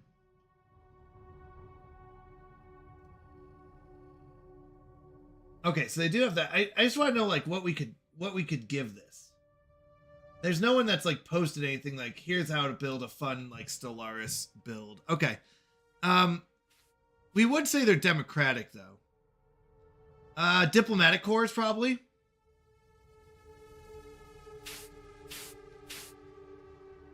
They're very friendly. So we're going to go with these two. Parliamentary and diplomatic corps.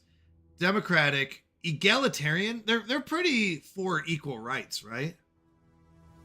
They're very, I would say they're very equal rights based.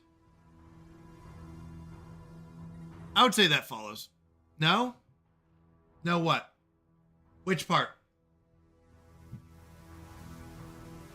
Not egalitarian? I mean, they're not authoritarian. Unless you think that they're like... No, they're not really like a single voice, a single throne, a single state. Peaceful? Okay, we'll go pacifist. Pacifist. Fair enough. We can do that.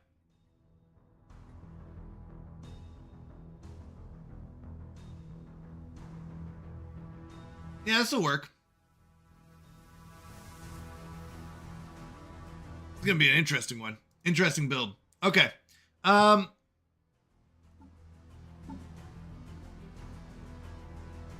Let me see. I already played. Remember when we blew up the galaxy? I've already kind of played as Genghis Khan. We kind of went down that route already. What would you say?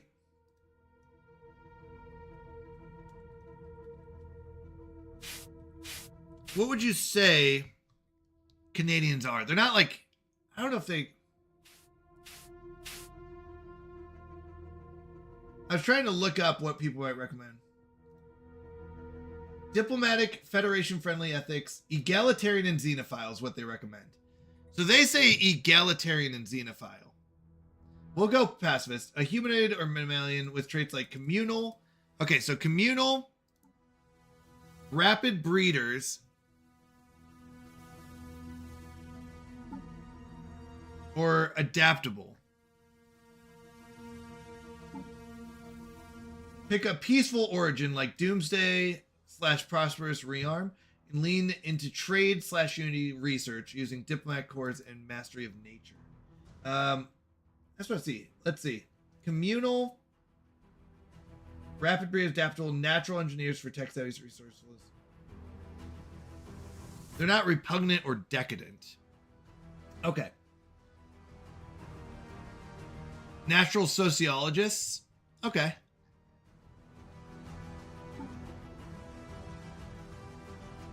Highly communal, quite used to living in close proximity. Rapid breeders, adaptive, natural sociologists. We do have to get some negatives.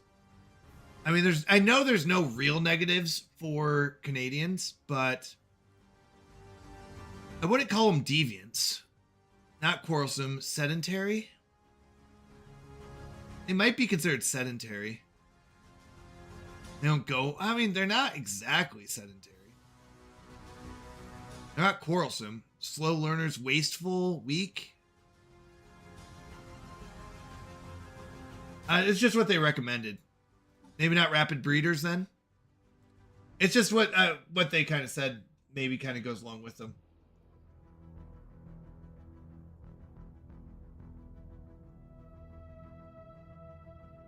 Civics. Oh wait, hold on. This is just what they're kind of throwing out there for traits. Weak? I wouldn't call them weak. You think they're weak? That's a little bit of a stretch.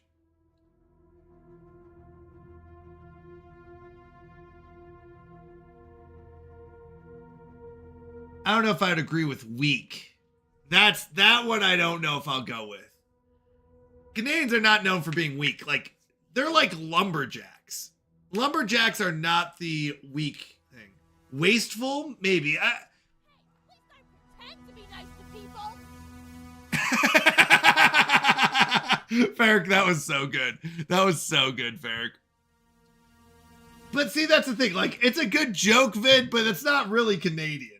Slow learners? Where's that come from? Thank you, by the way, Ferric. That was so funny. I needed a good laugh. Anyone else have any advice on what to make these people for Canadian? What are the negatives of Canadian? Psychologically infertile. In times of war and crisis, they don't really tend to breed. Repugnant. Like, they're not repugnant. They're not unruly. Wasteful, maybe. Like, we could. I just don't know what. Jinxed? Fleeting? They don't have, like, short lives. Deviants? Decadent?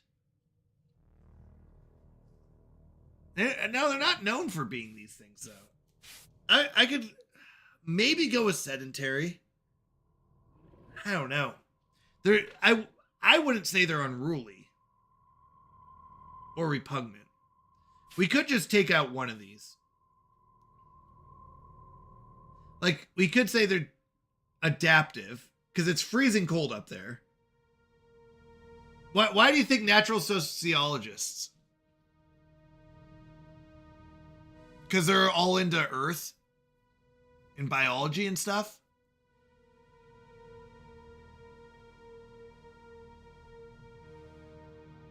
We could just go purely adaptive. They're just adaptive. Like communal makes sense.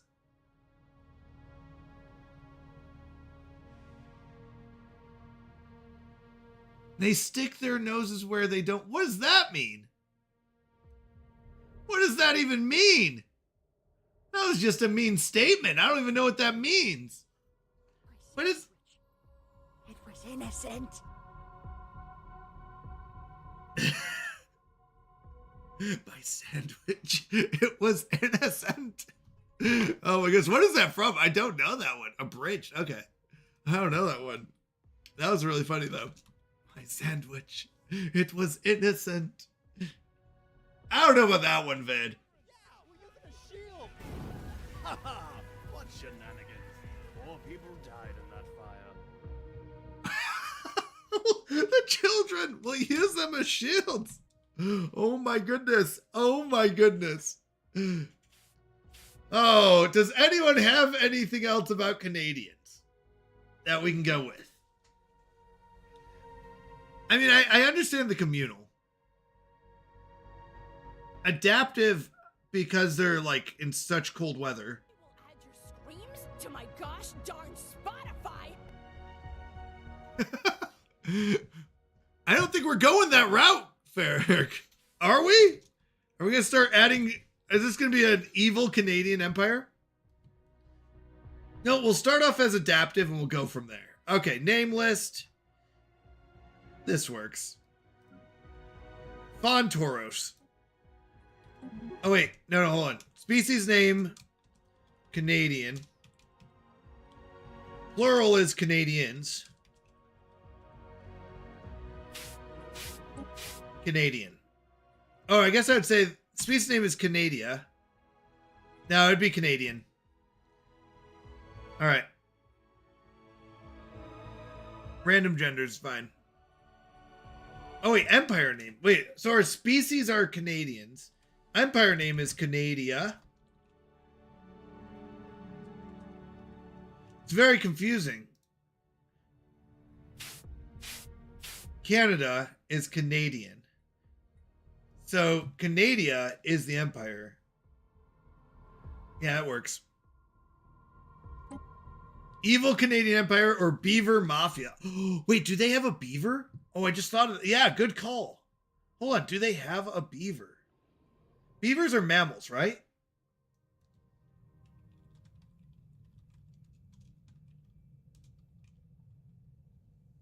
They're rodents.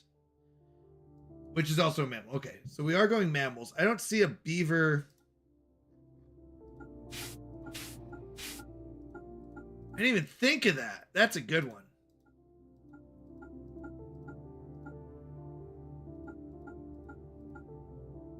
That one's kind of cute. Okay. If he had a tail. But no, they don't have tusks.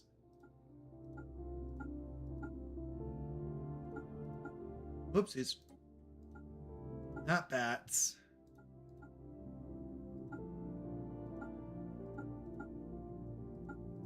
I have a... We'll have to stick with this one. Hey, Sauce Watcher! How are you doing? Okay. So we got our names down. They're from a cold climate. I would say, would you say Arctic or tundra? Or alpine? How are you doing, Sauce Watcher? It's going very well. We're making a Canadian empire in Stellaris. We're gonna rule the galaxy as Canadians. So the question is what? I'm good. My B-Day was just a few minutes ago. I was with family. Congratulations. Happy B-Day, Sauce Watcher. Let's go. So we're trying to figure out where Canadians live. Do they live in the tundra or Arctic or alpine? Kind of all three describe Canada. Cold and rocky world with a nitrogen-oxygen atmosphere. Permafrost covers most of the surface except for the more temperate equatorial regions. Stable biosphere exists, but vegetation is mostly limited. Probably... Oh, sorry. Tundra? Tundra sounds pretty good. Cold forest with snow.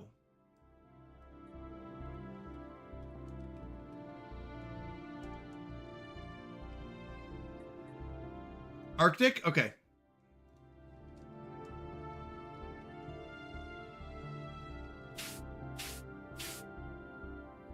I mean, they have both. Frigid rocky world with nitrogen, oxygen, atmosphere. Poles are big and significant water spots can be found. Permanently frozen as glacial ice. However, the planet experiences seasonal variations and the equatorial band is covered by vegetation. I'm getting old. Come on, Sauce. You can't be that old. Alpine? Mountainous world with a nitrogen, oxygen atmosphere. Snow covers the mountaintops and frozen over lakes dot the valleys. While the planet experiences minimal seasonal variations, the still liquid water beneath the frozen surface of the lakes is enough to sustain some hardy vegetation. Oh, you're only mid-20s? You got so much life ahead of you. Kid. Arctic? All right, Arctic it is. Oh, wait, homeworld name. Wait, what's our homeworld called? Oopsies. Hold on. So, oh, we are the Royal Canadian, what would our fleet be? Royal Canadian Air Force, RCA. Okay, so our species are Canadians. Empire is Canada. Our homeworld, what's the capital of Canada? Canada Prime? We could do Canada Prime. It's Ottawa, right? Yeah. I think we're going to go with Ottawa as our homeworld. Oh, Canada Prima? Let's do that as our star. Canada Prima.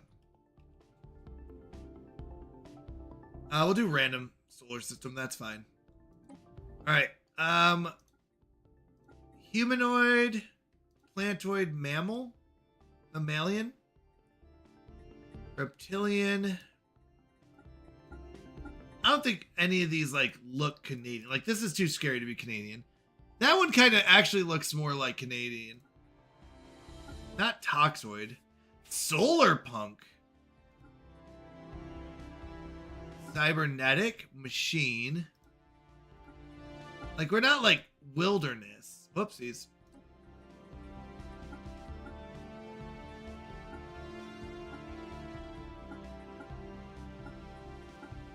Let's go with aquatic. Our room. Like this is a little too authoritarian, a little too religious, a little too exploration. That's something friendly.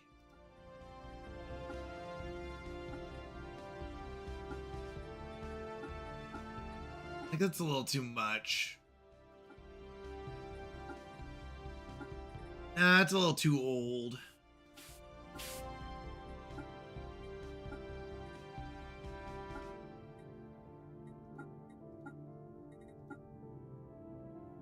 A little too Roman, I feel like. Old pots?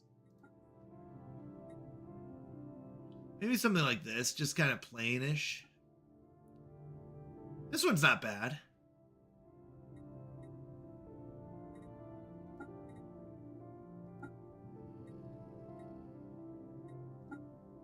Could go classic. This one's kind of nice. All right. The Blorg are very friendly creatures. Oh yeah, that's us. Okay, flag. Oh, if we could have a maple leaf. A heart is not a bad start.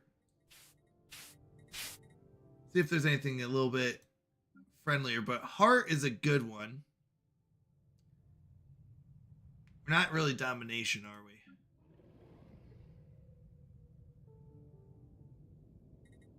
Classic torch. Earth. These are not too bad.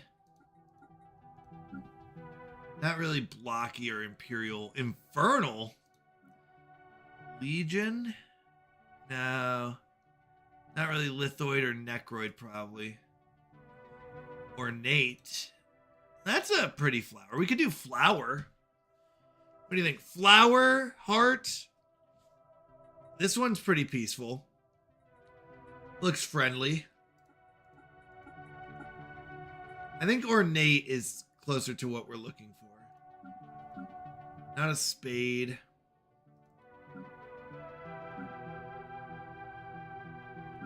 I don't see any maple leaves.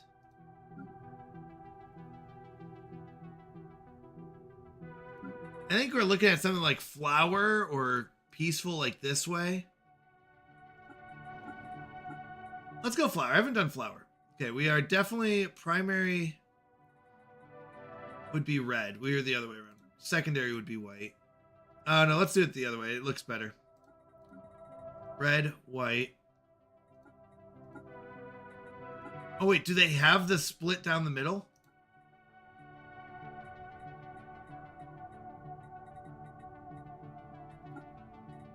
We're pretty close with this one. That's a little too thin. Could work. But then we'd be the other way around. This would be red and white. We'd check again. Could do that. That might be our closest bet.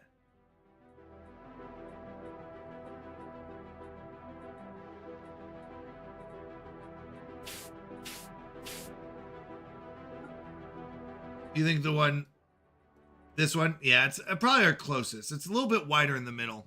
Okay. Ship set, we have to be super friendly looking. Shellcraft is a little too crab-like. Definitely not Spinivore. Humanoid, a little too pointy. Machine isn't bad. Mammalion's a little too blockish. Avian's still a little pointy. Arthropoid's not bad. That one looks a little Canadian.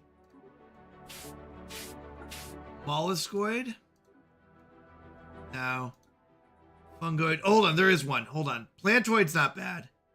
Plantoid's probably the most peaceful looking. Lithoid's the most shiny, but I wouldn't say the most peaceful. Necroid definitely not. Imperial not. Aquatic isn't bad.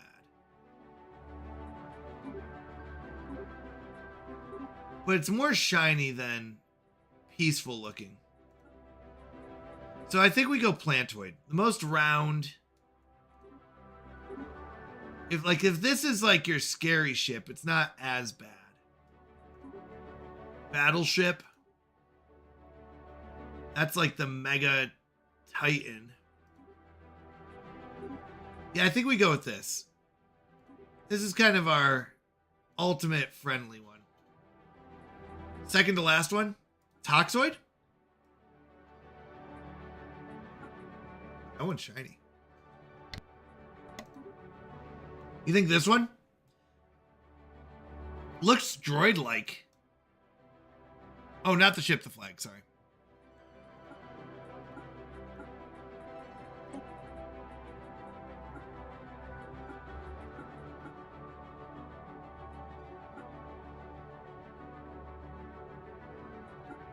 Was it? Sorry, I'm switching a lot because I was trying to read again.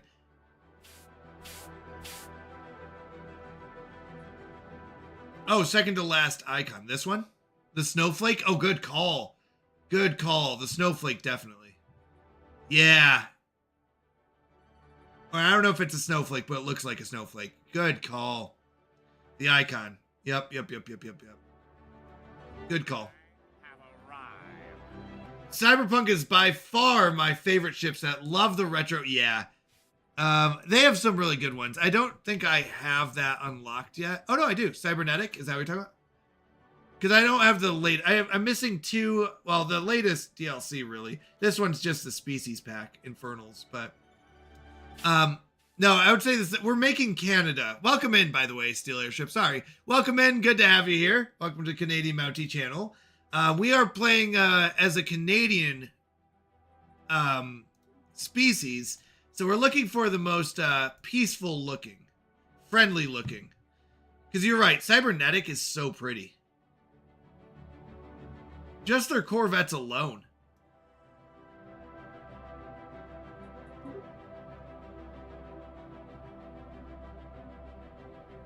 love it.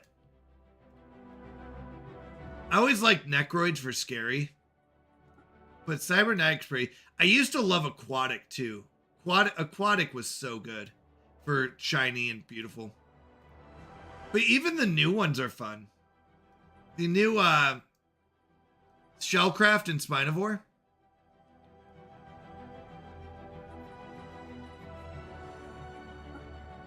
But the other color scheme. You're saying switch these? That way?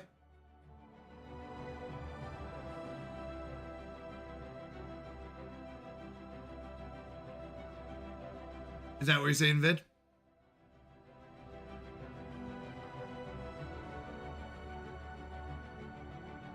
Yeah, I kind of like that one. That's pretty. All right. Ruler, I don't... Monarch Vargas is fine. Prime Minister is fine. Sounds like a Canadian. Ha!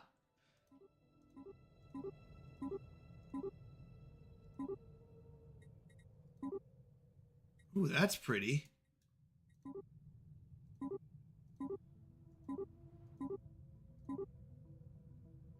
We'll go with ornate.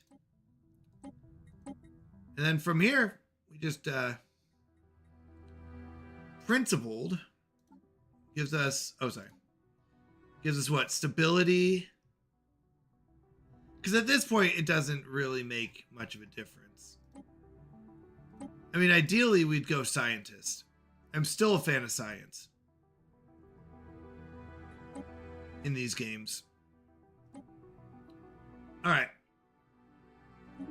Welcome to Canada. Welcome to Canada. We're only going with adaptive. All right. We'll go Admiral. That's fine. Because it's been a while since I've played. 600. I don't know. Is this good size for? Sure. Is there a random? There isn't. This one's kind of pretty. That one's kind of pretty too. Let's do cartwheel. Cartwheel seems fun. Or ring. Let's do ring. Ring is good. All right. Hyperlane density 1. AI empire. I don't really know. We're just going to get whatever we can get out there.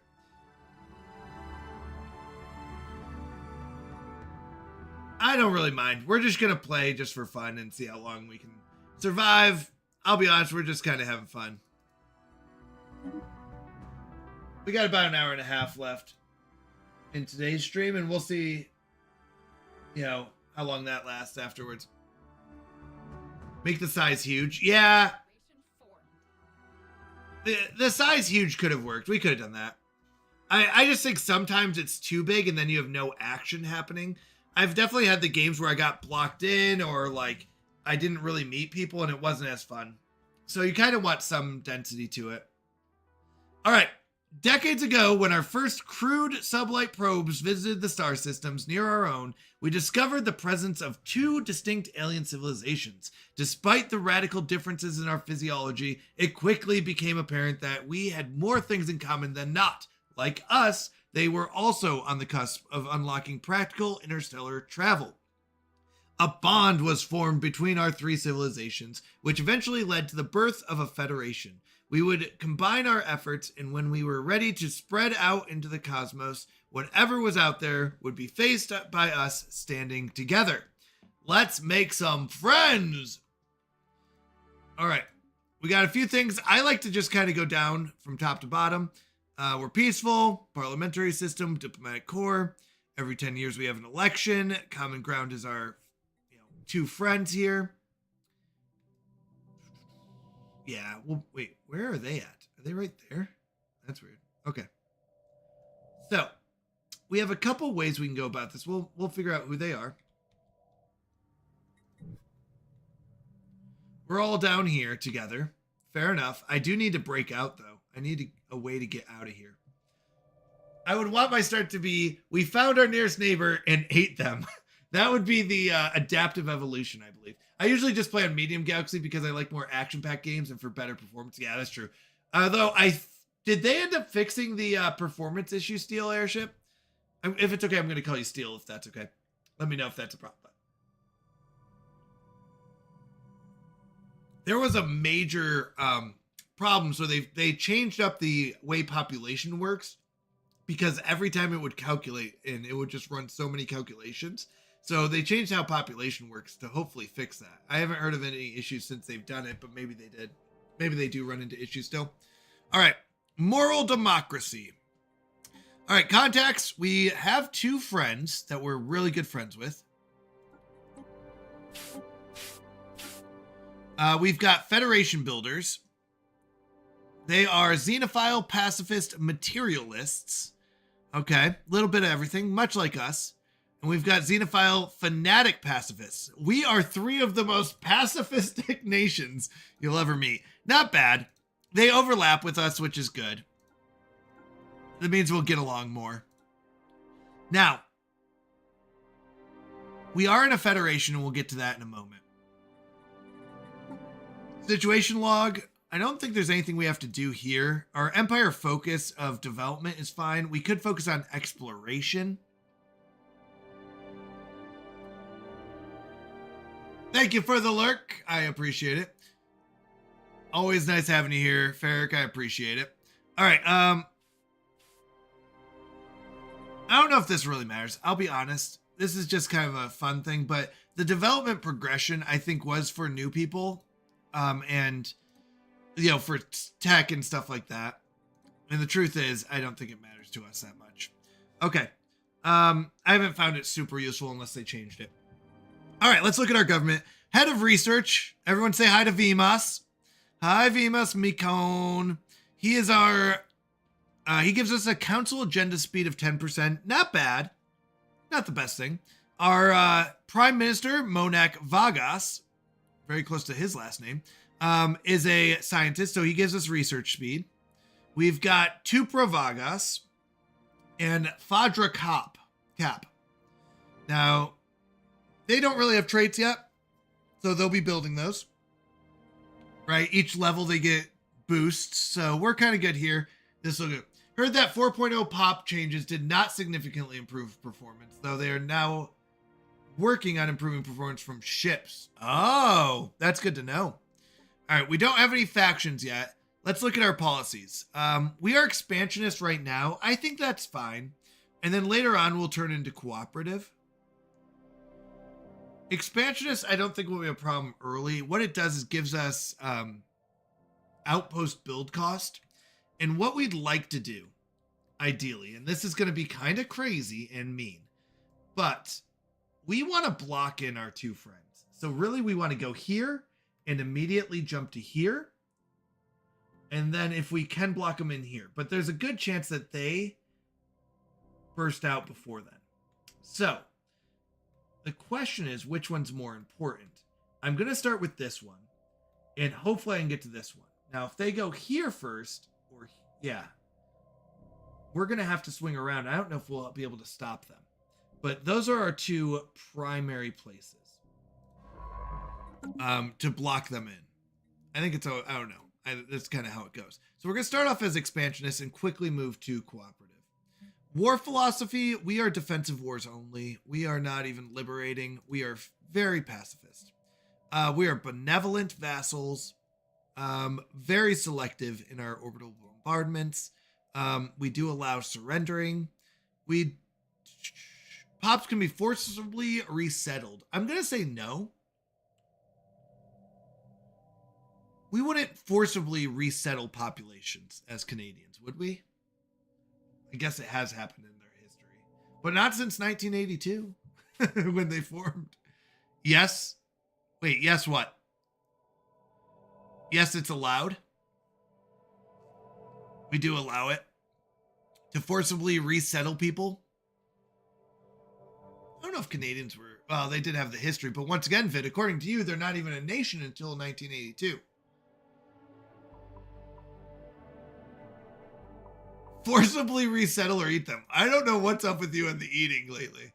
Land appropriation, we're going to hold off on because I can't choose. We're very proactive and friendly. We're going to actually close our borders. This is allowing friends to walk through. And I'm going to say initially we don't allow people to walk through. No restrictions on research.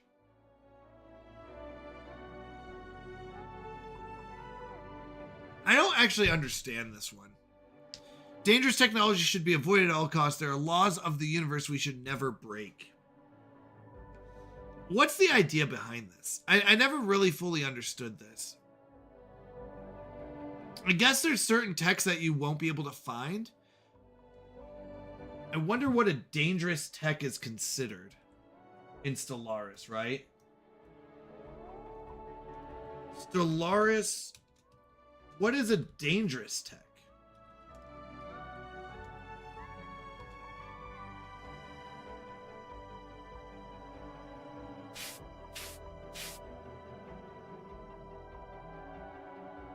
Those that can trigger negative consequences, most notably late game crises like the contingency or unbidden. Okay, so really I don't think that really means that much. So we're going to say no restrictions. We're going to go with mixed economy for now. I wouldn't even mind moving towards alloys. Trade policy, robotic workers are allowed. Debris, refugees, we don't have that yet. We are not doing population controls, vid. Slavery is prohibited. Purging is not allowed. Okay. We don't really need... What are peace festivals? Happiness? Okay. I mean, we're not going to do this right now. It's not really worth it. How are we going to take over other nations? How are we going to convince others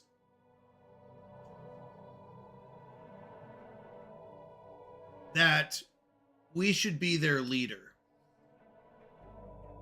All the funny... Vid, this is Canada! If we wanted to do a nation that eats others, we should have done a nation that eats others. I actually don't know how do we plan on conquering? Just have them... Okay, so our win condition is everyone joins our federation. I think that's going to be our win condition. Because I can't think of another win condition. You're Canada. You don't. I've played evil ones before. All right, we definitely want better research, and better research. This one isn't bad, but getting, is this 15% or something? Yeah, another physicist job. Oh, it used to be 15. 200 physicist jobs and more science. So 2 science or 5%, which is nothing. 5% is so low. I mean, it's not bad. It's just it's so low. So we're going to go with that. That's like a 50% boost in just physics. All right, leaders. Let's look at our leaders. Our official. Okay, gets more experience. It's okay. He'll be fine. Our commander. Emergency, FTL damage risk, combat disengagement chance. I'll be honest, this isn't great. In big fleets with big ships, this is amazing. But in the ones we play, this is really not great. Because we play, we play with heavy on the small ships. So they're not going to be disengaging. Research speed is good. Council agenda speed's okay. Happiness, not great. Leader experience gain, lifespan, yeah, none of these are great. Daily hull and armor doesn't matter. Leader experience gain doesn't matter. No. Ship weapon damage, this one's okay. Not bad. It would be good to replace him. Because our government, currently this is our leader and he doesn't have anything that's really helpful. But the question is, do we want to spend the 100, like our first 100 on something for 5% weapon damage? My most benevolent species would not understand why you get upset when you eat your first envoy and probably the second. I mean, if we wanted to go a non-Canadian, we could have. Edict upkeep, edict fund, doesn't matter. Leader experience gain doesn't matter. Army upkeep, dockship, no, this doesn't matter. So we're okay with our current leaders. That's where we'll stick with them. We know our species, right? Frozen tundra species. Yeah, this is our output, expansionist, fleet management. So we've had long talks. If you have questions, let me know. But we go with 3 smalls. We go with all nukes. We go with all armor. And reactor booster's not bad for the speed. So I'm going to go and take it. So auto upgrade. This is our hit and run basically, or kiting. That's what it is, our kiting fleet. So we save that. We can delete that one. Defensive platforms. We just need a new one. We just go. So this one's a little bit different. I like to go hangars on this. I think hangars are pretty good. Early on, they're pretty rough, but it is what it is. They're not moving. All right, this is just our hangar class. So that's pretty much what it is. What I kind of run for my ships. We've had long talks about why and the advantages or disadvantages of this, but this really I think is the best. Collection, we don't have anything. Claims, we don't have any. Market, we're good. Okay. Over here. Empire focus, we're not going to change yet. We are the new Federation president. So starting with the Federation, it's at -10 experience. I do want to put someone in here, at least someone who's not doing anything. He's governing.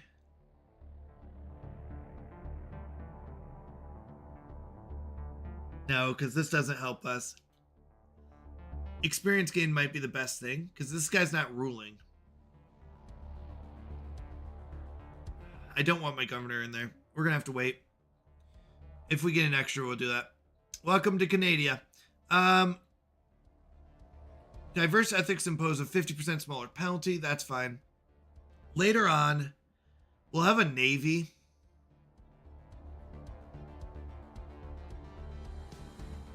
New members impose a 50% smaller cohesion penalty. Is that what this is? Oh, diverse ethics. New members do. Available envoys +1. That's not bad. We just need to make sure we keep control. And that's why we're going to hold our friends down. I know that sounds bad, but that's what we're going to do. Okay, so for this, we definitely need tech. Tech is a huge win here. So we're going to save up 400 and get our tech. But before we do that, we have to go get our mining stations. We are losing Fed. Yeah, we're going to lose that for a while. Not much we can do here. We could wait. What does this give us? Max agriculture. Do we? Yeah, sprawling slump. So we want to get this first. 300. Our first 300 energy credits go to that. All right. The nature of the alliance. This is very important. Though we have for some time been in contact with the other members of our alliance, it is only now, with the invention of FTL drives, that our empires are able to interact with each other on a meaningful level. The question has arisen as to what our federation should focus on. Some advocate the current generalist path, whereas others would favor focusing on closer integration of a particular kind. Now, unfortunately, we can't choose, but we get 600, adds 100 cohesion. That's kind of nice. Converted to a galactic union. This would be I thought it's the military one, right? Federated autonomous powers. Okay. Oh, a martial alliance. That's what it is. Research is probably the one I love the most. Holy Covenant is okay. Unity isn't bad. And then trade. But we'll go and just go with a galactic union for now. That's the only option we have. We're going to go ahead and agree on that. I guess we should talk to these two. Establish an embassy. Always good.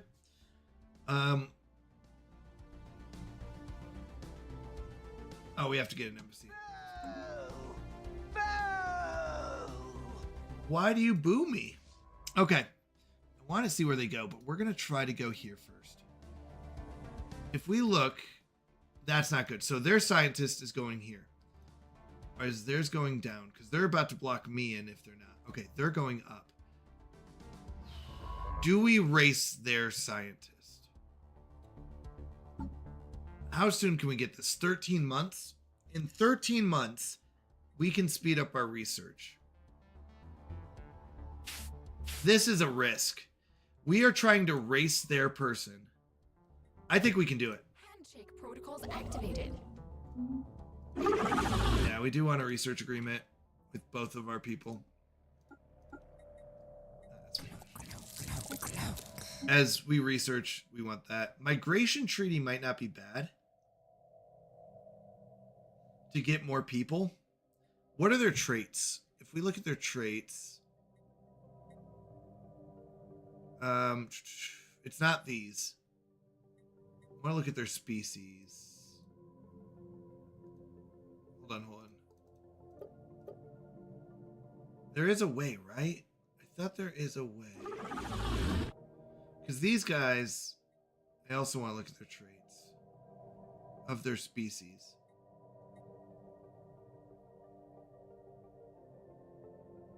Okay, modifiers. Wait, hold on. So they can survive fairly well. Technician jobs, so they're better technicians. I feel like I should be able to look at their species though. Maybe not.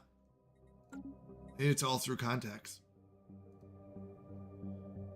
Job efficiency for entertainers, for workers, plus 2% army damage.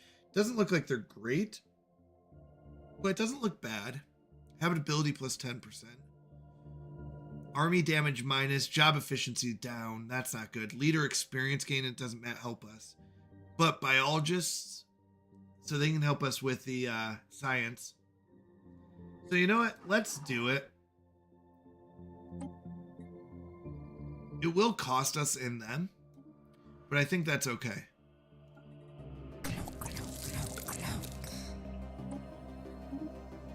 That was a very enjoyable sound.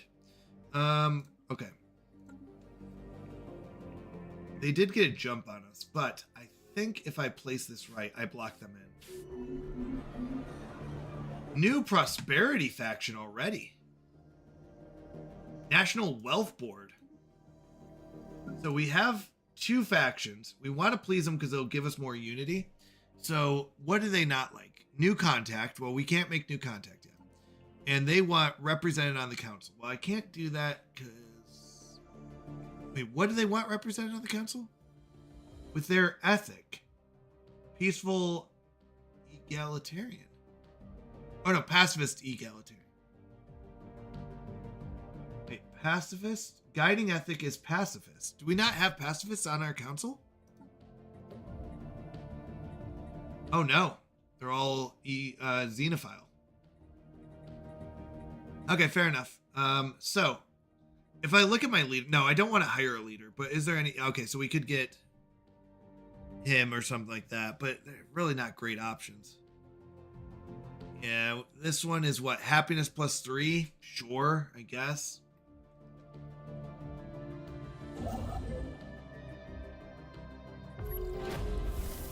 All right. Whoops. All right, news of alien ships humming through their ether has reached Ottawa, in many ways ending the first chapter of the Canadia's bid for a stellar empire. The existence of life expands our understanding. Embrace the bonds of new life. Probably xenodiplomacy. I don't know the difference between these. Bioreactor. No, we don't want that. Oh, great Odin's Raven! Let's go, Leica! Oh my goodness. Oh my goodness. Oh my goodness. Shout out to Leica. Hello, hello. You all have a great night. Thank you, Leica. Oh, American. Probably American. Thank you for the follows. Probably American. Aw, Leica, it's so good to see you. I hope you had a wonderful stream. Probably American. Mwah, mwah, mwah. Have a great stream. Thank you, Leica. Thank you. And I hope you had a wonderful stream. You should definitely go follow Leica. She is amazing. Such a positive person and so much fun to hang out with. Thank you so much. Welcome in, Gamer for Life. Always good to see new people in here. Welcome, welcome. Thank you for the follows. Savage, Siren, Thank you, Gamer for Life, and thank you, Burritoologist. I love that. Welcome in. Anyone who doesn't know me, I'm Canadian Mountie. I'm a Christian variety streamer, usually playing strategy and cozy games, and a lot of the time we just sit around and talk and hang out and have a good time. We're very community driven. If you're wondering why I am looking very angry tonight, it's because one of our redemptions, you can change my V2 model's emotions, and someone wanted to make me angry. So that's what I'm going with. I do stream from 7 p.m. to 3 a.m. on Fridays, Saturdays, and Sundays. So if you ever want to stop in, always good meeting new people. If you're a fellow streamer, let us know. I love meeting other streamers. Highly, recommend other people that I meet and get to check out. Leica is one of them. She is fantastic. If you get a chance, go send her some love. You are joining us actually at the beginning of our Stellaris game. We are playing as Canada. We made the most Canadian species we could. We are pacifist and xenophiles, which means we're friendly. We're just friendly pacifist people, and we're just starting out. We started with 2 friends right next to us, so we are just kicking it off. We found an alien ship, which was exciting. So we're just going to embrace the bonds of new life here, right? Make love, not war. By the way, Leica, if you need to raid and run, totally understand. I know streaming takes a lot out of me, so totally get it. Have a wonderful night, and thank you so much for the raid. Thank you for trusting your community with me. It means a lot to me, so thank you for that. I really do appreciate it. All right, we made contact with the mysterious aliens in the Canadian Prima system. For now, we have codenamed them New Aliens until we can find out more about them. So let's go figure out some more stuff about them. We're going to send one of our delegates over there. Whoops, where am I at? I'm over there. Okay, so we found this other first contact, also in the Canadian Prima system. We're going to name them the Pi Aliens and figure out who in the world they are as well. Now, we have a research agreement with our 2 neighbor friends. We are racing our neighbors. It's a friendly race, but we are racing to survey these spots and claim this territory before them. It's, a friendly race, but if we block them in, that would be really helpful for us. I know that sounds evil, but it would be really good for us. So we are racing to get this spot from them. And then we're going to jump over here and try to steal this spot. And what that would mean is that they're blocked in and they can't steal any more of our spots. Now, in the meantime, our other friends are expanding here.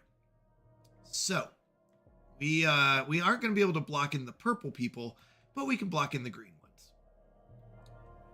And they'll have these 2 spots. So that's what we're working on now.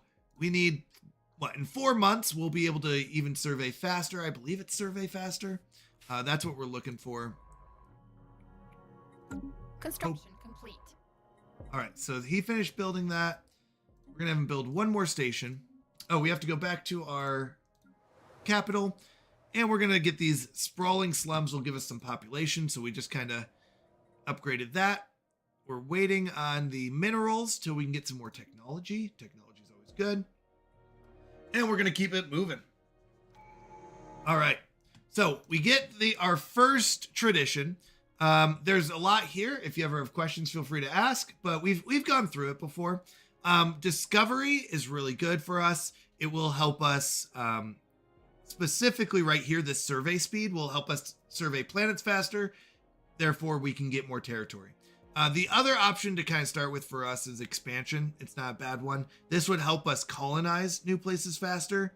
But I'm less worried about the colonization and more about surveying right now because I need to race my allies. Now, discovery also helps us with tech.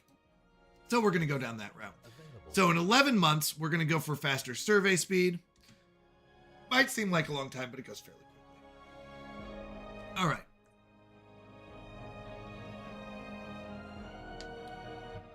So he's got one more place after this. So what I really want to do is hopefully... All right. So this basically is saying that we now know without a doubt that a thriving biosphere is not something unique to Ottawa. Both the scientific community and the public at large are eager to learn more about the various forms of alien life found throughout the galaxy. So we're going to say, let's go find some life.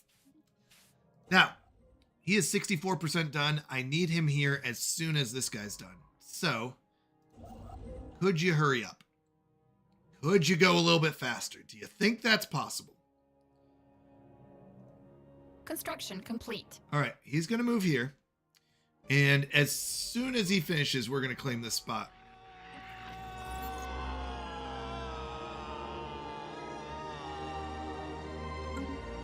All right.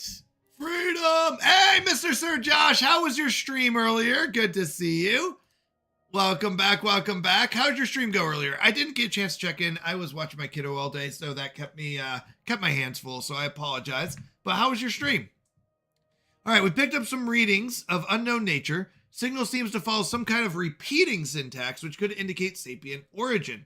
It should be investigated further. All right, let's do that. Now, meanwhile, as soon as this guy's done, we're going to claim this spot. And the good news is they are a little bit behind because they're still building. So as soon as he finishes, our guy's going to claim this spot, therefore blocking them in. We actually don't care what's here. It's more about the territory and the borders. So that's what we're racing for. If we can claim these two spots before them, then we can block them in. Our other neighbors, we might be able to still block in, depending on where this goes. If we claim this one as well. Okay, so that's done. He's going to build the star base, and you are going to rush over here. So this will block in the green people. And once again, we're not trying to be as mean as we are trying to control our friends. You know, that there's a difference. We're not mean. We just don't want them to block us in. So the good news is we've started building this, and they haven't even shown up yet. So we should be able to finish this before they do. That's the good news. He's going up here, which means that they have to go through these two spots by the time we take this one and then come over here. So we'll be faster than them. Now, I don't know what's over here or if this all connects out here, but if these two don't connect out here, we can race up here and block in our purple as well. Okay, so mass extinction. What? All right. Our first steps into the void beyond Ottawa were driven not just by curiosity or conquest, but by necessity. The biosphere of Ottawa has rapidly changed, with scientists warning of a potential mass extinction event, a cyclical purging of life inherent to planetary existence in the cosmos. Oh no. A research plan has been developed to study planets rendered uninhabitable by major astronomical incidents. By reconstructing these events, we hope to avoid a similar fate for Ottawa and the Canadian race. Oh no! We might go extinct! Situation log updated. Council agenda ready. Well, that's not good. All right, we do want the survey speed. Yeah, we definitely want the survey speed ASAP. We are going to trigger this. This will make our people happy. And then we can get more survey speed this way, or Unity. The extra spot, I don't think it's super necessary. We don't care about the trade.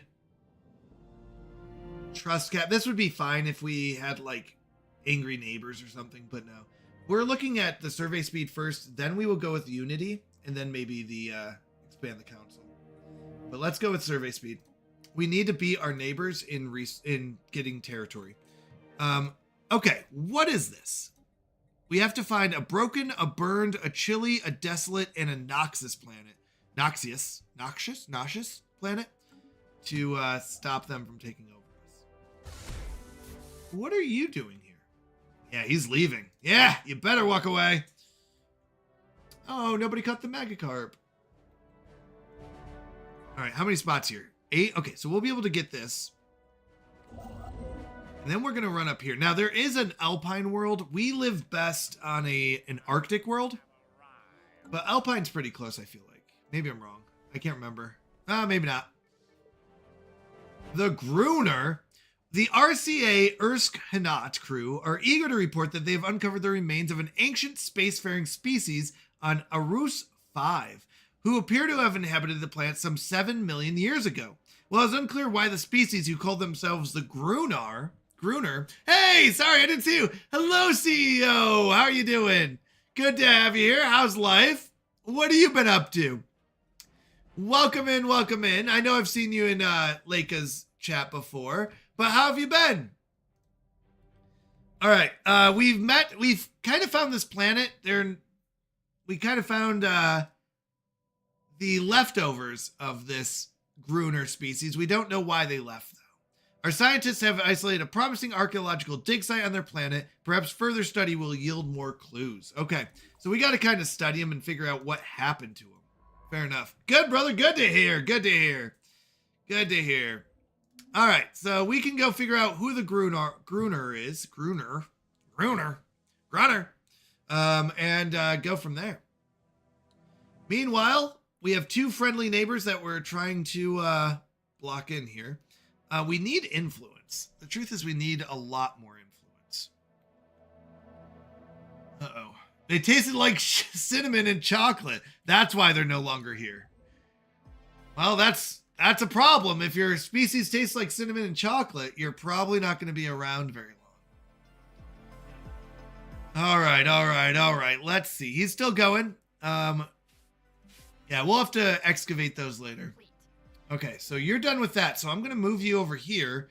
And as soon as he's done researching, or as soon as we get enough influence, which will be about 20 months. It sounds like a long time. It's not. We'll get that.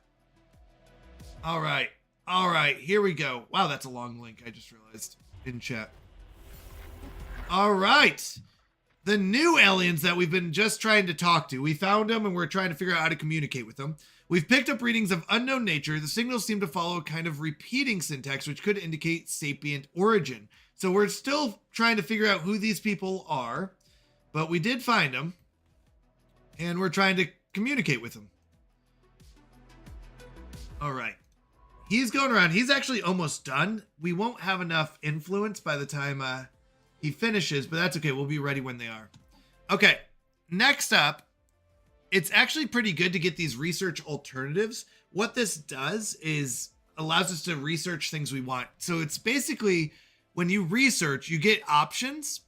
Basically, they're cards, and 3 will pop up randomly. Now, if we do this one, now we get 4 options, meaning there's a chance we get 3 bad ones. Hopefully, if we have 4, that'll help us out in choosing a good one.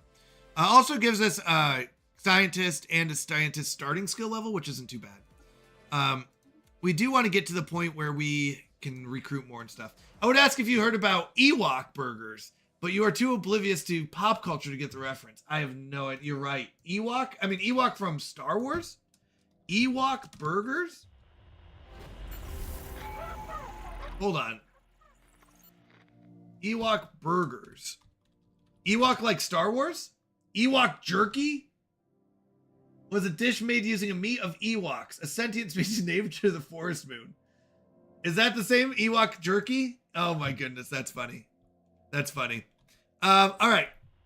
The Pi aliens, after successfully translating their language, we have established communication with the independent space station of the Artisan Troop. Now, the good news is this gives us 30 influence.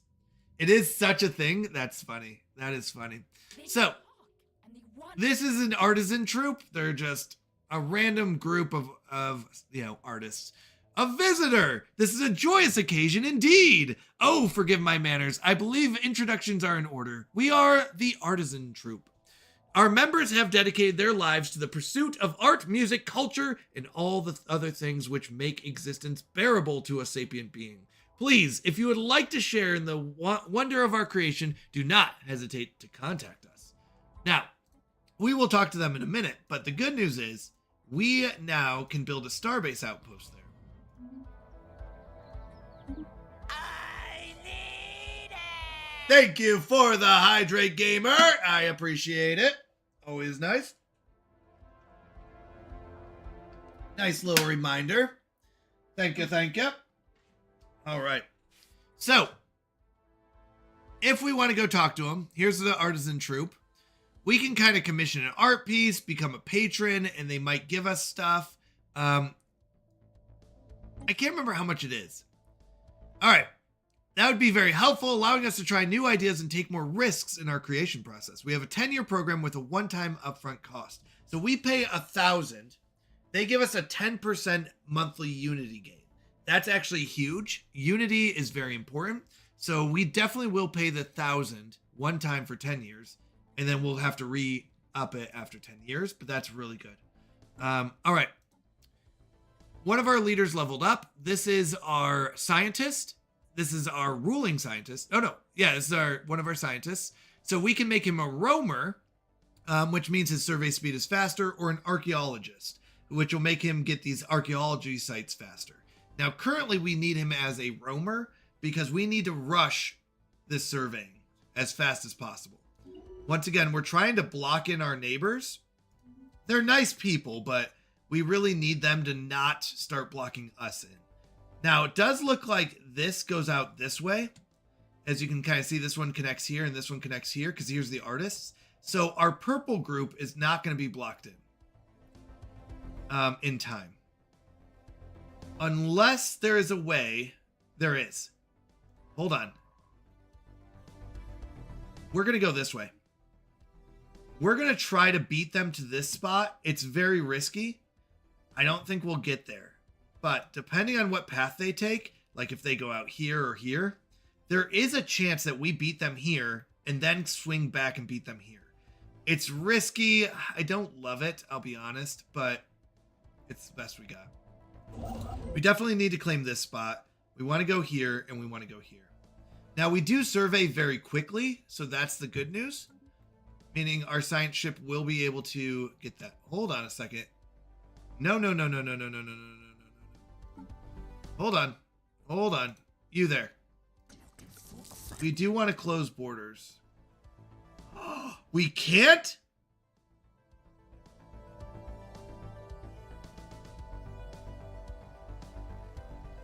That's not good. So usually you can close off the borders, meaning they can't move through you.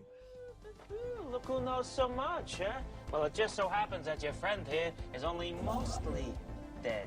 There's a big difference between mostly dead and all dead. So close. Oh, wait, call me Vid. You were dominating earlier. I did see you in first. Okay, so good news, bad news. We can't block them in.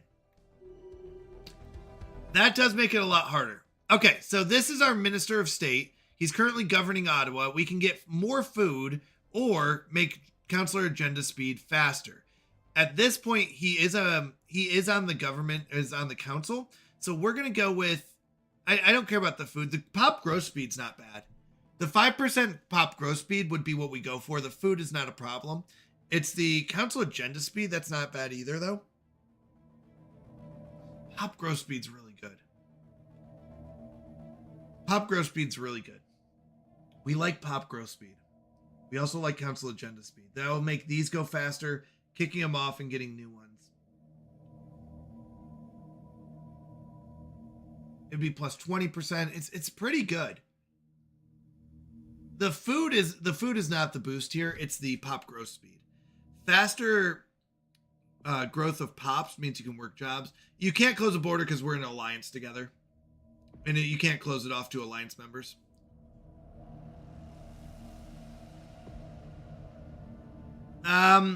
Pop growth speed is really good. We're going to go council agenda speed, though. We're going to focus on that. Our other guy, who is our prime minister, science research speed is probably the best thing. I still like it. Happiness is fine, and minerals are okay, because you go through a lot of minerals, but we still want research. Research. So those are the two I'm going to choose. So you can't block them out. I don't like that. I'll be honest, because look, they're going to go this way, but it's okay. We're going to have to find another way. So the truth is, we're just going to make it so expensive, hopefully, that they can't block me either. That is correct. You are correct on that. I'd prefer to block them in. So that they don't start taking territory we like. That's what the goal is. So we can make it more expensive. So if you're claiming a spot that's right next to your border, it is cheaper than claiming a spot that's 2 away. So we can make it more expensive for them. Construction complete. This just isn't ideal. So we're going to come down this way, and hopefully we make it so expensive for these guys that they don't want to jump down here. We're going to go over here, and hopefully we just can claim so much so fast that they only get a couple spots. Like, this is not a bad territory for us either, I'll be honest, but it's not what we're looking for. Okay, this is our commander. We're probably not going to use him too often, or especially early on, because disengagement chance, although it's fine on bigger ships, doesn't make much sense on small ships. So what that means is when a ship hits a certain health bar level, we'll say you're at 25%, it will start trying to decide if it should disengage. Now, that's really good if you have a big ship that you don't want to lose, and you'd say, you get out of here, we'll keep fighting with the other ones, and hopefully you can still win the battle, and they disengage, and then they're safe when they come back. Now, fire rate and weapon damage is really good, and weapon range is even better. We are using long-range nuclear missiles, so we definitely want the range. I don't care about the disengagement chance, to be honest. It's the range or the fire rate and the weapon damage. Both are fine. Since we're going with the range anyways, we're going to go with the fire rate and damage being better. Shooting more missiles. They can shoot down our missiles. That's one of the downsides to it. But if we can shoot more, then they have to shoot down more missiles, and there's better chances that they don't get it. Okay, we are going to go this way. We do want to get to our upkeep being cheaper. This is fine, but station output doesn't really matter. We only have a little bit here. So we're going to go for upkeep. Yeah, they're built. See, they're already here. They're ready to build here. They're going to claim this spot. Complete. Now, the good news is it looks like he's going... Oh, no, he's still exploring. He's still trying to claim the spot. There's so many plants here, it's going to take him forever. So, the good news is we can claim this one once we get to 43. The problem is I don't think I'll be able to block both of them in. I mean, we might be able to get back here in time. If he goes this way, then here, there's a good chance we can do it. Once again, it's much cheaper to claim this one than this one. It's not even a problem if he claims this one.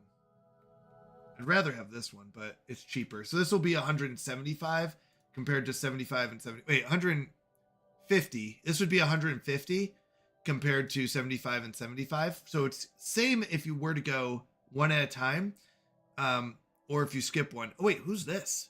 Oh, these are the new aliens. The ones that we haven't communicated with yet. We're still trying to communicate with them. So that's the other one. Oh. I guess I did one of the roles. That's funny. We do need a colony, but... See, yeah, they're going up here. Wait, hold on. Who is this? Okay, yeah, it's these guys. These guys are trying to find new planets, which makes sense. We just don't have the influence for it yet. So we've claimed these two, which is good. The problem is, once again, our allies are... All right, we did make communication with the Psionic Order of the Shroud. Visitor, welcome. We are the Psionic Order of the Shroud. Within the Voidborn Hull are coven communes with forces incomprehensible to most mortal minds. We contemplate the secrets that lie hidden in dreams, reservoirs of untapped potential, the unseen gears driving whole civilizations. The Shroud reveals much to those who would listen. I don't really care about them as much. We like the unity of the other people. We didn't get the... Oh, we did. Okay, we did. So we're going to claim this spot. Where is he heading next? It looks this way. That's actually really good for us. So they're going to go claim this spot. And we're going to try to claim these two spots and then this one.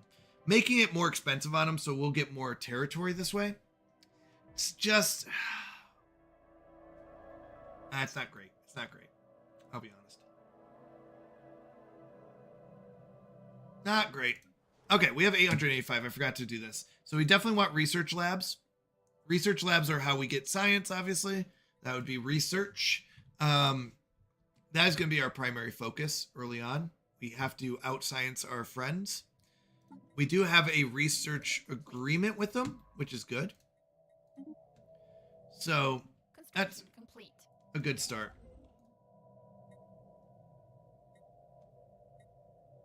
All right, we're going to come here, get these minerals here. And we'll get the other stuff. All right. We are happy they went there. These guys, I don't know where they're going to go. We're going to just wait and see. We're hoping that these places are just too expensive for them to jump to. That's our goal, is to make it too expensive for them to claim, and therefore they don't claim them, and they get stuck in here. Now, we're going with a lot of researchers. That's why we want the upkeep to go down. They take consumer goods. So the more scientists, the more consumer goods we need. So that is kind of one of those things that we want to keep cheap so that we can have a lot more scientists. All right. We have made first contact with mysterious aliens in the Akahuabin system. Akahuabin, over here. For now, we have codenamed them Gimel aliens. All right. So we got to go figure out how to communicate with them. Now, it is showing a red, which, oh, okay. So if we look closely, looks like flagella. They don't tend to be super aggressive, I don't think, if I remember correctly. But it looks like they came through the wormhole. Our scientists will still want to avoid them, but I don't think we're going to have too many problems with them. All right, we need the influence to get over here and over here. After he's done, we'll just let him kind of roam and research whatever he wants to research. So it looks like Construction complete. he is still doing that. Okay.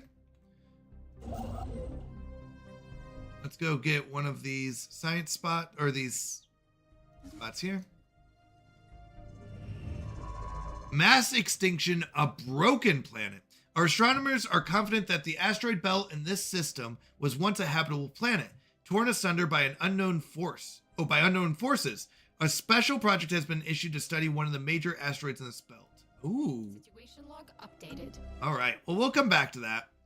It probably wouldn't be bad to claim this spot, but we do need to study it because that's part of our figure out why we're going to go extinct problems. We are on the verge of going extinct. Apparently, our planet is not doing so hot. So that's one of the things we have to study. Now, it doesn't look like the flagella are attacking the science ship. So they might not be as aggressive or mean as we think. All right, we need 75 to claim this spot. Then we need 75 to claim that one. So we need 150 influence. They're claiming this one, which we know. Construction complete. We'll build another mining station here. You're on an Arctic planet. It's not supposed to be doing hot. Yeah. Yeah, it's not doing so hot, but it's also not doing cold very well. It's supposed to be doing cold. It's, I guess, doing hot instead of cold. Is that a better way to put it? All right, where people are still happy. So usually I do end up having to build at least one luxury resource, but they've already got it built, so that's fine.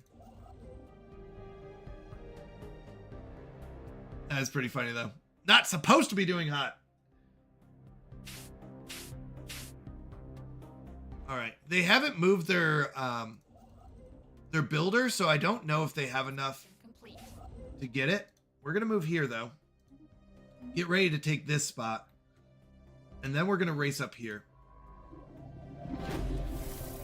All right, the Gimel aliens. Upon entering Akahuabin, our sensors picked up strange readings. Dismissed at first as glorified asteroids, things quickly changed when it was discovered that these entities reacted aggressively to movement in space, even at great distance. Observation of these entities, preferably from a safe distance, is advised. So, we're not liking these flagella. Now, they are very strong, so we're not going to fight them. We need 36 more.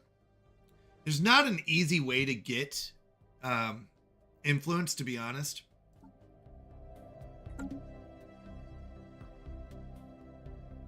They're going to claim this spot next, I bet.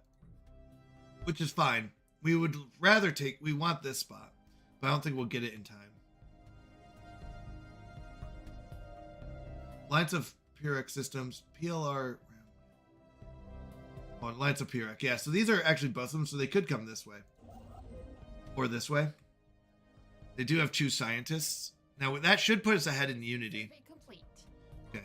So now at this point, we're just going to say go explore and survey as many systems as you want. Don't investigate anomalies or do these other things, but just go explore and see what's out there.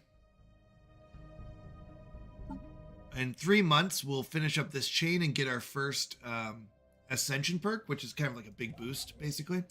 All right.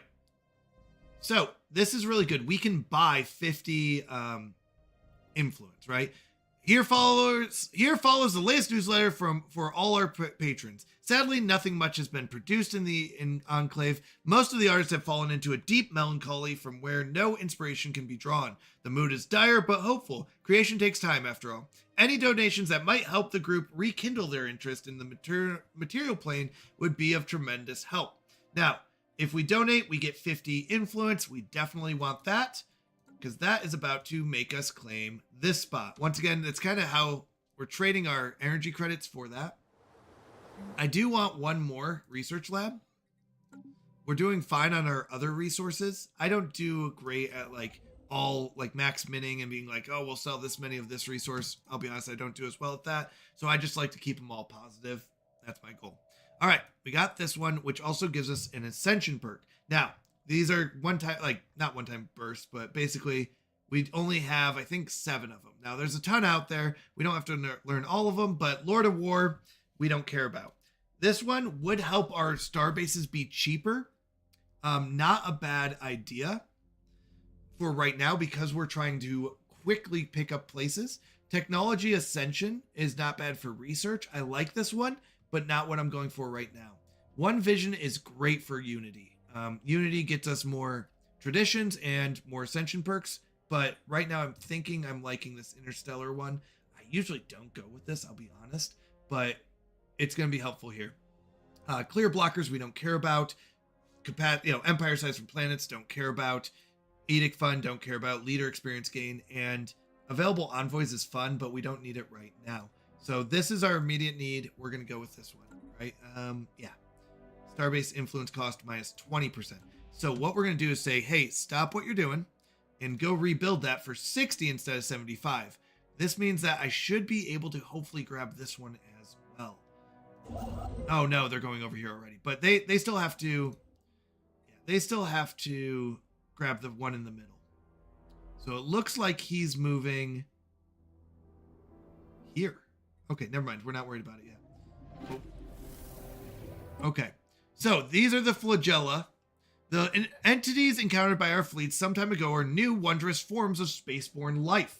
Quickly nicknamed Space Amoeba, following an analyst's gross misreading of initial sensors output, the creature is in fact larger than the average Canadian Corvette. We should leave it be and remotely monitor the creature and its kin from Ottawa. Now, we can get 30 influence and get the Space Amoeba study, or we can get 30 influence and get pacification. What this means is they won't hurt us, we won't hurt them, or we can get the science part of it. I do like the science. The problem is I don't know what the science gives us. The Space Amoeba study in Stellaris, what does it give us? Right, is that what's called? Study Space Amoeba study.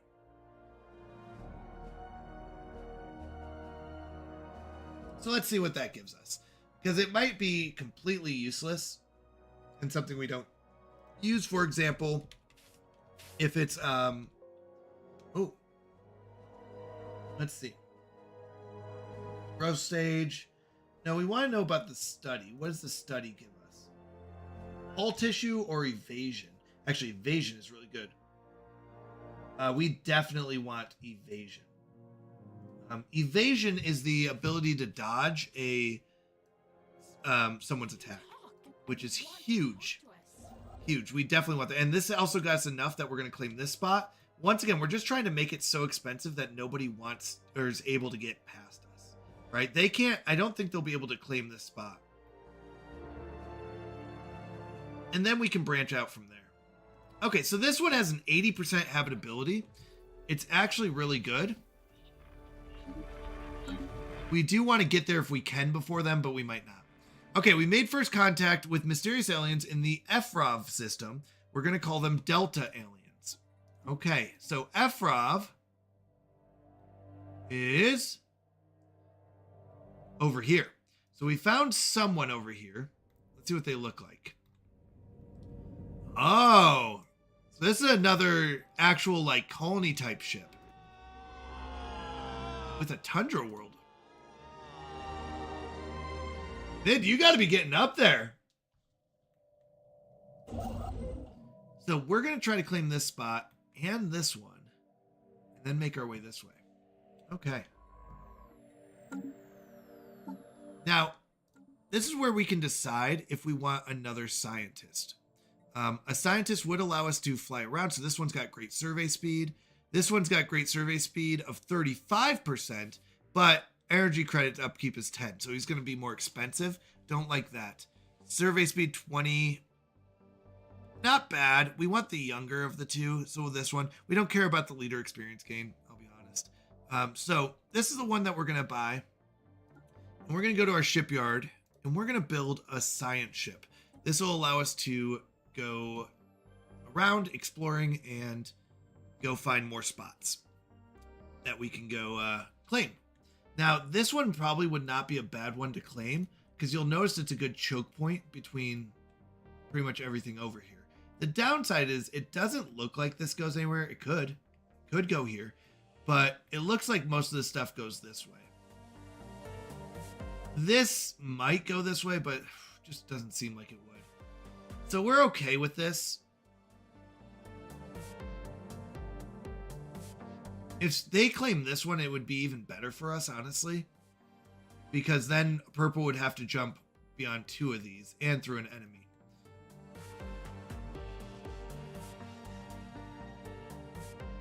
It looks like he's just starting to build this. Doesn't look like he can build it. Yeah, he's still scanning. Oh, that's the other guy. That's the other guy's ship. Okay. So we're going to beat him to the other spot and block him in. Now we need 60 once again to get another one, which wouldn't be bad to claim this spot. And this may have blocked them in enough. Oh, good. We can go get this one too. Okay, so we got our ship here. Let's go ahead and put this guy on it. I would like him to go survey this spot. If we need to claim that one, I want to do it now. So, whoopsies. Hold on. Hold on. Did I not hire that leader? I guess I didn't. Well, fair enough. Now I'm going to hire him. That's fine. We didn't need him before anyways. He does level up right away, so that's good. So we can make him even faster. Instead of 20, we can give him 35%. He's not going to be a governor, so we don't need this one. And he's not going to really be leading anything, and those aren't great anyway. So we're going to go with even faster survey speed. Now we're going to put him in here, in this one. We're going to tell him to go survey that spot. So this is just really important to claim early on and get those like territories that you need, right? I'm kind of worried. Okay, good. He's going back. That's even better. So if we can get this spot, and this one, like we are starting to really hit those territories that they can't go beyond us. And we want to keep our friends small because otherwise they start blocking us in, and what will happen is they'll take over this, right? Their economy is already better than us. Their fleets are better. Their tech is better, right? We're going to fall behind, I think, no matter what. Now, this is one of our head of research, guy has leveled up. Once again, we can make him faster at surveying, good at archaeology, or if he's a governor, do something. Now, he's not going to be governing. He's going to be running around in the ship the entire time. So survey. For me, early on, surveying is so helpful. Now, we did find a natural wormhole. We don't know where it goes to, Complete. but it will go to somewhere else, right? Now, is he almost done? Let's go ahead and build this here. Now, if we come in here, I don't need more consumer goods, so we do like alloys as the alternative. Or we can build more of these places. The thing with these places is it depends on if we're falling behind and when we're not. Or we can build more technology. These ones can be anything, and I love me some technology. So since we're still ahead in consumer goods, we're going to build research here. More research. Once again, these take forever. We still have like 4 years, right? We still have like 4 years left. But as we build more technology, it will get faster and faster. And we are still behind them. They're doing better in tech than we are. Well, these ones are at least. So we have to be careful that they don't take control of the Federation. Now our Federation's starting to gain some experience, start to level up. That's good. What is our current status? Let's see. So the law says in 20 years, we're going to have to give this up, right? Succession term in 20 years. Now we could upgrade this to 40 years. So let's try to get that to pass. And if that passes, that'll be good. Meaning it'll give us more time.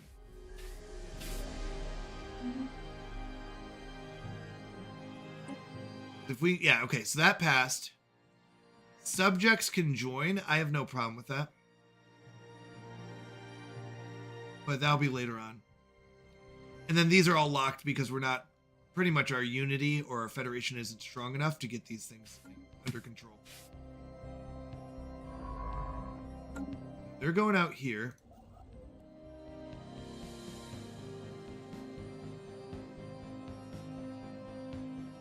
We want to claim this spot, then this one.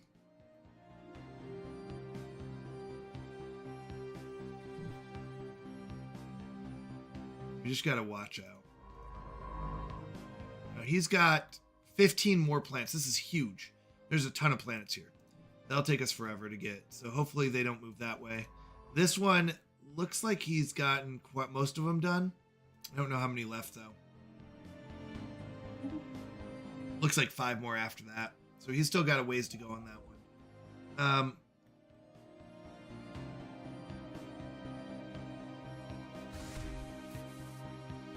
Doesn't look like they've made a move this way. Wouldn't be bad to claim that. Yeah, this all loops around. Do you see that? So if they claim this, they can kind of go back around. Construction complete. One thing to think about. He's got what? 4 orders left. We're going to just move here and be ready for when he finishes. We still need 25 more months anyways, 2 years. 15 months we'll start a new tree. The problem is we don't have any planets yet. So we definitely want this one for the planet. This is a good spot. 80% habitability is pretty good. It's about as good as it gets, basically. For us. I mean, we could get up to 100, but still not bad. And it's a pretty big planet. 18 is a good size. Alpine might be okay.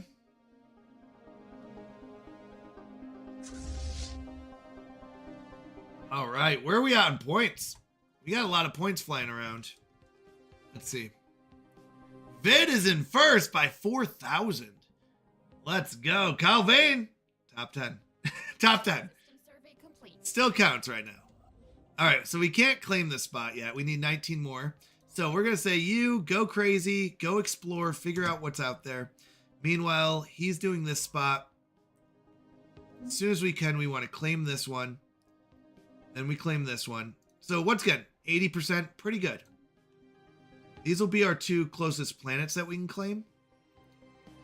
We are trying to block our friends in. I know that's silly, but it really is our case. Yeah, it looks like they're going to claim this one. They're going to jump over us and claim this one. All right, Delta Aliens. A mysterious sighting of an unidentified ship in EU4 system continues to invite speculation. Its design is completely unfamiliar to us, suggesting that we might be dealing with a new alien civilization and possibly a first contact scenario. So we're hoping. All right, Federation level unlocked is really good. What this does, it allows for new stuff. We get another envoy. New members impose a 50% smaller cohesion. So what we can do is we could actually... We have 1, 2, 3, 4, 5, 6, 7 envoys total. So we can go and say, why don't you start improving with them? Why don't you go talk to these guys, improve with them, and make sure we stay friends? That will be really important. And then once we find these other guys over here, that will be really good to go be friends with them. We're going Canada, so we want as friendly as possible. Now, this research lab should make us at 0 or like -1. All right, let's see. We've made first contact in the Helos system. Uh-oh. Means we met someone over here. We're going to call them Phi aliens. Good news, we have enough diplomats here, or what are they called? Delegates as envoys, that we can go and figure out who this is. Now, if we take a quick peek, you'll see... Oh. It's a star. It doesn't look like it's surveying this planet. It doesn't look like much, so I don't know what to think of it. Hopefully it's friendly. Doesn't seem to be unfriendly yet. So that's good.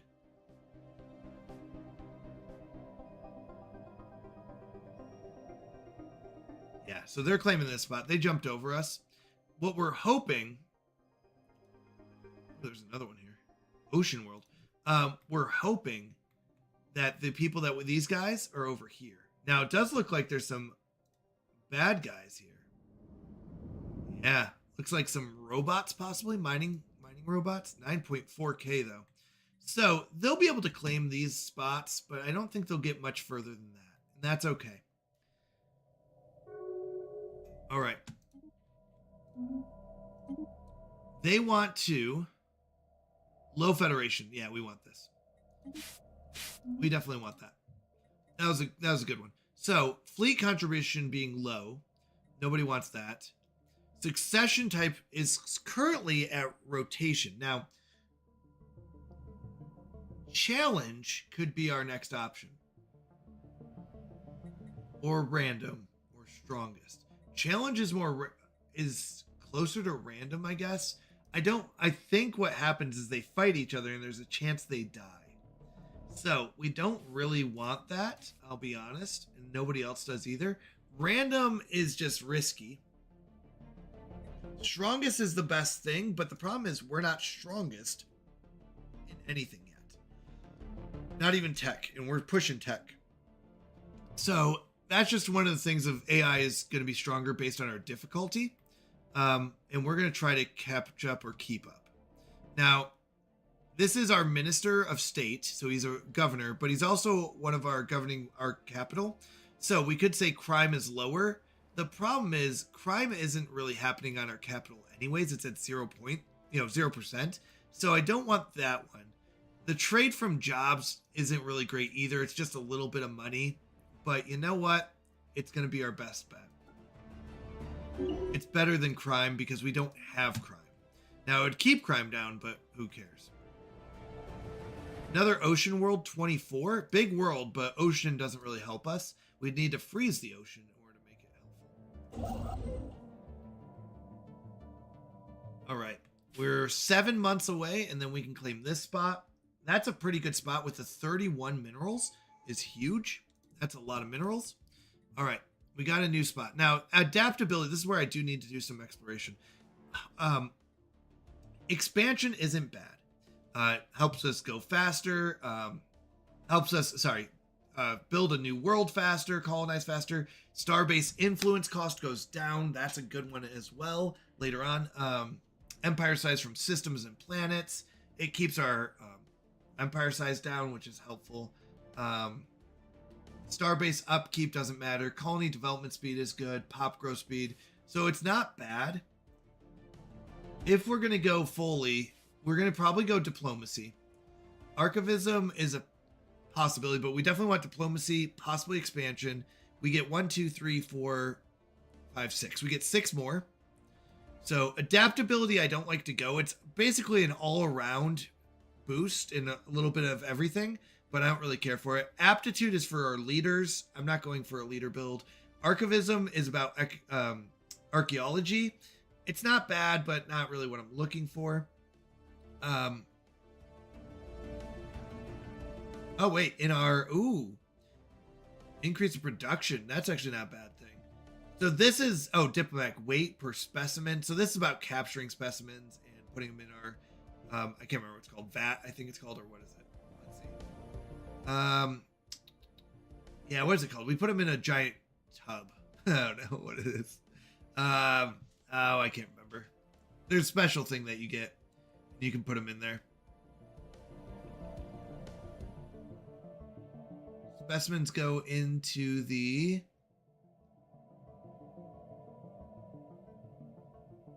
Grand Archive. That's what it's called, Grand Archive. Domestication isn't really what we're focusing on. Domination isn't really what we're focusing on. Enmity is all about rivals. We definitely don't want that. We're pacifist. So prosperity is good. Politics is okay later on. It's a possibility. Mercantile is not great, really, unless you are focusing on trade and you're like a megacorp. Harmony, I don't think this matters. This is leaders and edict fund, crime. It's just, I don't know, not really what we're looking for. Statecraft is good. Subterfuge does not matter. Supremacy is fighting. We're not fighting. Unyielding is great for defense if we need that one. Cloning, cybernetics, mutation, psionics, purity, and these 6 are basically, we want one of those. So that leaves us one of the two, either unyielding or what was the other one? Archivism? Or something like that. So we have enough for expansion. Basically to say we have enough for expansion. We can go diplomacy, expansion, prosperity, unyielding, one of these, and then we can either go politics if we want to go that way, or statecraft if we want to go more internal. Let's go expansion next. Council agenda available. So once again, now this is the super colonies agenda, but basically the colony development speed. We're going to rush for that cheaper influence cost. Now, we only have about 15 minutes, but that's fine. So these super colonies, will be, I guess, later. Fortify research subsidies. We can spend 19 unity a month. Oh, actually, this is perfect. It's within our budget. So we're going to spend 19 a month to get boosts to our researchers. Peace festivals, we don't care about the happiness right now. Map the stars is not bad, but no, it's not within our budget. It's not a bad one, just not something we can afford. Land of opportunity. So be it. We'll wait. All right. So he is still researching there. He's kind of going out and exploring. As soon as he's done, that's not a bad spot though. All right. Survey complete. So our prime minister has leveled up. He's ruling from Ottawa. So hold on real quick. Yeah, no, this is our ruler. So we can say edict upkeep and edict fund goes up. That would be not bad in this situation. But if he is a governor and he's not, so these don't matter because he's not going to govern. So we're going to go with this one. And that's not a bad thing. It does allow us to get this for free, our Map the Stars. Land of Opportunity, don't care about. Peace Festivals aren't bad. And since it's within our budget, we can kind of go with this. And we can either get Land of Opportunity, automatic resettlement chance, or destination chance. Don't care about we don't care about either of these two. Not even worth it. Okay. He just finished. So we're going to go and say, go. Ooh, I don't want you down there, actually. I kind of want you to go here. He was going to go down this way, but I kind of want him going down this way. Okay. We want to go find this guy. I'm hoping he's going to claim this area so that our purple guy gets blocked in. Oh, no. Wait, what? Oh, yeah. So next month, I think I will up it. We just had someone spam the trivia and they got it right a lot and we didn't have a limit. So I'll probably up it to 100 or something like that. The problem was or maybe we'll do like 500 every 5 minutes. I don't know. I gotta find a good cooldown for it. I gotta find a good cooldown that balances where you can't just... What we want to avoid is someone using trivia and doing... Sorry, it was a joke on the Pokemon chat message. Oh, you're fine. I thought it was funny. Oh, Shucks from Shuckle. Oh my goodness, that's so good. That's so good. But if you have any thoughts on a good like balance where you can't spam trivia, because if someone does spam it and look up the answers, we don't want to just give them that, right? Oh my goodness. We found some nasty stars. Nasty crystals. That's not good. So I mean, they're not going to kill. Oof, that's bad. Well, the good news is, possibly. I don't know if it's good news or not. Okay, well, the news is we found these guys. They do have a Gaia world here, though. Okay, we made first contact with them. Oh, no, that was a different one. This is the one that we just found those spiky crystals. Okay, new prime minister is underway. Now, there's a good chance that this guy wins, but the other ones could win. I don't want to spend my unity. I don't even have enough, but we really want this guy to win. He's our scientist, or giving our scientists a boost, so we want him anyways. Evading hostile fleet. Yep, he's leaving.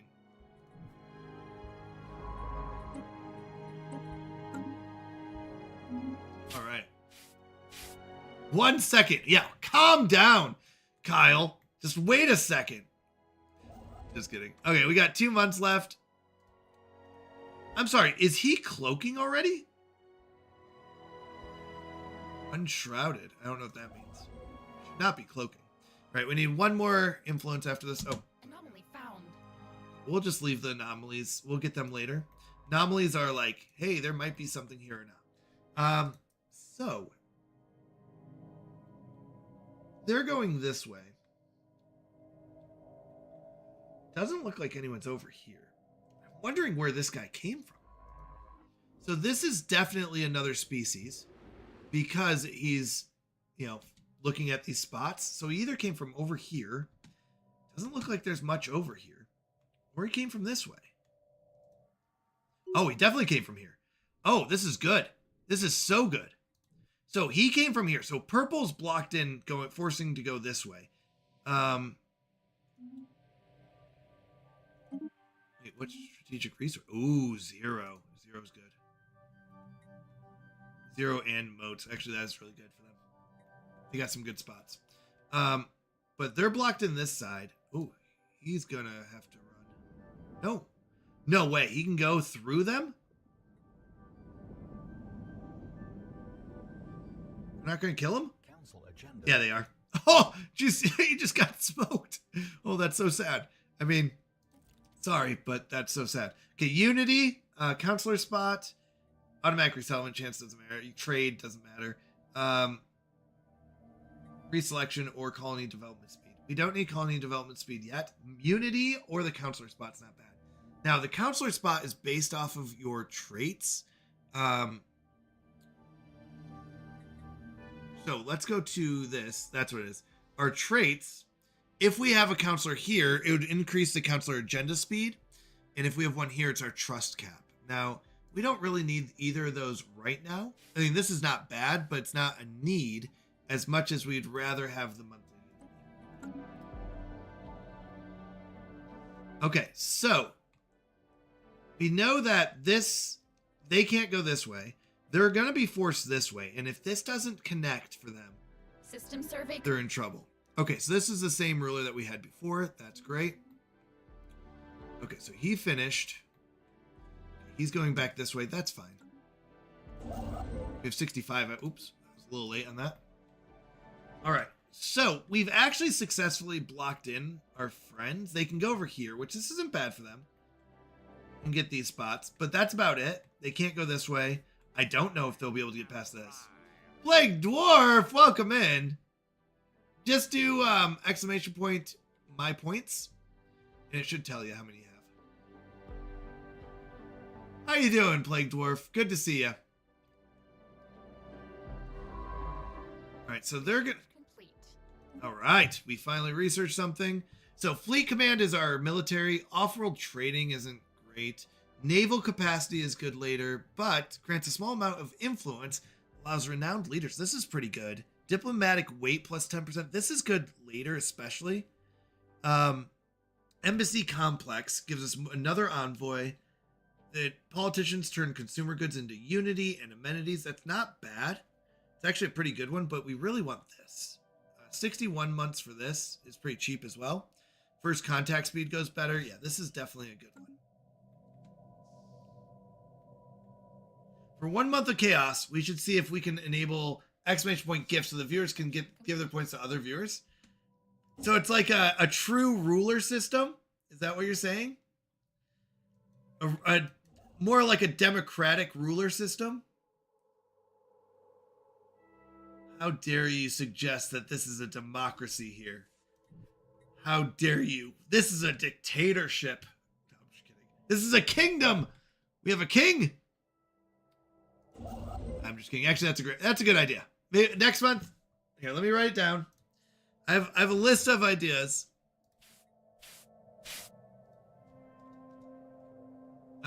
So vote or gift points to help new ruler.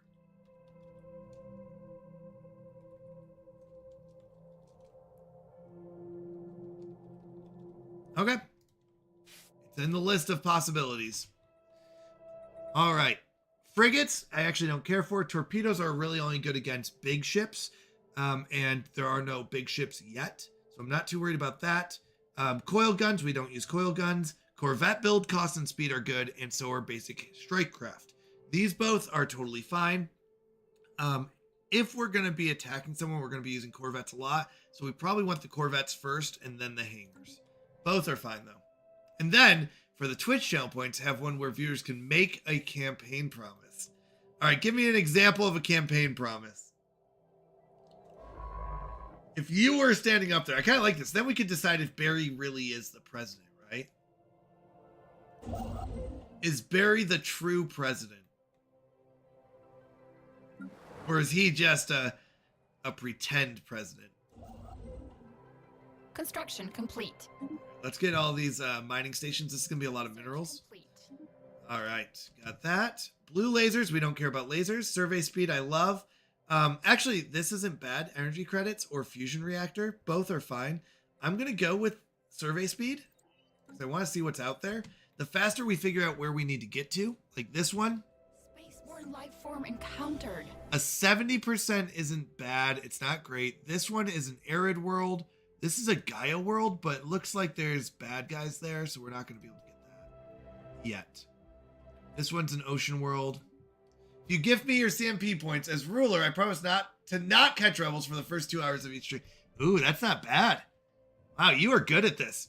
All right, we found a chili pit planet, and that was part of our event chain where we're trying to figure out how planets, basically killed off their people, their planetary life forms. So that is one of them. So we found 2 of the 4, it looks like. Okay. Uh-oh. This looks like it goes much further than we thought. This one does not look like it goes further than we thought.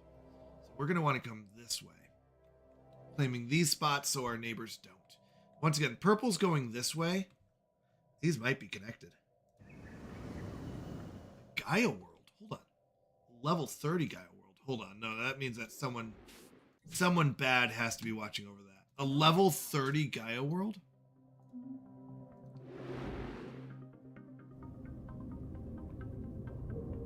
No. People don't just throw out a level 30 Gaia world. Something bad is there. Right, if we hit 60 influence, we're going to go claim... Oh, no. System survey complete. Yeah, those spaceborne organics are back. All right, one of our leaders leveled up. This is our Minister of Defense. So we can give our ship weapon damage +5 and sublight speed. This is so big. Sublight speed is huge. So important. Leader experience gain does not matter as much as this. This will make sure that our ships can get in range of their weapons fast enough, but they can also stay out of range of other people. So that's really good. Wait. What is this? If you gift me your CMP points, as rule, I promise to give each viewer 10 of my own CMP when I arrive in stream. Ooh, that's not bad either. You got some good campaign promises. You got my vote. Someone can promise to not catch rebels for 4 hours. The question is, do we trust them? Do you trust those people? All right, let's get some more of our kiting class. Let's get 5 more ships out there. Actually, let's get 7, because we have 3. All right, keep at it. We're meeting Omnicron aliens, and we're trying to decipher their language. We wouldn't mind going and fighting off these hunter space amoebas, so we can claim the spot.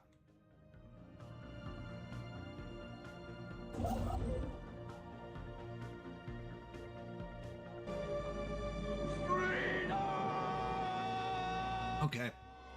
And at that, we're going to save and we're going to head out because it is 3 a.m.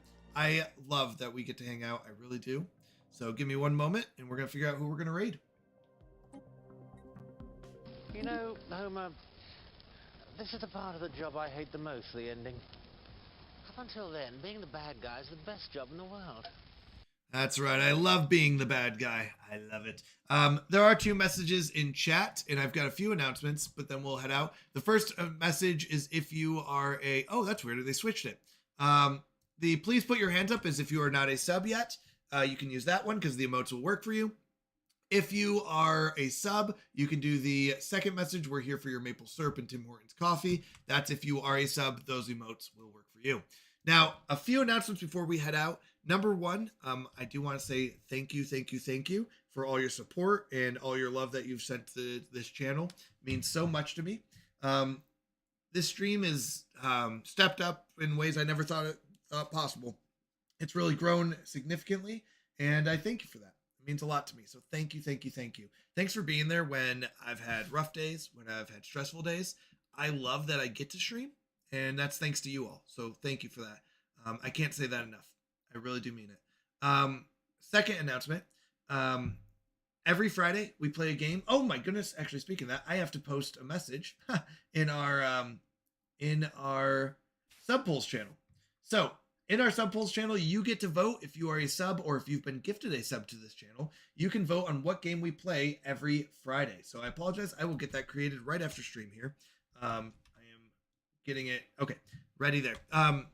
So I will go ahead and send that out, and you can decide what game we're going to play on Friday. All you have to do is go to Discord and integrate your Discord with your Twitch so that it knows that you are a sub. How you do that is you go to the gear icon next to your profile picture in the bottom left, and that's called user settings. Click on connections, and it will show a list of things you can connect your Discord with. If you hit the view more, which is the right arrow, it will have the Twitch option, and it will tell you that you, it'll know that you are a sub to this channel, and you can vote in our hashtag sub polls channel. So that's the second announcement. If you want to decide what we play on Friday nights, go there and choose that. Third announcement, we are being sponsored by CookUnity. If you want to help out the channel and you're interested in trying out some healthier food, and maybe if you're always on the go and you want something that's quick and easy, I think CookUnity can be an option. If you do want to help out the stream, you get a 50% off coupon by using our link here, and with that you will then after that you'll get the next 3 orders for 10% off. So if you want to just try it out, it's a 50% off the first time and then 10% off after that. If you're interested in trying out, you don't have to. I don't usually do ones where you have to pay. I usually try to pick up sponsorships where you don't have to, or like a game, like download this game. The problem is we've run out of Stream Elements sponsorships. So we are going to be looking for other places to pick up sponsorships from. So keep an eye out for that. But if you want to help the stream, we're looking for 10 people. Our goal is 10 people to sign up for CookUnity and at least do 1 order. Like I said, 50% off the first order. You'll get 6 meals if for the minimum one. I think it goes up to 16, something like that. But up to you. It just always helps the stream money kind of, and keep it going so we can do fun little upgrades. Other than that, I love you all. I'll see you tomorrow night, 7 p.m. God bless. And we are going to raid out to X Killer Queen B. I think it's been a while since I have raided out to her. I like her a lot. She is a lot of fun. She's a Christian streamer. Killer Queen BX. She's playing Fortnite. But thank you. Love you all. Please be positive, be friendly, and spread that love. See you tomorrow night.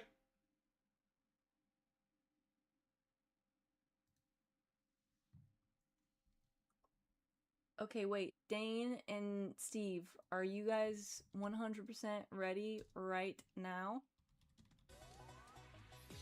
Hey! Canadian! Welcome. Thank you so much for the